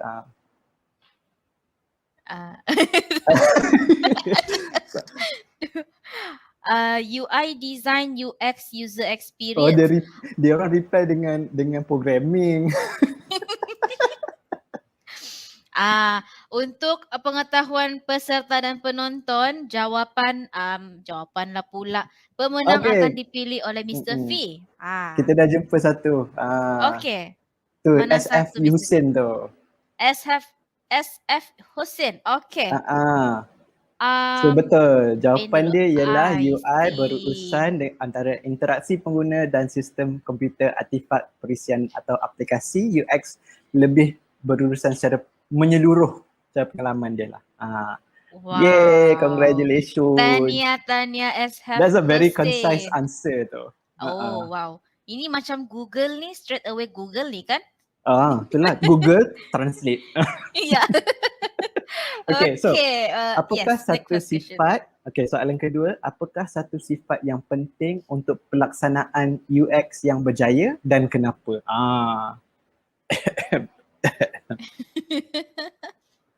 So, apakah satu sifat yang penting untuk pelaksanaan UX yang berjaya dan kenapa? Macam mana Jawab. Merasai sendiri pengalaman. Kita tengok jawapan yang lain dulu. Simple, senang guna. Next answer. Jawab kamu. Sila Yahoo dulu. Aduh. Okay. Sifat. Tadi ada sebut pasal sifat, ada dua. Satu pasal penyelidikan, satu lagi Nanda bagi clue ni. Tidak boleh. Empati untuk takrif masalah. Kenapa Zainazah? Empati kenapa? Untuk tarif masalah. Okay lah, betul lah Betul. Zainazah. Jadi betul dari Miss Zainazah. Betul. Jawapan betul. Okey. Dan So, kita sudah ada pemenang dia. So jawapan dia ialah empathy ni penting sebab we put ourselves in that person's shoes, you know. Sebab kita bukan pengguna, right? So kita kena macam pengguna. Okay, so last question. Okay, namakan satu dari 3 peralatan UI UX yang Magic gunakan dalam operasi seharian mereka. Tadi dah sebut, I will recommend 3. Satu je. Out of that 3. Saya pun lupa. Apa? Visual aesthetic itu kata. Bukan. Oh. Jawab. Betul. Ajman VJ. Ajman. Miro. Okay, Mr. Ajman. Dan juga John Ahkad. So jawapan dia Figma, Wix, Backflow dan Miro. Okay, so kita pilih Mr. Ajman lah kan? Mr. Ajman. Okay, tahniah Mr. Ajman. Thank you. Thank you Mr. V for the great sharing. Banyak saya belajar. Kan, cair otak sudah. Yes, sangat. Yes. Okay, thank you semua. Thank you Kathleen for having me. Yes, hopefully we will see you again soon. Hopefully lah. Soon, physically hopefully. Yes. Okay, bye. Assalamualaikum semua. Bye. Okay. So kepada pemenang-pemenang tadi macam biasa lah kan, kasih email kamu punya details, nama Facebook atau YouTube, bukan lagi di Facebook, nama YouTube. Untuk makluman kamu semua, di Facebook sudah end itu session, jadi semua pindah pergi YouTube. Jadi kalau ada kolik kamu tanya, kenapa tidak sudah itu di Facebook? Pergi YouTube bilang. Kamu tidak nampak ke dia punya post tu bilang. Marah lagi sama dia orang. Okay, jadi kepada pemenang semua kasih email kamu punya nama di YouTube, nama full name, address dengan kamu punya phone number. Jangan lupa nanti tidak terkirim pula kamu punya hadiah. So hadiah kamu tadi tu adalah cash voucher KFC bernilai RM30. Nah, siapa mau bagi kan? Okey. Jadi selepas ini kita apa sudah tu? Asal ini sesi terus saya lupa. Okey. Ya, kita buat lucky draw. Macam biasa. Nah, kasih sedia kamu punya jari jemari di keyboard, di keypad semua. Ready?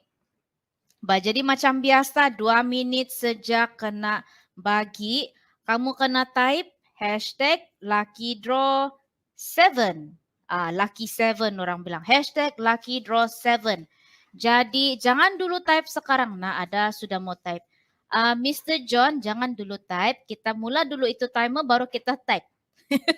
Karena type balik tuh Mr. John. Oke. So kita start itu time dari sekarang. Oke, nah Mr. Jaed, jangan jangan kau tapau habis semua nih lucky draw, kasih Chan yang lain. Oke, type kamu type. Kamu ikut saja tuh yang di display banner tuh, nah bawah yang bergerak-gerak tuh, yang berkiri pergi kanan tuh. Ngam kah itu arahnya tuh? Sembarang saja. Kamu ikut tuh lucky draw 7, hashtag lucky draw 7. Kalau dia kasih caps lock, kamu pun mesti ikut caps lock. Kasih caps lock dia guys. Lucky draw 7. Lucky draw. Ada hashtag Hashtag lucky draw 7. Saya tengok dulu komen-komen kamu nih. Kasih caps lock dia. Jangan lupa. Hashtag lucky draw 7. Hashtag lucky draw 7. Less than 1 minute sudah. Ada yang balik-balik type nih. Majlis daerah Putatan. Kena disqualified lain di lama-lama nih. Satu kali saja type. Karena detect itu sistem, karena detect juga itu. Jangan kamu risau. Satu kali saja type. Satu kali saja. Nah, 20 seconds left. Archilo awal babugi. Ini nih membagi mendoa-doakan orang lain sih. Hashtag lucky draw 7. Nah, 6, 5, 4, 3, 2, 1, close. Habis. Alamak. So siapa yang lambat tuh tidak apa. Nanti boleh lagi. Next session. Okay? So, kita kasih compile dulu macam biasa. Sabar-sabar dulu kamu. Kasih baca dulu mantra. Pui kiri, pui kanan. Begitu. Macam siapa yang buat tadi tuh. Oke. Saya compile dulu. Sabar dulu kamu. Kasih baca-baca doa dulu. Oke. Kita compile dulu. Random lucky pick. Alright. Pui kiri, pui kanan dia bilang si Mr. Ian. Biasa nih biasa nih si Mr. Ian nih. Oke, come on dia bilang. Mari kita klik 1, 2, 3. Nah, berhabis kamu membaca. Oke. Mau slow sudah. Oke. Siapa ini? Alamak. Oke. Saya pikir si masjid lah pula. Majlis daerah Putatan yang kena. Sikit lagi. Tiap lepas ni mungkin. So kita dapat pemenang dia Miss Eda. Miss Eda kan nih kah Mr. Miss Eda masih sini? Miss atau Mr. Eda? Malapas itulah itu. Belum cukup mantra kalau begitu. Archilo tidak sudah kita ini esok. Hari ini last. Itulah. Nah, Bugi sudah dia bilang. Ada si Eda sini. Miss atau Mr. Oke, Google. Oke, Miss Eda. Thank you dan Tania karena telah memenangi cash voucher bernilai Rp150 dari Speedmart, 99 Speedmart. Saya rasa mana-mana pun ada 99 Speedmart sudah. Jadi boleh bershopping sudah lepas nih. Oke, jadi kita teruskan dengan kita punya surprise gift. Ini kali kita punya surprise, kita punya komen dia senang sikit. Jadi kalau kamu temis, sayang itu. Oke. Jadi tadi ada display banner di bawah macam biasa. Kalau saya tidak silap dia bilang if you see me comment I am back. Kunun begitu. Sebab tadi kita lunch kan. Jadi saya mau tahu sama ada kamu orang ni sudah balik dari lunch kah atau belum begitu. So comment I am back lah yang tadi ah. So kita tengok siapa dia punya first commenter. Okay, first komentar kita ialah Mr. Radel Ra. Mr. Radel Ra. Tania Mr. Radel Ra. Kalau kamu ingat yang sudah join kemarin, Mr. Radel ni sudah menang pop quiz. Tapi sebab ini aktiviti lain kan, jadi tidak kira lah. Jadi macam saya cakap tadi, kalau kamu sudah menang itu lucky draw, tidak boleh menang lagi. Tapi kamu boleh menang yang tempat-tempat lain. Macam pop quiz, surprise gift, begitu. Okay? So,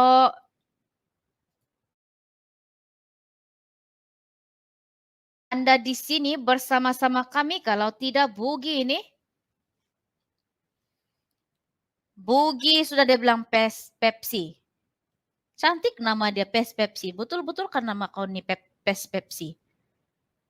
Nah, mana sudah si Mr. Radel? Bugi Wan, bolehkah? Oh, ada.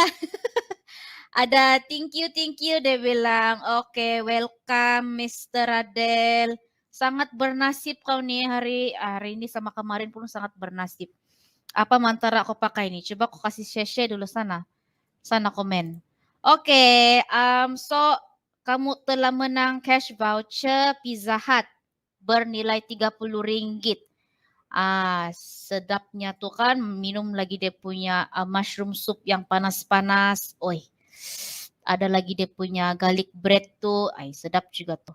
Okay, so tanya kepada semua pemenang macam biasa kasih email to kathleen@sabah-net.com.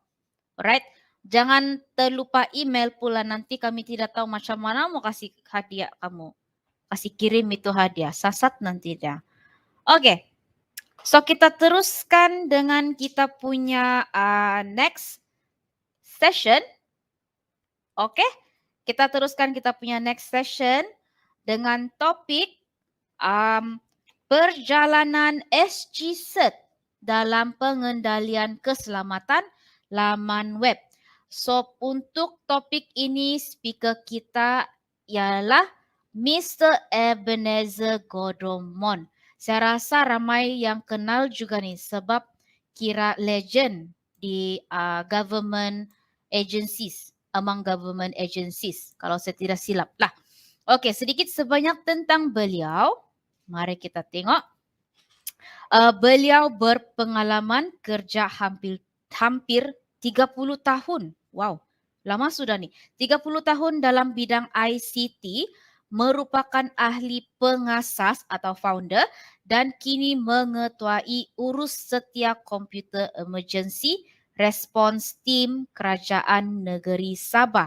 So, dipanggil juga sebagai SG Cert. So, cert tu di sana bukan sertifikat. Macam saya dulu-dulu bila saya nampak di SG Cert, saya pikir, oh, sertifikat bani saya bilang. Jadi, SG Cert ni yang ditubuhkan pada tahun 2002. Kerajaan Negeri Sabah actually yang pertama dalam negara yang menubuhkan suatu badan SERT ataupun CERT. So beliau juga merupakan ketua pengasas pasukan ujian penembusan ataupun pen test SG-CERT yang telah melaksanakan lebih daripada 1,000 ujian sejak lebih 15 tahun lalu lagi. So selama 12 tahun dari 2008 sampai tahun lalu, beliau merupakan ketua pengasas Pusat Data Kerajaan Negeri Sabah. Pusat data atau data center yang pertama yang ditubuhkan spesifik untuk kerajaan negeri yang menampung lebih daripada 200 buah sistem aplikasi atau application misi kritikal milik kerajaan negeri. So selain itu beliau juga telah menerajui pensijilan Information Security Management System ataupun yang lebih dikenali sebagai ISMS. Saya rasa kamu pun tahu ni kan apa ni pensijilan ni kan. Pada tahun 2012. So antara pusat data sektor awam pertama dalam negara yang berjaya memperoleh pensijilan ini dengan skop pensijilan terluas. Nah, jadi Sabah juga adalah kerajaan negeri pertama dalam negara yang dipersijilkan. No, bukan alang-alang. Selain daripada itu, beliau menerajui pensijilan Quality Management System ataupun QMS bermula dari 2010 lagi. Jadi 5S pula bermula dari 2014. So diiktirafkan cemerlang dalam Inspektorat Pematuhan Keselamatan Perlindungan oleh Pejabat Ketua Pegawai Keselamatan Kerajaan Negeri Malaysia, Jabatan Perdana Menteri pada tahun 2016 dan 2019 dan melepasi audit International Standard of Supreme Audit Institution ataupun ISAI, ISSAI oleh Jabatan Audit Negara pada tahun 2017. So memang yang saya cakap tadi memang legend. Okay, so without further ado, saya pass ini floor to Mr. Ebenezer. Thank you, Kathleen. Selamat petang semua. Selamat petang. So, terima kasihlah memanggil saya legend. Legend ni, senyum saya tadi sambil mendengar. Legend ni boleh jadi dua perkara, sama ada yang bagus atau yang kurang bagus. Mungkin sudah terlalu veteran. So anyway, saya teruskan dengan slide ya.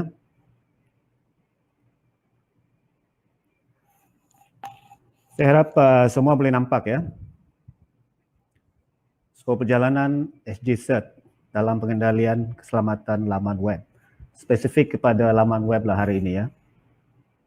Sebenarnya keselamatan cyber meliputi banyak perkara yang sangat meluas. Laman web hanyalah salah satu.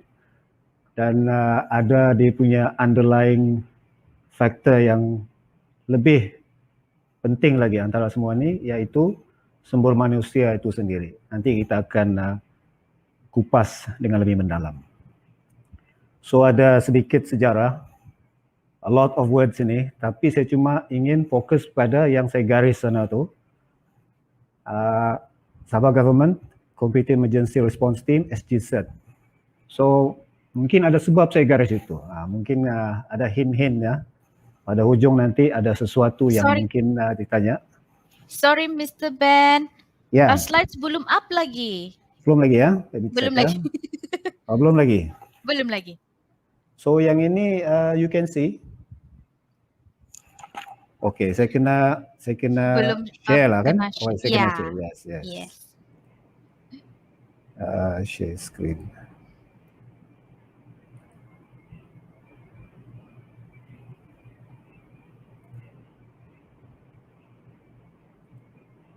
Boleh nampak?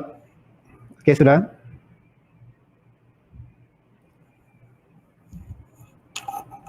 Boleh nampak ya? So sekarang saya sedang berada di skrin yang ini. So 2003, sudah waktu yang amat lama ya, 18 tahun. So apakah pengalaman, apakah ranjau, apakah halangan, apakah lesson learn yang kita dapati selama waktu itu ya? Sebenarnya ada banyak dan saya cuba rumuskan dalam masa yang singkat ini. So kita pergi kepada apakah secara umumnya status semasa dalam sektor awam Sabah dalam bidang keselamatan cyber ini. Dahulunya saya seperti yang dinyatakan tadi, saya di bahagian pusat data kerajaan negeri dan pada masa yang sama saya di SGCert, ahli SGCert, iaitu lebih kepada satu jawatan kuasa atau task force tentang menangani atau first responder jika ada apa-apa isu keselamatan cyber. Dan pada tahun lalu saya telah berpindah ke bahagian keselamatan cyber, which is a specific body atau bahagian yang looking into bukan saja hal-hal berkenaan dengan first responder atau CERT, tetapi juga overall mengenai keselamatan dari segi latihan, kesedaran, perancangan, persijilan dan sebagainya. So ini saya nyatakan secara umum, iaitu kita basically ada 3 komponen yang kita kena look in detail lah. Dan biasanya selalu kita fokus yang bawah tu sekali saja kan, teknologi. Apakah tools, apakah software yang kita boleh gunakan to hack people atau macam mana kita mau defend. Tapi sebenarnya dia banyak benda yang kita perlu ambil kira. Dan pertama sekali adalah komponen manusia itu. Kerana situlah sebenarnya punca whether you make it or break it. Whether you make or break di dalam cyber security ini. Sebenarnya dalam apa-apa bidang pun ya, di mana everything you do, you will need humans to run the show lah, as you say. Dengan pelbagai program latihan dan kesedaran, persidangan. Basically, apa yang kita mau laksanakan di sini adalah kita mau build up kita punya kompetensi, kita punya collaboration, kita punya kesedaran atau awareness, even down to the end users. Dan sekarang ni Jabatan Perkhidmatan Komputer Negeri kini di bawah Kementerian Sains, Teknologi dan Inovasi, maka dia punya skop itu menjadi semakin luas kerana kita sooner or later kena juga pergi down to the ground, iaitu bukan saja pejabat awam tetapi juga kepada the man on the street, the community ya. Komponen kedua adalah proses. Ini yang tadi persijilan banyak yang disebut tadi itu. So itu I can say more about that later. Persijilan ini is satu requirement. You can say necessary pain you need to go through untuk melepasi satu tahap yang telah ditetapkan oleh kerajaan lah. Cuma ada dia punya, there's more to that than just getting the sijil lah. And then the last one is technology, which I already sentuh sebentar tadi ya. Okey, ini satu lagi perkara yang saya telah underline. CIA, bukan Central Intelligence Agency yang selalu kita dengar di USA itu.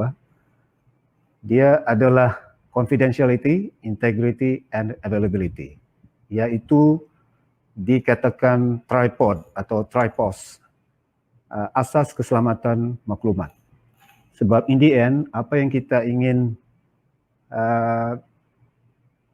jaga, apa yang kita ingin pastikan tidak jatuh ke tangan sesiapa yang tidak sepatutnya adalah yang inilah, adalah data itu dan maklumat itu ya. So confidentiality atau kerahasiaan adalah maklumat tidak boleh didedahkan tanpa kebenaran. Hanya yang ada kebenaran saja boleh melihatnya atau mendapatnya. Yang kedua adalah integrity, iaitu maklumat mesti tepat, lengkap, dikemaskini dan hanya boleh diubah dengan kebenaran. Dan yang ketiga adalah ketersediaan atau availability, iaitu dia mesti boleh diakses pada bila-bila masa. Tiada lagi yang 8 to 5 ataupun di waktu bekerja sahaja. Sekarang ini ekspektasi adalah 24 jam ya, 24 by 7 by 365. Tidak kira lah hari raya, Christmas, Chinese New Year, semua masih juga sepatutnya boleh diakses. Apakah situasi keselamatan cyber di peringkat dunia, di antarabangsa keseluruhan sekarang ini? Sejak hari semalam dan juga sebentar tadi, kita telah mendengar beberapa reference terhadap yang hot news sekarang ini tentang Jabatan Pendaftaran Negara punya data kan yang telah diceroboh dan 4 juta rakyat Malaysia punya data telah berada di luar sana, somebody telah dapatkan dia dan offer untuk dijual dengan harga RM35,500. Jadi sekarang ini, bila saya baca news tadi pagi, sekarang ini bertunjuk-tunjuk lah lembaga LHDN deny and then still under investigation and all that. So kita belum dapat tahu secara detail bagaimana sebenarnya benda ini boleh terjadi. Tetapi berdasarkan apa yang kita pernah baca dulu dan dari kes-kes yang lain di seluruh dunia, saya rasa mungkin the human factor jugalah. Human factor juga. So ada nanti saya akan bagi dia punya semua ni. Of course kita boleh Google juga semua maklumat ni kan. Anywhere pun kita boleh dapat the latest information lah.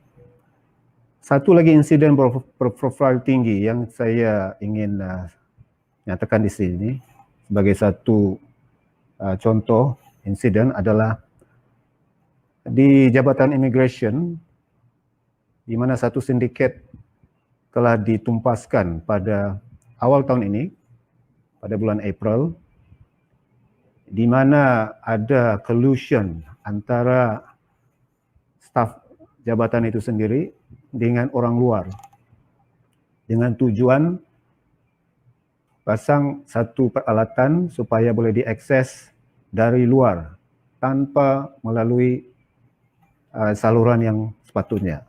Maksudnya, diorang boleh akses dengan cara yang salah, tetapi boleh ubah suai apa saja data di dalam itu. Maksudnya siapa pendatang ini dengan semua data-data yang berkenaan lah. So ini pun human factor juga. So satu Jabatan Pendaftaran Negara, satu lagi Jabatan Immigration. So these two are, as you know, sangat sensitif, mengandungi pelbagai data peribadi, data-data you and me berada dalam sana, dan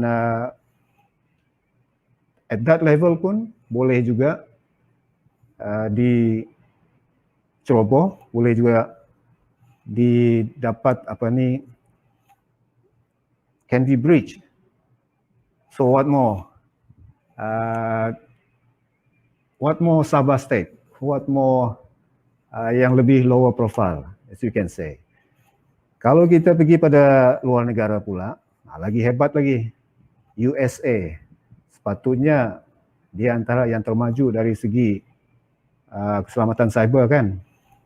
Tetapi pada tahun lalu, terjadi satu insiden yang besar, iaitu ada pencerobohan di Kerajaan Persekutuan USA melalui pelbagai saluran, melalui dia punya software, melalui dia punya sistem-sistem tu. Kalau kita pergi pada link ini, yang nanti bila saya share, you can go and read. Memang perkara ini memang boleh berlaku. Kalau boleh berlaku kepada diorang, sudah tentu boleh berlaku pada kita juga kan. And then the next one, I would like to bagi contoh yang ini, FireEye. FireEye adalah satu syarikat spesifik kepada cyber security. Dia mempunyai 3,000 lebih orang staff, US based. Dia memang spesialis dalam bidang keselamatan cyber. Tapi dia juga telah digodam, telah diceroboh. Dan daripada kenyataan media ataupun satu blog post yang diberikan oleh dia punya CEO, memang ini adalah satu attack daripada nation state, artinya dari peringkat negara, bukan lagi yang orang-orang biasa-biasa.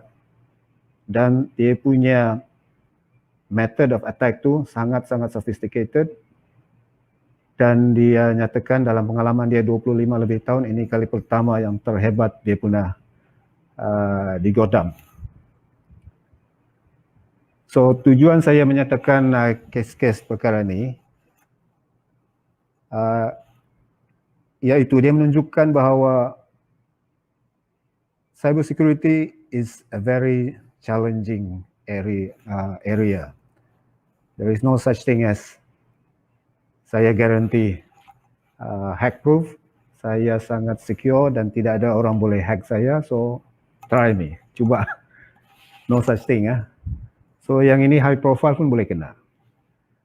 So it's forever kita struggle lah, forever kita semakin lama semakin ke arah yang sepatutnya lebih selamat, tetapi you can never quite reach that point yang you say, saya sudah sampai ke satu puncak Gunung Kinabalu, tiada lagi lebih tinggi. So no such thing. And the last example sini is the Microsoft Exchange server, which is a very well-known email server from Microsoft. Microsoft is a well-known software company. They established in 1975, sudah 40 lebih tahun. Dan dia amat berpengalaman dalam bidang IT, amat ramai developer, amat ramai hacker, pun masih boleh kena juga. Masih boleh breach. Earlier this year, ya. Jadi ada satu laporan ni daripada IBM pada tahun 2020 yang menyimpulkan apakah yang sedang berlaku di luar sana. So, ada beberapa perkara yang kita boleh lihat sinilah. Pertama, volume and severity of cyber attacks. Dia semakin banyak dan semakin teruk, semakin hebat dia punya ancaman tu, dia punya attack itu. Dan too many tools weaken cyber resilience. Apabila pula kita terlalu banyak tools yang kita cuba letakkan sebagai lapisan keselamatan, dia boleh menjadi efek yang negatif pula. Ini menarik ya. So ada dalam artikel tu ada disebut sebab dia lah. Sebab apabila terlalu banyak, sometimes dia punya tools ni dia tidak boleh integrated antara satu sama lain, dan dia punya apa yang dia monitor tu, apa dia punya report tu bercanggah pula, contradicting antara satu sama lain. So menjadi satu yang negatif pula ya. Seterusnya lack of budget and skills. Lack of budget ni macam cerita dari dulu lagi kan, sentiasa tidak cukup budget. Skill juga begitu. Hacker semakin skillful dan kita juga perlu upgrade juga. Seterusnya analytics, automation, AI, machine learning diperlukan. Kita semakin ke arah itu kerana kita tidak boleh handle lagi amount, volume yang semakin banyak setiap hari. Dan akhir sekali adalah collaboration, even sehingga ke peringkat akar umbi. Contohnya infiltrate di hacker community. Masuk ke sana, macam CID lah. Duduk sana diam-diam, tengok apa diorang cerita. Dari sana kita boleh tahu ada banyak perkara. So ini saya telah galakkan saya punya team members untuk buat perkara yang sama. Tapi bila masuk sana, Jangan pula kau start gaduh di sana. Jangan pula kau cakap mencabar-mencabar. Nanti ada masalah lain pula yang timbul ya. So saya ingin samakan keselamatan cyber ini dengan satu perlawanan akhir bola sepak yang kita baru-baru kebanyakan sudah tengok kan di TV itu, Euro 2020 final di Stadium Wembley, di mana Stadium Wembley ini adalah boleh dikatakan ibu pejabat bola sepak kerana dia adalah stadium utama di England dan telah menyaksikan pelbagai acara sukan yang utama. Saya percaya sudah hampir 100 tahun atau mungkin lebih umur. Namun pada hari itu terjadi insiden keselamatan yang mana saya boleh kaitkan dengan keselamatan cyber atau keselamatan internet atau laman web. Kerana dari sana kita dapat lihat bahawa manusia, timbul lagi manusia kan, manusia akan kekal the weakest link, di mana petugas stadium menerima rasuah di stadium itu ya, padahal lebih ramai daripada biasa steward ataupun pekerja, petugas di stadium, dan terdapat beberapa lapis checkpoint atau lapisan keselamatan. So yang masuk tu, yang tidak bertiket itu dia bagi duit. Ada yang terima, ada yang cakap dia tidak perlu pun bagi wang. Dia kasih lepas saja kerana dia tunjukkan tiket palsu. Sudah print tiket palsu tapi tidak diperiksa dengan teliti. Jadi yang tiada tiket ni sudah ready. Kalau tiket palsu tidak dibenarkan masuk, dia akan cuba bayar dengan wang. Manusia ni, weakest link. Yang kedua adalah kelemahan sistem atau jalan tikus. Kerana setiap stadium ada pintu khas kan untuk OKU, orang-orang upaya, yang berbeza daripada pintu yang lain. Apabila pintu ini dibuka, sanalah yang tiada tiket ni rushing masuk sana. So ini satu kelemahan sistem yang ada. Yang ketiga adalah penggodam atau hacker ni bekerjasama. Diorang buat satu chat group di Telegram bernama The Wembley Gym. Jadi ramai yang masuk sana. Dia bincang, kongsi maklumat. Macam mana sudah keadaan, di mana line clear, mana pintu yang terbuka, mana itu steward atau polis kurang. Jadi diorang boleh berbincang macam itu. Jadi diorang ni lebih sophisticated, lebih teratur. Dan yang akhir sekali, motivasi. Motivasi is a superpower. Motivasi untuk diorang masuk ke dalam stadium.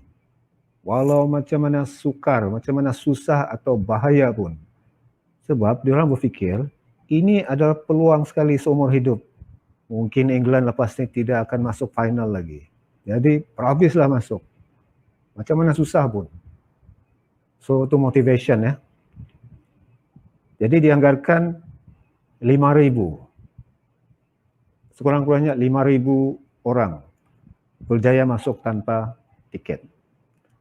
Dan ini berlaku di Wembley. Ini berlaku di England, negara maju.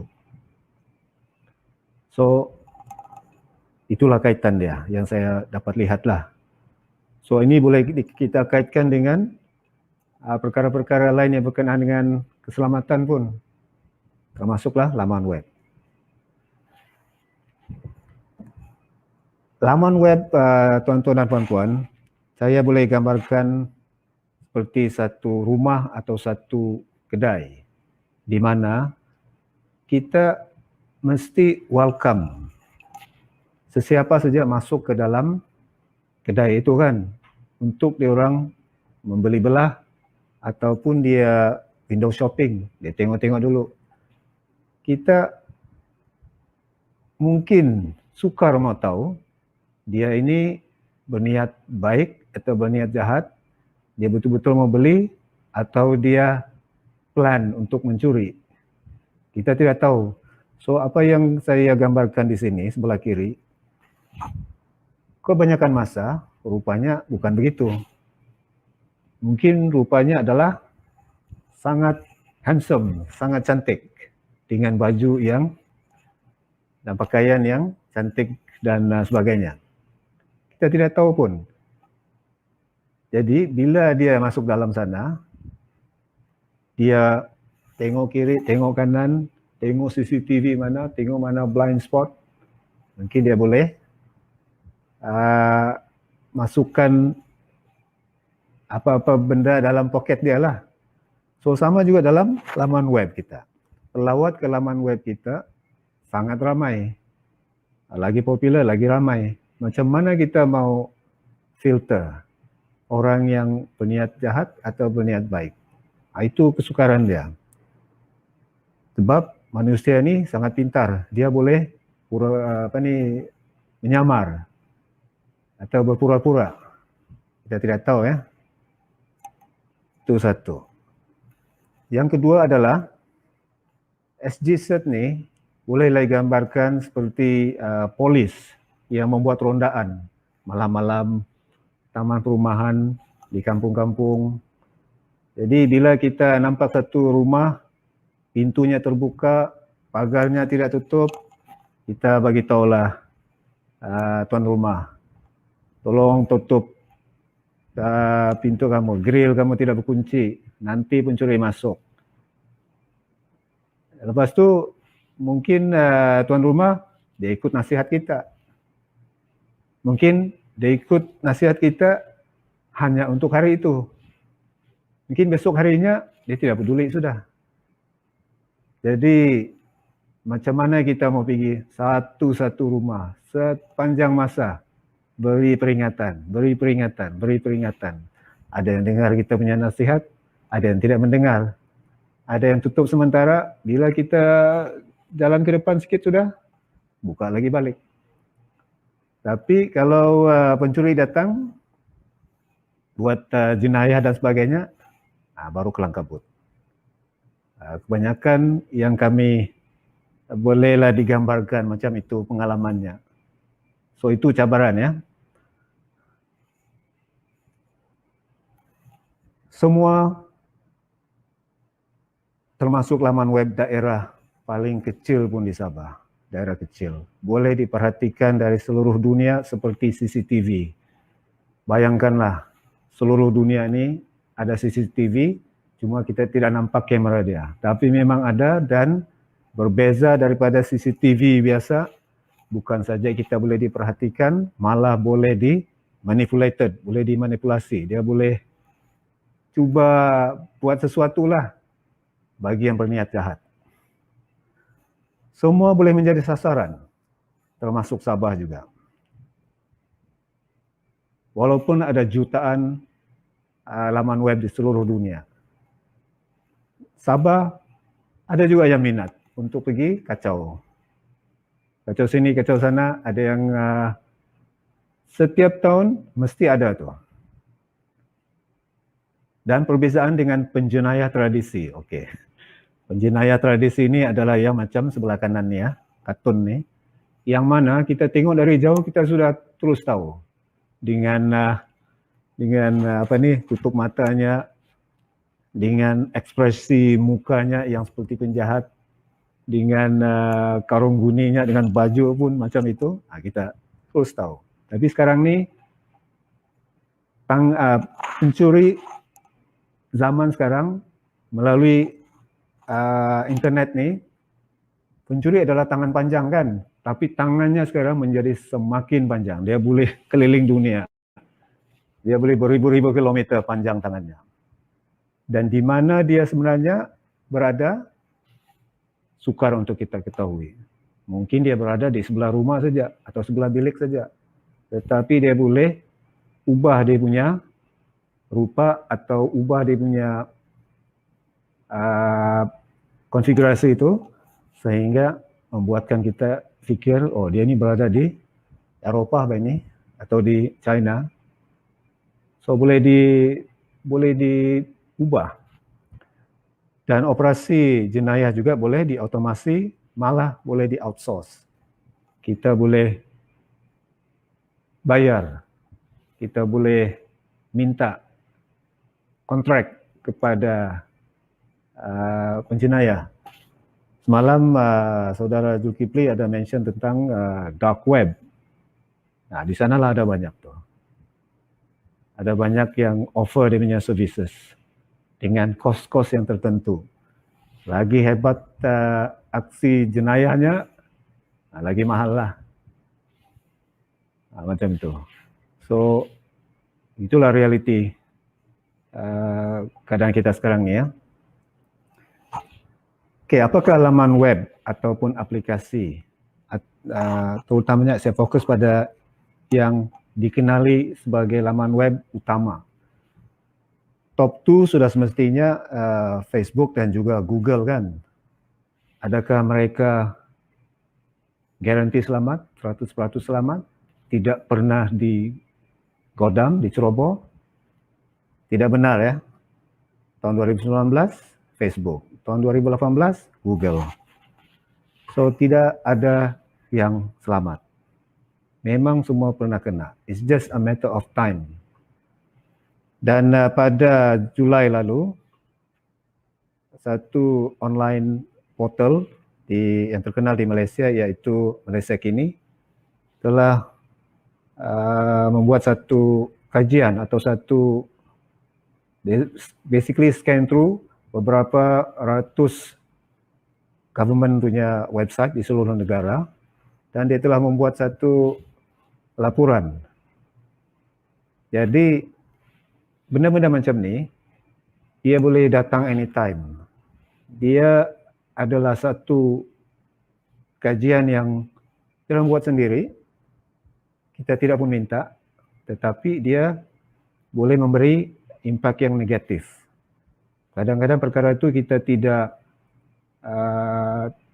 terlepas pandang ataupun kita overlook ataupun kita tidak, sebab kita punya checklist terlampau panjang ataupun kita tahulah manusia kan. So kalau anda masuk ke dalam laporan ini, ada beberapa laman web kerajaan negeri Sabah ya. Kalau tidak silap ada 7 dan ini telah di secured lah selepas itu, selepas kita dapat tahu. Cuma yang menarik di sana dalam senarai itu adalah laman-laman web yang lagi berprofil tinggi, yang lebih sensitif seperti Kementerian Pertahanan, Eskom. So ada totalnya lebih daripada 100 di seluruh negara. Maksudnya kita ini sentiasa diperhatikan, sentiasa diuji dan kena sentiasa alert. Itulah tadi saya. Dan saya suka quote daripada Sun Tzu Cyber di Twitter ini. Cyber deterrence creates the next decade's malware problem.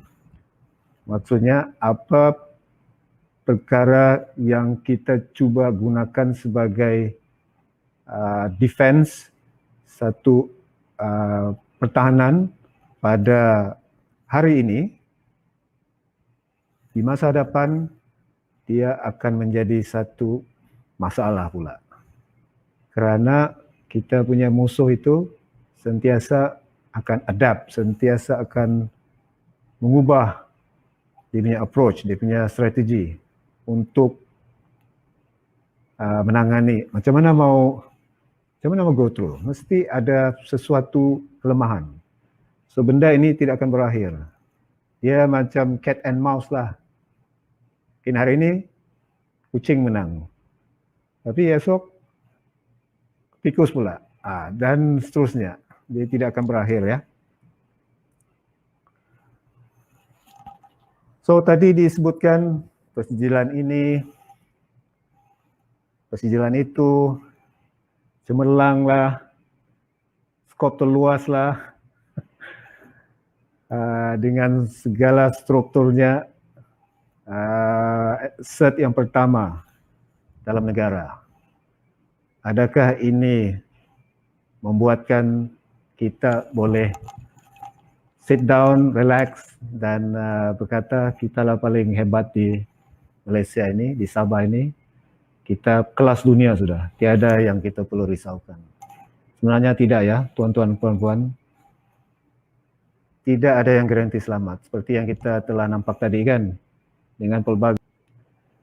So perkara ini adalah on paper. The sijil is just paper, melekat di dinding, dengan satu frame yang cantik, lepas tu upacara penyerahan, gilang gemilang, tetapi dia punya actual implementation yang setiap hari kita bekerja keras, setiap hari kita alert, check the alerts to upgrade ourselves, sentiasa evolve, mengikut apa perkembangan terkini, itu yang benar-benar on the ground punya hard work lah. Itu yang sebenarnya menentukan ya. Ini telah beberapa kali saya nyatakan komponen manusia masih dan akan kekal the weakest link. Inilah the make or break, the critical success factor dalam apa-apa usaha untuk meningkatkan tahap keselamatan laman web atau tahap keselamatan cyber kita. Saya bagi beberapa contoh yang kami telah lihat yang berlaku dalam di sekitar kita, bukan saja dalam laman-laman web kerajaan negeri tetapi juga di luar sana. Saya tidak akan namakan dia punya website itulah atas sebab kerahasiaan ya. Yang pertama dan lalu sekali adalah tidak mengemaskini perisian. Perisian artinya dia punya operating system, dia punya Windows, dia punya Android, even kita punya phone ya. Kerana jika kita tidak update, sekarang ni kalau laman web banyak yang guna content management system kan, jumlah dan sebagainya. Jika itu tidak dikemaskini, situlah exploit ataupun penggodam boleh menggunakan kelemahan yang sedia ada. Kenapa dia kerap di-update? Kerana dijumpai kelemahan yang tertentu. Sebab itu dia update kan, jadi kita perlu ikut tu. Saya faham ni, kerana kadang-kala kesalahan kesusahan yang dihadapi oleh developer ataupun penyelenggara adalah apa yang kita telah bina itu tidak semestinya dia compatible atau serasi dengan perisian yang later version. So tidak boleh simply automatic update. Dia ada kena adjust sini, adjust sana, dia kena manually ubah sesuai dia punya coding dan sebagainya. So it's a pain lah, sesuatu yang memerlukan usaha. Jadi kalau terlalu kerap, itu satu faktor manusia lagi. Mungkin kita pun boleh jadi fed up ya. Itu satu yang pertama. Yang kedua, penggunaan perisian dari sumber mencurigakan. Contohnya dalam CMS itu ya, jumlah contohnya. Dalam itu ada banyak add-on, plug-in dan sebagainya kan. Jadi kami perhatikan ada yang dari, sebab dia boleh dari pelbagai sumber. Jadi kena hati-hati, dia mesti dari sumber yang reputasi yang baik. Bukannya daripada, nggak tahu dari unknown punya developer. Sebab ada banyak di luar sana yang cuba mengambil kesempatan ya. Sumber mencurigakan juga boleh bermakna pirate. So janganlah cuba-cuba yang tidak berlesen ya. kebanyakan saya lihat perisian yang tidak berlesen ni ada sesuatu planted di dalamnya, yang mana bila dia sudah masuk ke dalam kita punya sistem komputer, phone dan sebagainya, dia boleh buat pelbagai havoc lah, dia boleh buat pelbagai perkara. Dia boleh take over kita punya sistem, dia boleh gunakan kita sebagai satu lokasi yang dia boleh launch attack ke tempat lain. Artinya kita yang dapat disyaki buat jenayah itu padahal dikontrol oleh orang lain. Contohnya, seterusnya adalah kesilapan pembangun aplikasi. So kita punya developer ni human juga, human lagi kan. Ciri atau contoh, ciri atau fungsi yang tidak disengajakan. Contohnya satu soal selidik atau kaji selidik, yang mana kaji selidik ini mungkin perlu kita isi data-data peribadi, keluarga, pendapatan, keadaan kesihatan dan sebagainya. Jadi perkara ini perlu diambil perhatian yang serius, kerana jika perkara ini tidak ditangani, dia boleh menjadi satu isu privacy, iaitu leaking out of personal information dengan tidak disengajakan, kerana tidak diletakkan authentication ataupun satu peringkat yang tidak boleh simply masuk dengan mudah lah. Dia perlu ada satu password ke, atau ada satu cara PIN number ke.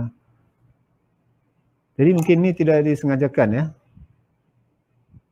Tapi itulah, mungkin perlu lebih banyak testing. Ataupun tidak cukup masa, itu lagi satu, under time pressure. Itu lagi satu ya. Dan satu lagi yang kita kerap nampak adalah tidak melaksanakan smart, standard, secure and current industrial practices. Contohnya penggunaan borang-borang online yang terbuka kepada orang luar, yang yaitu kalau kita tidak kawal ini, dia boleh disalahguna oleh sesiapa saja. Dia boleh multiple masukkan data, dia boleh overwhelm, dia boleh terlalu banyak unwanted atau unverified request ke dalam kita punya sistem. Jadi sekurang-kurangnya ada satu level lagi, contohnya captcha yang selalu ada perlu klik tu kan, I am human, ataupun perlu pilih gambar-gambar untuk membuktikan bahawa ini bukan satu automated punya bot dan sebagainya. So benda-benda ni perlu diambil perhatian oleh yang berkenaan lah, untuk meningkatkan lagi tahap keselamatan laman web kita ya. So semua ini sebenarnya ada dalam program-program latihan, kesedaran, dasar keselamatan. Cuma itulah, mungkin perlu diperingatkanlah dari semasa ke semasa.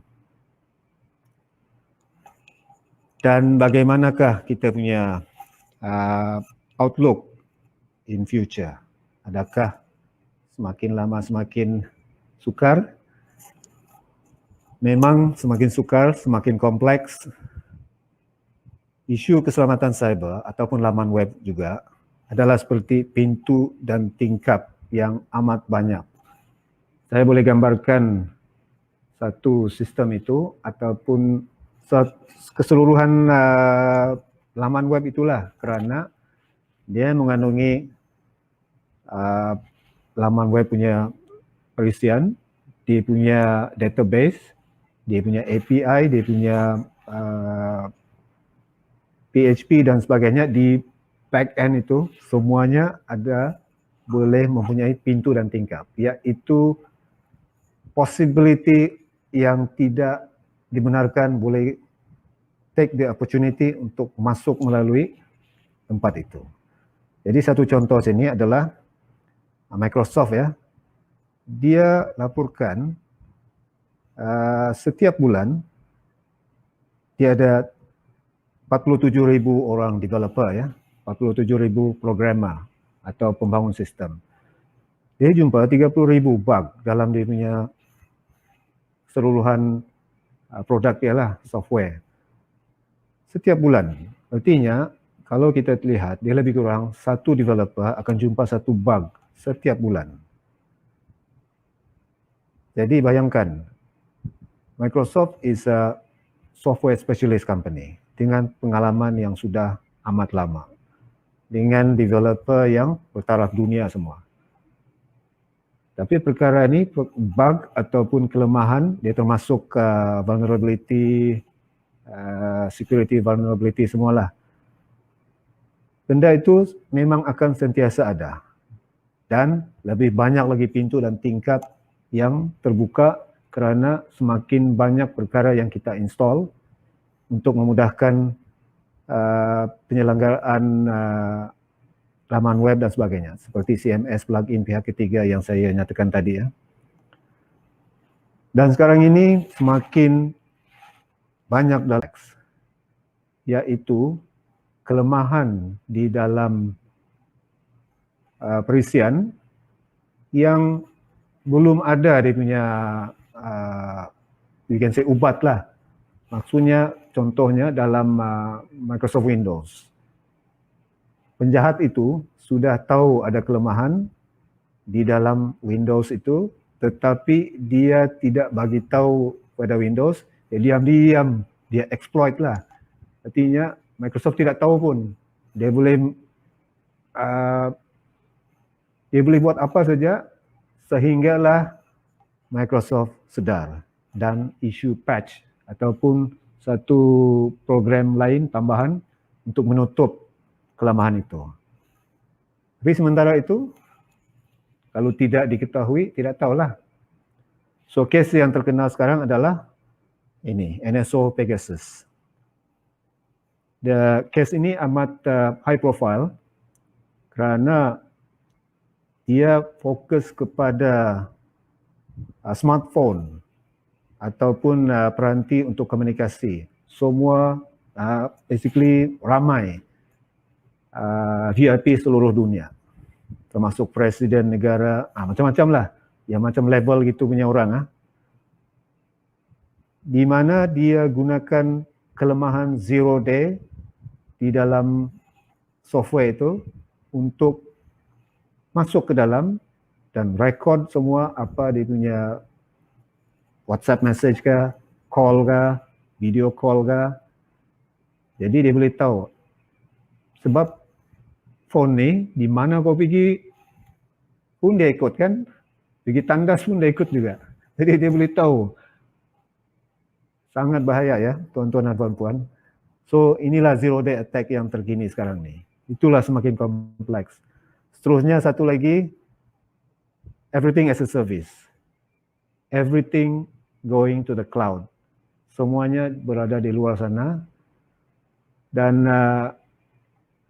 boleh menjadi satu risiko juga kerana apabila berada di luar sana, dia in a way terdedah kepada pelbagai cubaan atau pelbagai ancaman daripada anasir-anasir luar lah. Seperti yang kita tahu dalam kes FireEye tadi, kalau sudah peringkat nation state, dia amat sukar untuk dibendung. That's why yang even yang cloud, negara Malaysia galakkan pergi kepada cloud, tetapi dia mesti di dalam negara dulu. Jangan letakkan di cloud yang tidak tahu di mana. Dia mesti di dalam negara di Malaysia. So even cloud providers seperti Google, Microsoft dan sebagainya dimestikan bina dulu dia punya infrastruktur tu supaya data-data tu dipastikan stay di dalam negara dan bukannya di luar. So at least ada satu tindakan ya, safeguard dalam perkara ini. Dan sekarang ni kita tahu everything is connected to everything else. Semuanya boleh dikawal, hampir semua. Semakin lama semakin open to internet, everything including CCTV. Banyak perkara yang boleh diakses daripada internet dan sebenarnya satu risiko yang sangat besar kerana di masa akan datang kita akan nampak senario seperti dalam movie itulah, movie yang kita selalu lihat tu, contohnya dalam Terminator contohnya, kerana semuanya boleh dikawal oleh sistem rangkaian berkomputer atau cyber or whatever you call it lah. That means kalau begitu nothing is 100% safe anymore. Dia boleh dikawal oleh whoever yang ada expertise untuk mengawal benda-benda di sekeliling kita. Kerana semuanya semakin lama semakin interconnected to each other. Mungkin kita punya bukan saja CCTV, tetapi termasuk juga kenderaan, termasuk juga kawalan keselamatan dalam pejabat. Macam tu getting more and more complicated. Dan sudah tentu pengurusan atasan dan pelanggan semakin demanding. Kerana sekarang ini everything is dalam kerajaan negeri pendigitalan. Services online. Pelanggan juga expect everything, all the services to be online. Seterusnya membangun sistem perlu lebih pantas menghasilkan aplikasi. Kena cepat, everything kena cepat.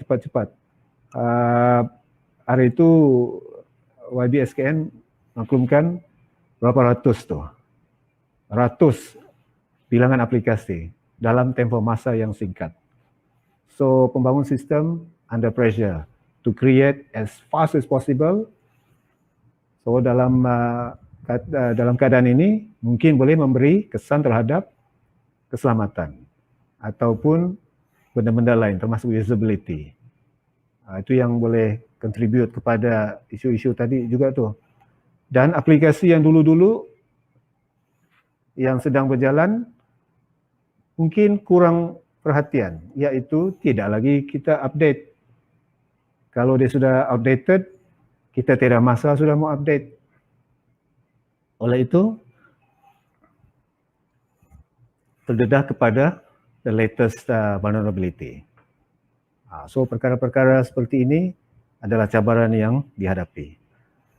So what's next? Kita kena become stronger. That is the only way. Kita kena move forward and be positive, dan kita kena bergantung kepada strategi-strategi yang telah dirangka bermula daripada peringkat kebangsaan. Yang pertama adalah yang ini, Strategi Keselamatan Cyber Malaysia 2020-2024. It's a very long document. I think 100 muka surat ni. Dan dia ada 5 strategi utama mengukuhkan pengurusan dan tadi urus yang semua inilah. Enforcement, penguatkuasaan, inovasi, teknologi, bangunan kapasiti sumber manusia, kerjasama antarabangsa. Yang 5 inilah. Dan seterusnya, rangka tindakan atau blueprint ekonomi digital Malaysia 2021-2030, another very long document, 100 pages. Ada 6 teras. Teras yang ke-6 adalah membina persekitaran digital yang dipercayai, selamat dan beretika dengan fokus kepada aktiviti digital dan urus niaga, data peribadi, rentas sempadan dan komuniti perniagaan. Dan di peringkat negeri Sabah, kerajaan negeri, Jabatan Perkhidmatan Komputer Negeri atau JPKN, jabatan saya telah merangka plan strategik 2021 hingga 25, dan di bawah topik ataupun fokus area keselamatan cyber, kita fokus kepada keselamatan data dan perkhidmatan pusat data. Dan di bahagian saya, kami merangka Sabah Public Sector Cyber Security Roadmap supaya kita dapat merangka apakah tindakan yang kita perlu ambil untuk menangani cabaran-cabaran ini yang semakin lama semakin kompleks, dan bagaimana kita dapat at least manage. Maybe kita tidak boleh eliminate, tapi we can manage lah. We minimize and manage. So that's what we are doing now. So thank you very much. That ends my presentation. Maybe I hand back to Kathleen. Okay, thank you Mr. Ebenezer. Kita punya legend kalau saya panggil ni. Okay, sekarang kita buat Q&A session bersama dengan kita punya speaker. So, siapa-siapa ada soalan, jangan malu, type saja soalan kamu. Type saja, mungkin dorang sedang masih berfikir ni. Tapi kan Mr. Ebenezer, saya mau tanya apa satu, kalau boleh share lah, apalah satu cabaran yang paling macam kira susah yang Mr. Ebenezer pernah experience throughout your career lah, begitu. Banyak Yang cabaran. paling susah ya, macam yang paling orang bilang macam bikin stres betul. Banyak perkara yang bikin stres. Dulu handle pusat data, itu 24/7 365 juga. Sekarang ini attack boleh berlaku bila-bila masa. Sekarang ni kita punya YBSKN, dia sangat utamakan program pendigitalan, iaitu banyak aplikasi, dia demand a lot of semua services pergi online lah. Yes. So you can say sekarang ni sangat mencabar dari segi aspek keselamatan laman web. Kerana pada awal tahun ini, seperti yang kita mungkin tahu juga, ada Anonymous Malaysia buat campaign tu kan. Yes, famous tu. Dia attack banyak laman web tu. So Sabah ada juga. So sekarang ni kita tidak boleh tidak boleh halang ni. Tiba-tiba keluar di media sosial. So itulah. Tapi we have to be positive lah. Learning experience kan. Memang begitulah. Every day ada cabaran dia. Every day is a different story. Ada saja. Yes, betul. Okay, we have one question dari Mr. Azman Othman. Di Sabah ada kes pencerobohan laman web. Dia tanya. Cik Azman, Cik Azman dari Jabatan Perhutanan ni kan. Memang ada. Dan saya boleh cakap at least 3%. Saya lihat setiap tahun tu mesti ada. Mesti ada. The exact number I can say sejak tahun-tahun yang lalu, kalau tiada satu atau dua tu impossible itu. Mesti ada. Hopefully tidak lebih 20 lah dalam setiap tahun tu. So itulah tadi, sebab tu sudah saya nyatakan tadi juga kan. Ada sebab-sebab yang tertentu lah. The second question dari Mr. D. Lozan. Hi sir, do you have any guidelines or checklist on preparing a website in terms of security before being pen test by SGCert? Ya, kalau kita start to bincang perkara tu sini, will take a very long time lah. Saya fikir we can have more discussion on this jika perlulah. Memang ada guideline tu, cuma kita kena go through with you lah dia punya specific requirement tu. Sebab it can be quite technical lah. So you can, you're welcome to discuss with us anytime lah tentang apakah guideline itu. Okay. Oh, another question from Mr. Ghaffar. Bolehkah website agensi kerajaan digabungkan dengan fungsi e-commerce seperti plugin WooCommerce di WordPress? Okay, this one is a specific question berkenaan dengan apa ni, WooCommerce di WordPress. So I am not familiar dengan WooCommerce ni. Tapi apa yang saya boleh bagi tahu sekarang ni, kerajaan negeri sekarang telah finally embark on online banking. So kita boleh meneruskan hal-hal berkenaan dengan online banking secara rasmi. So untuk maklumat yang lebih detail boleh berhubung terus dengan kami lah bagaimana mau enable benda tu. Okay? Okay. Wah, banyak juga soalan ni. Kita teruskan dengan PHEDNP JKM. Macam mana dengan penggunaan TeamViewer? Adakah dianggap sebagai pencerobohan? Thank you.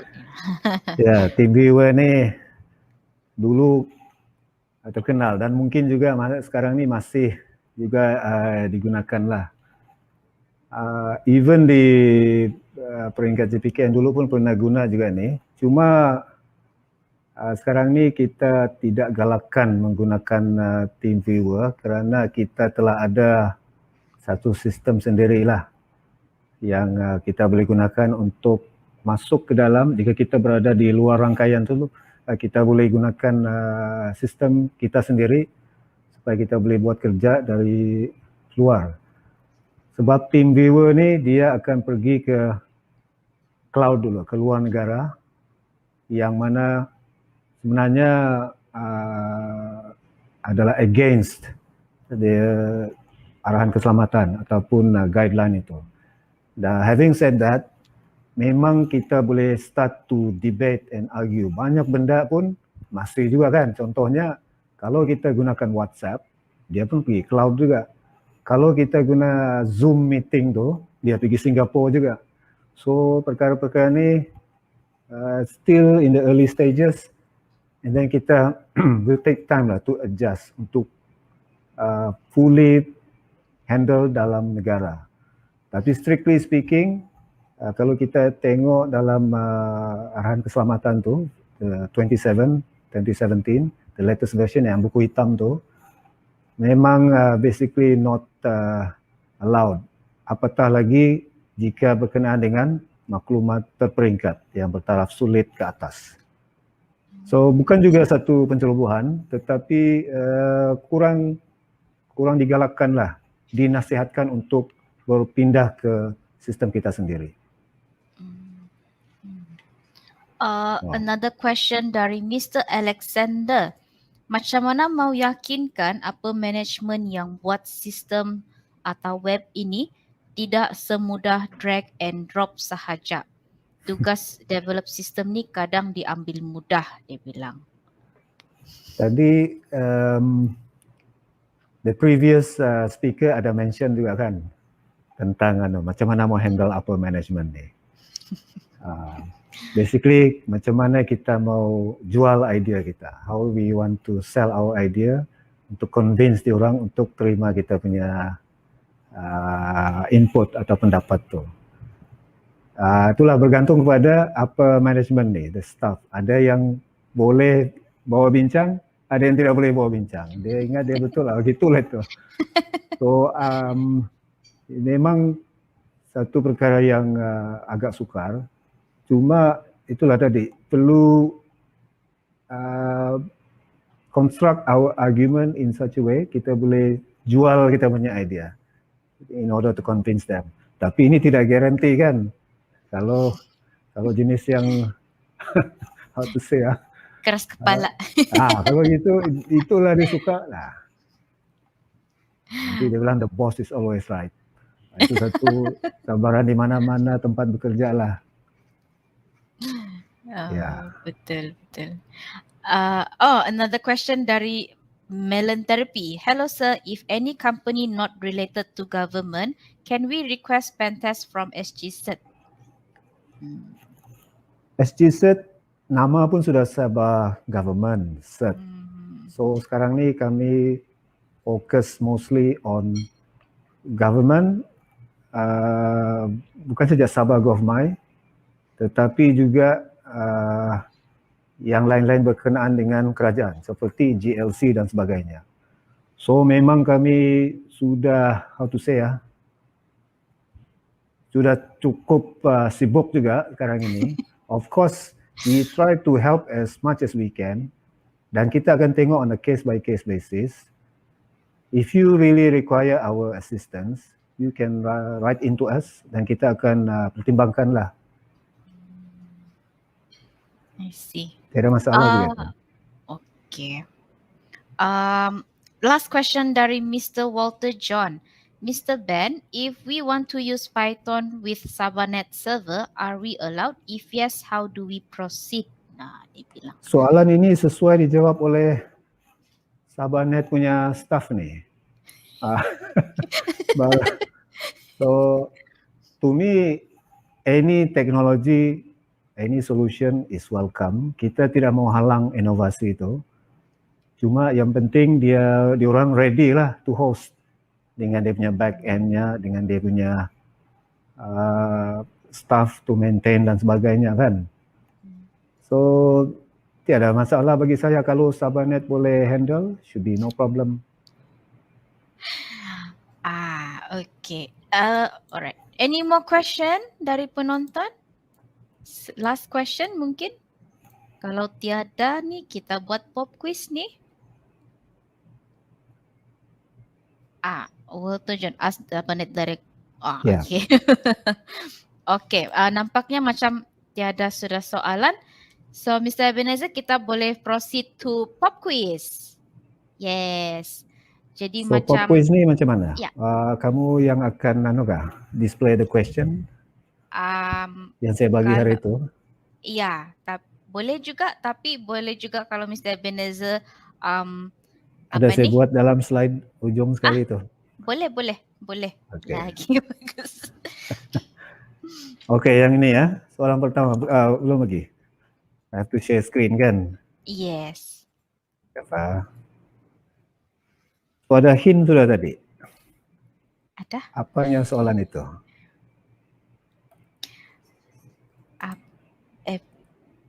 Soalan pertama. Okay. Nampak kan? Baru nampak. Apakah nama penuh SGZ? Okay. Soalan level 1 ni masih senang-senang lagi. Wow, laju. Dari Mr. D. Lozan. Sabah Government Computer first yang tanya. Tapi kita cek dulu sama ada si Mr. D. Lozan ni sudah menang pop quiz atau belum. Belum menang. Okay. Meaning pemenang kita ialah Mr. D. Lozan. Yes, Tanya, Mr. D. Lozan for your correct answer and very fast. Good typer juga ni kalau begini. Atau dia copy paste saja mungkin. So Kathleen, the hacker in me sudah ada satu idea. Bila menang, saya tukar nama lain. Jadi macam mana dia tahu? Macam mana kamu tahu orang yang sama? Nah, ada nanti dorang email. Ya, ada syarat tu. Okay, kita move on to second question. Okay, soalan kedua. Ini tadi kan saya sudah underline dia tadi. Ada. Apakah nama penuh CIA dalam aspek keselamatan maklumat? Crime scene CIA macam ada itu. Crime Intelligence CSI. CIA. Oh, ada sudah jawab laju. Dari satu Muhammad Edwan, macam pernah menang si Muhammad Edwan ni. Edwan kau kena tukar nama. Yeah. Ada sudah menangkah Muhammad Edwan pop quiz. Cuba kita investigate dulu. Aha. Macam si Louis Conrad pun sudah menang. Oh lama. Mr. Edwan sudah menang tadi, jadi kita bagi chance sama yang lain dulu. Louis Conrad pun sudah pernah menang kan? Louis tidak layak. Louis tidak layak jawab sebab Ya. dia di bahagian sini dulu. Dia tahu sudah ni. Oh. Louis Conrad boleh. Dia layak pasal dia ada menang surprise Okey lah. gift. Okay, diterima. So pemenang kita untuk second question ialah Mr. Louis Conrad. Ui, sangat laki kamu ni. Confidentiality, integrity and availability. Ngampu Ya, kan? betul. Betul. Okay. Kalau Louis salah, saya pun hairan lah. Okay, then kita move to the third question. The last question. Ready kamu? Okay, the last question tidak ada dalam saya punya slide tadi. Nah, so, habis. sama ada kamu tahu ataupun siapa paling cepat Google lah. Okay, ready ya? 3, 2, 1. Wah, siapakah pengasas World Wide Web atau WWW? Ni, okay. Nah, terus dorang Google ni. Siapa cepat? Siapa cepat?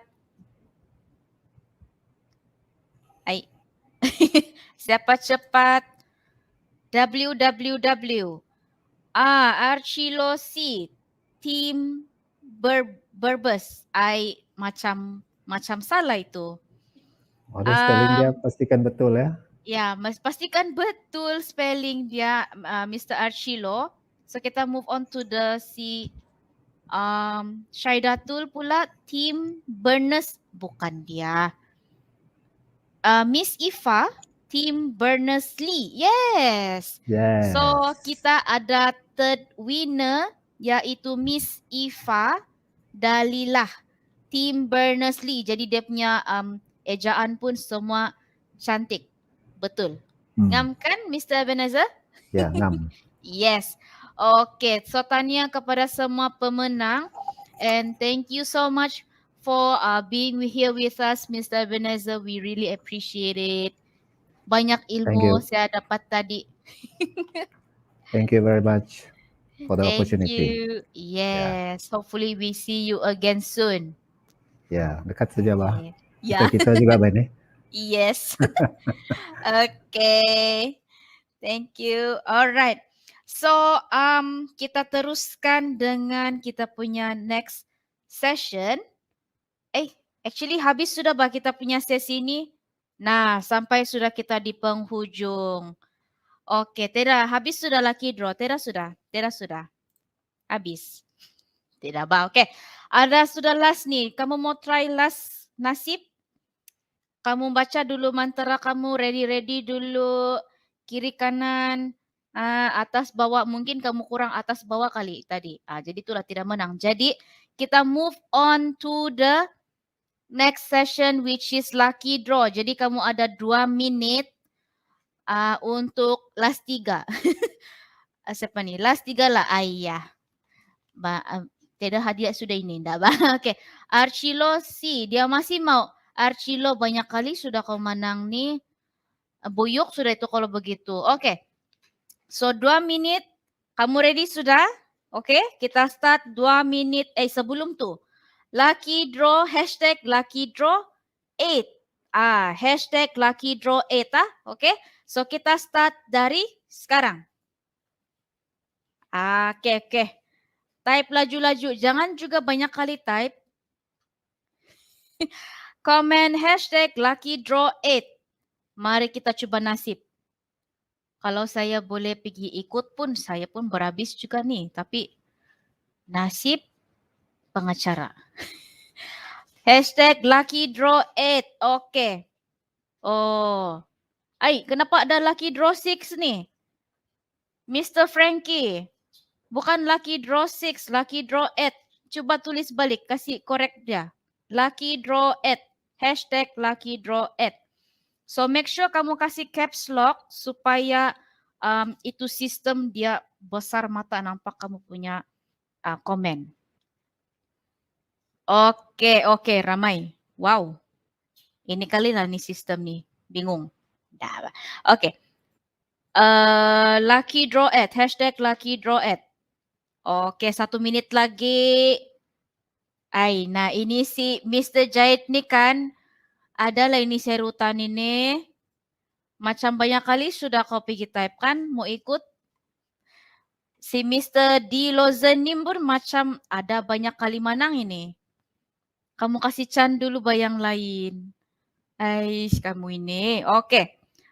Hashtag lucky draw 8. Lucky draw 8. Oke. Siapa lagi yang pernah sudah menang nih? 20 saat lagi. Hashtag lucky draw 8. Masjid daerah Potatan sudah tuliskah? Hashtag lucky draw 8. Mana tahu nih kali sangkut. Majelis bahkan. Angamlah Majelis daerah Potatan. Oke. Oke, hashtag lucky draw 8. Oke. Nah, habis masa. Orang bilang. Bilang orang dusun. Siapa yang terlambat tuh apa boleh buatlah. Kamu try lagi lah. Bila habis sudah kita punya lucky draw nih. Itu udah lambat. Oke. So kita kasih compile dulu macam biasa. Biar tuh sistem buat dulu dia punya kerja. Lucky Kathleen. Oi. Tidak wujud itu Lucky Kathleen. Try again besok. Archilo mana ada lagi besok. Itulah kamu lambat. Oke. Nah, siala nih. Harap-harap si Majelis Daerah Potatan lah kan nih kali. Oke. Jadi kamu baca dulu mantra-mantra kamu, berdoa dulu. Oke. Kita start dari sekarang. Nah, nih kali lah. Siapa yang laki nih? Mau dekat sudah. Mau stop sudah dia. Nah, Miss Sheila. Tapi sebelum tuh sudah menangkah Miss Sheila nih. Coba kita cek dulu. Kalau sudah menang, kita kasih bogi. Ada harapan kamu yang lain kan? Miss Sheila. Tiada, belum menang. Nah, meaning boleh lah itu. Miss Sheila. Miss Sheila. Hadir. Baik student ini. Oke, good. Alright, so Miss Sheila Tania kerana telah memenangi cash voucher RM150 dari 99 Speedmart. Memang kamu sangat lucky lah. Siapa yang kena lucky draw ni kan memang lucky. Tapi asal saya yang join memang tidak terkena sangkut punya. Saya tidak tahu kenapa. Mau mandi bunga kali ini kan. Oke, so kita kasih terus dengan next. Yaitu surprise gift. Nah, oke.